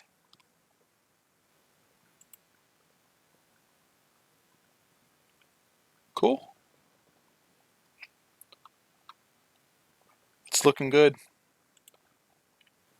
I'm liking it.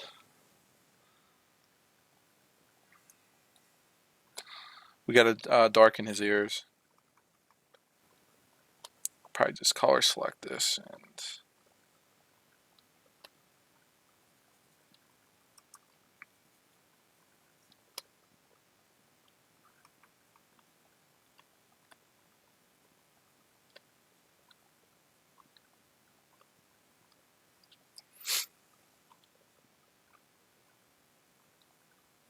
Too strong.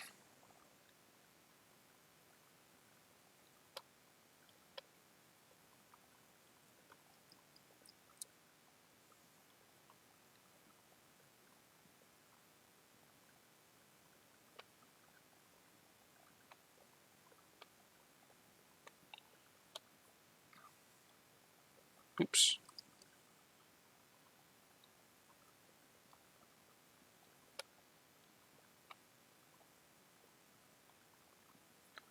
That's fine, I guess.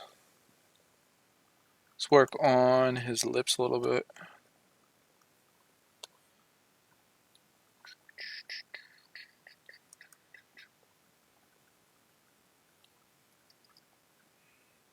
I'm not seeing anything.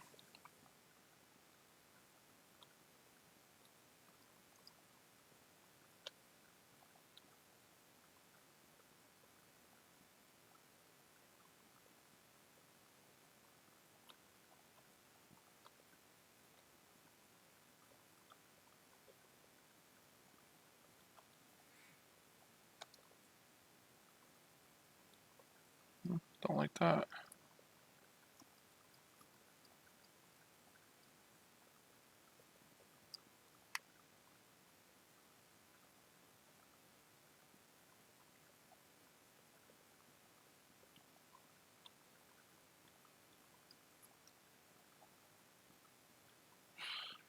See how I'm break symmetry on this one. And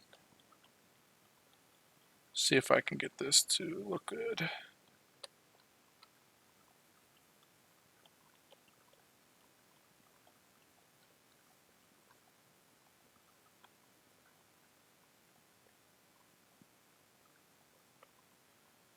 I don't think I really like messing with his lips.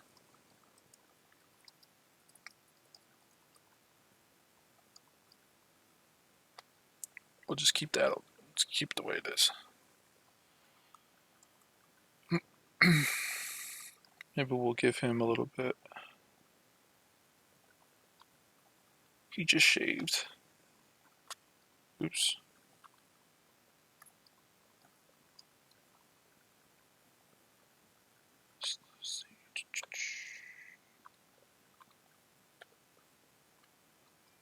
Oops. Too strong.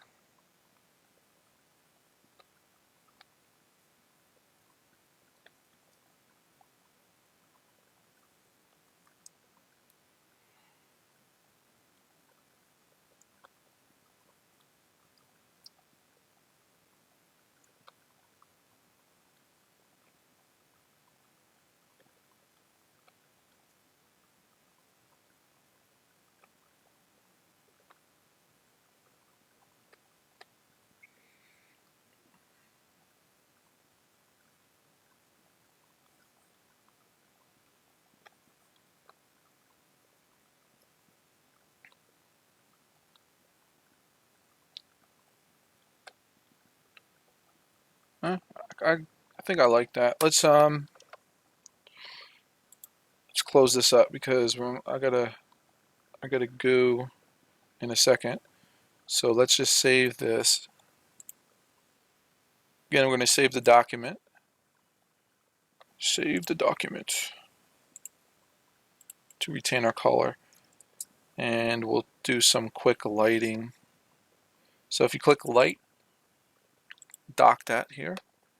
You could mess around with the direction of the light and you could change the feeling um, pretty drastically depending on what you're looking for. So if I just move this light around, I can kind of figure it out, figure out what kind of color you want for your lighting. Um, how strong you want your lighting to be. I think maybe like orange.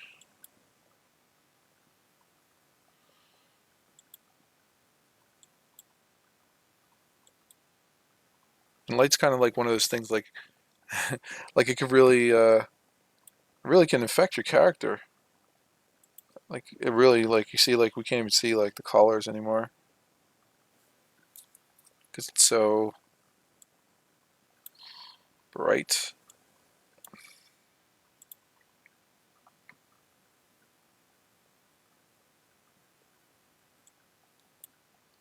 So yeah, lighting's like one of those things you got to play around with.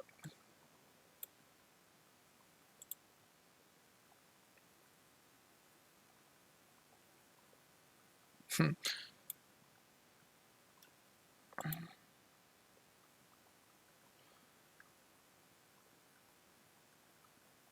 I'm not sure exactly how I want my lighting to be.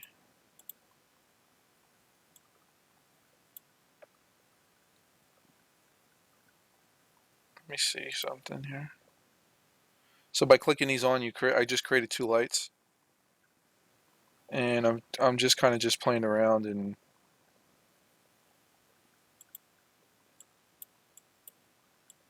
seeing what I would like to do.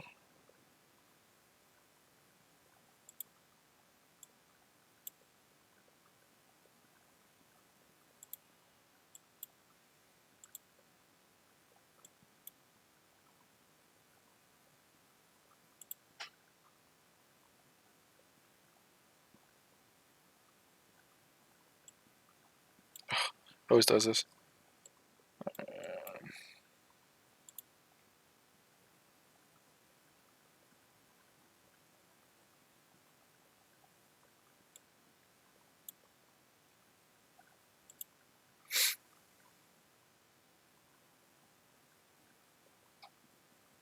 Hmm. It's like super dark now.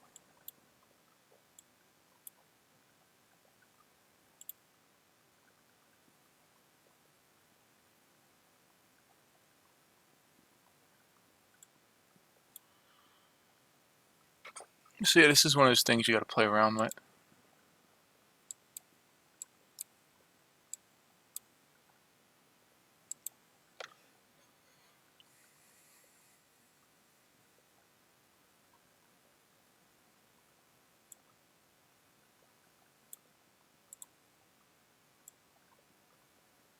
And these lights are pretty strong. I'm gonna dial these down.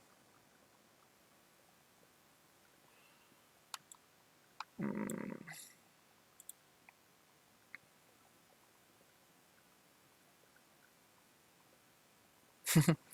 Perfect.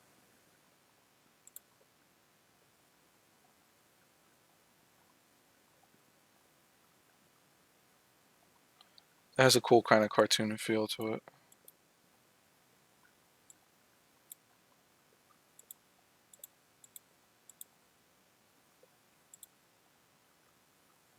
Oops.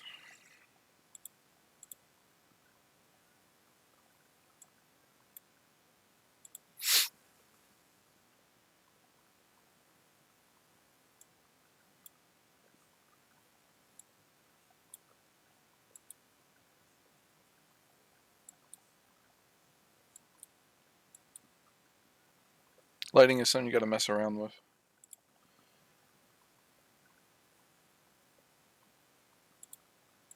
This is your main light here. I think I'll leave that in center, and I'll turn that back to white.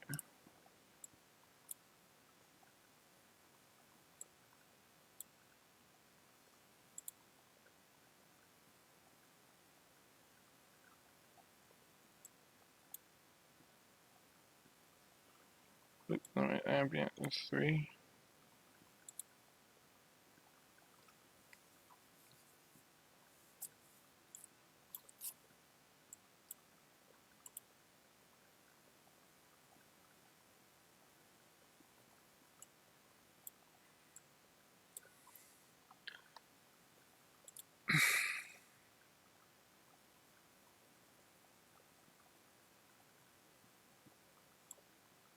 With lighting, usually what you want to do is just keep one on, and when you get it looking the way you want, um, take the other ones, put the other ones on.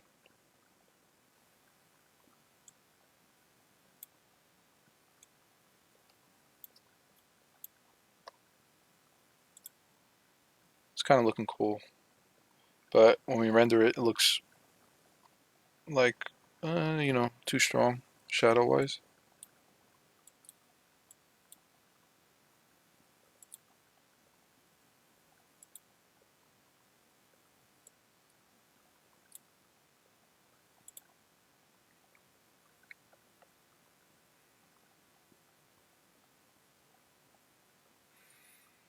I like that, but just can't see his face, which I don't like. It's making it too black. Yeah, you gotta play around with these lights. They're a little tricky.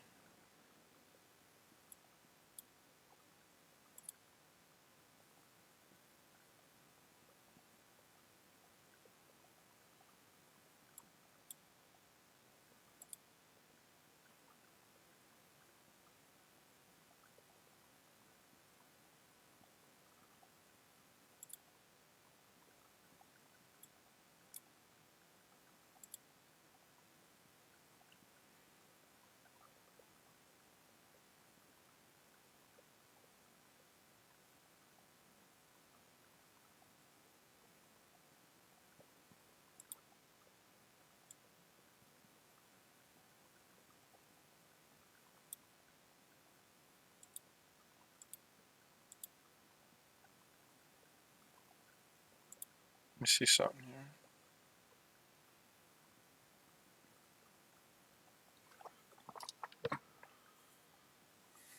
Alright, I'll show you guys, we'll figure out the lighting another time. Lighting in ZBrush is a little weird sometimes.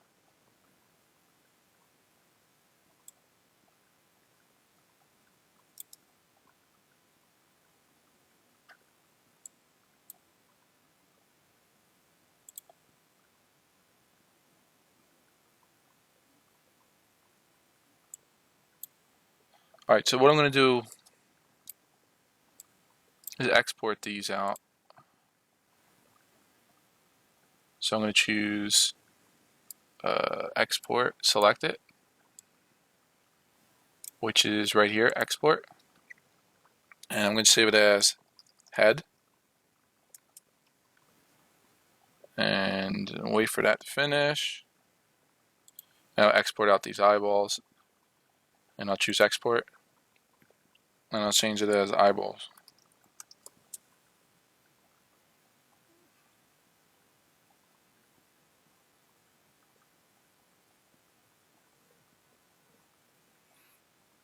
Just give it a second. When you see this disk message or the disk icon, it means it's saving. Or well, actually, it's merging UV coordinates. It says it right here up top.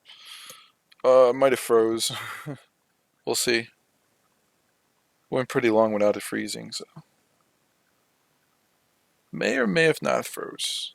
Oh, you know what? This is really high, and these eyeballs are pretty high, geometry-wise.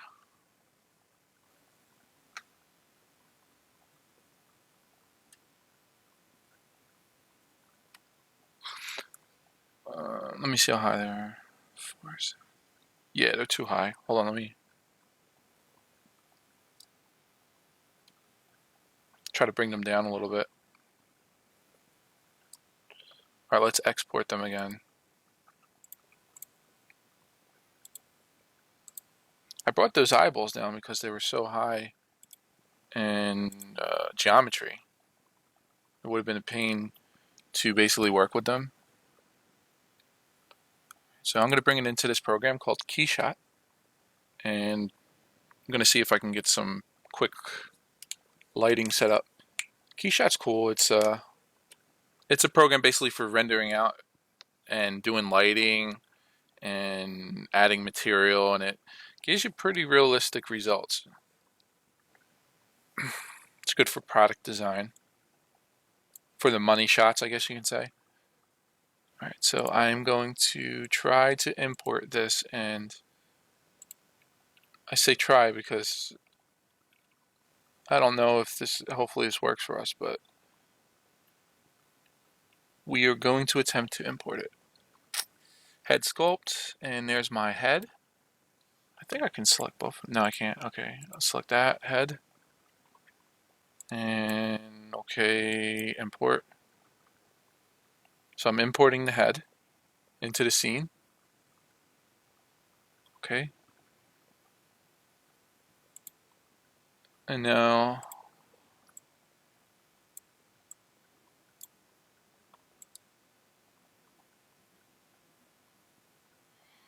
Yeah, I don't know if it kept the information that we had from before on it.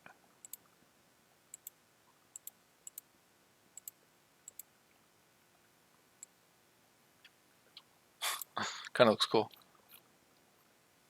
I'm Marble Man. Um,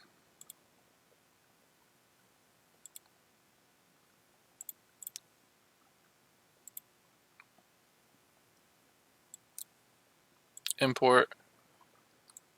Okay, well,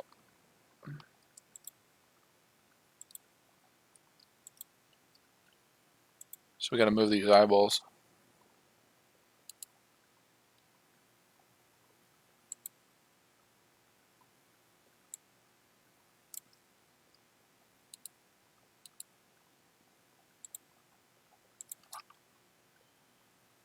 I select here to grab the eyeballs, move selection.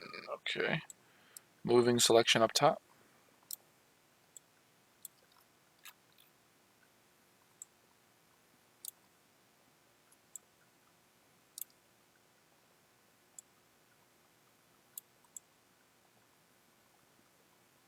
We just got to put those in there. Hit OK. Let's.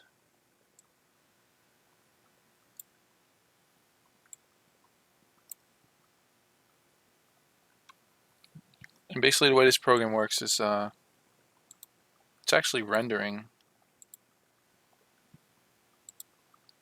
like as we work. Um,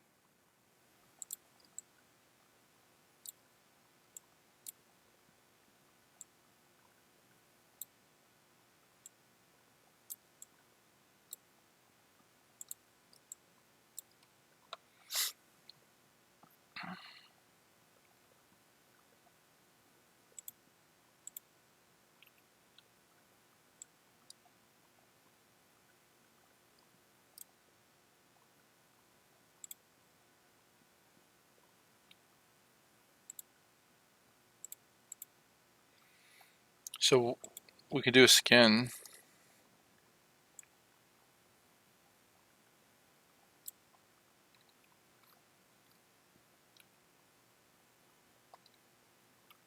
Um,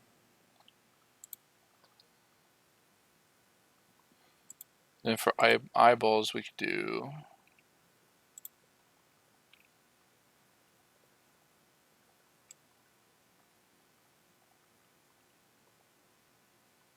I don't think clear and shiny is gonna work.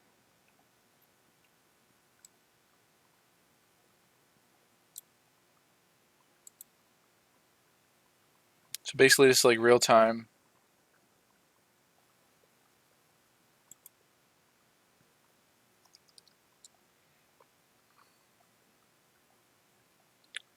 So it's pretty cool what you're able to do in this program with the lighting and everything. We could double click an environment and change the way our lighting looks pretty quickly.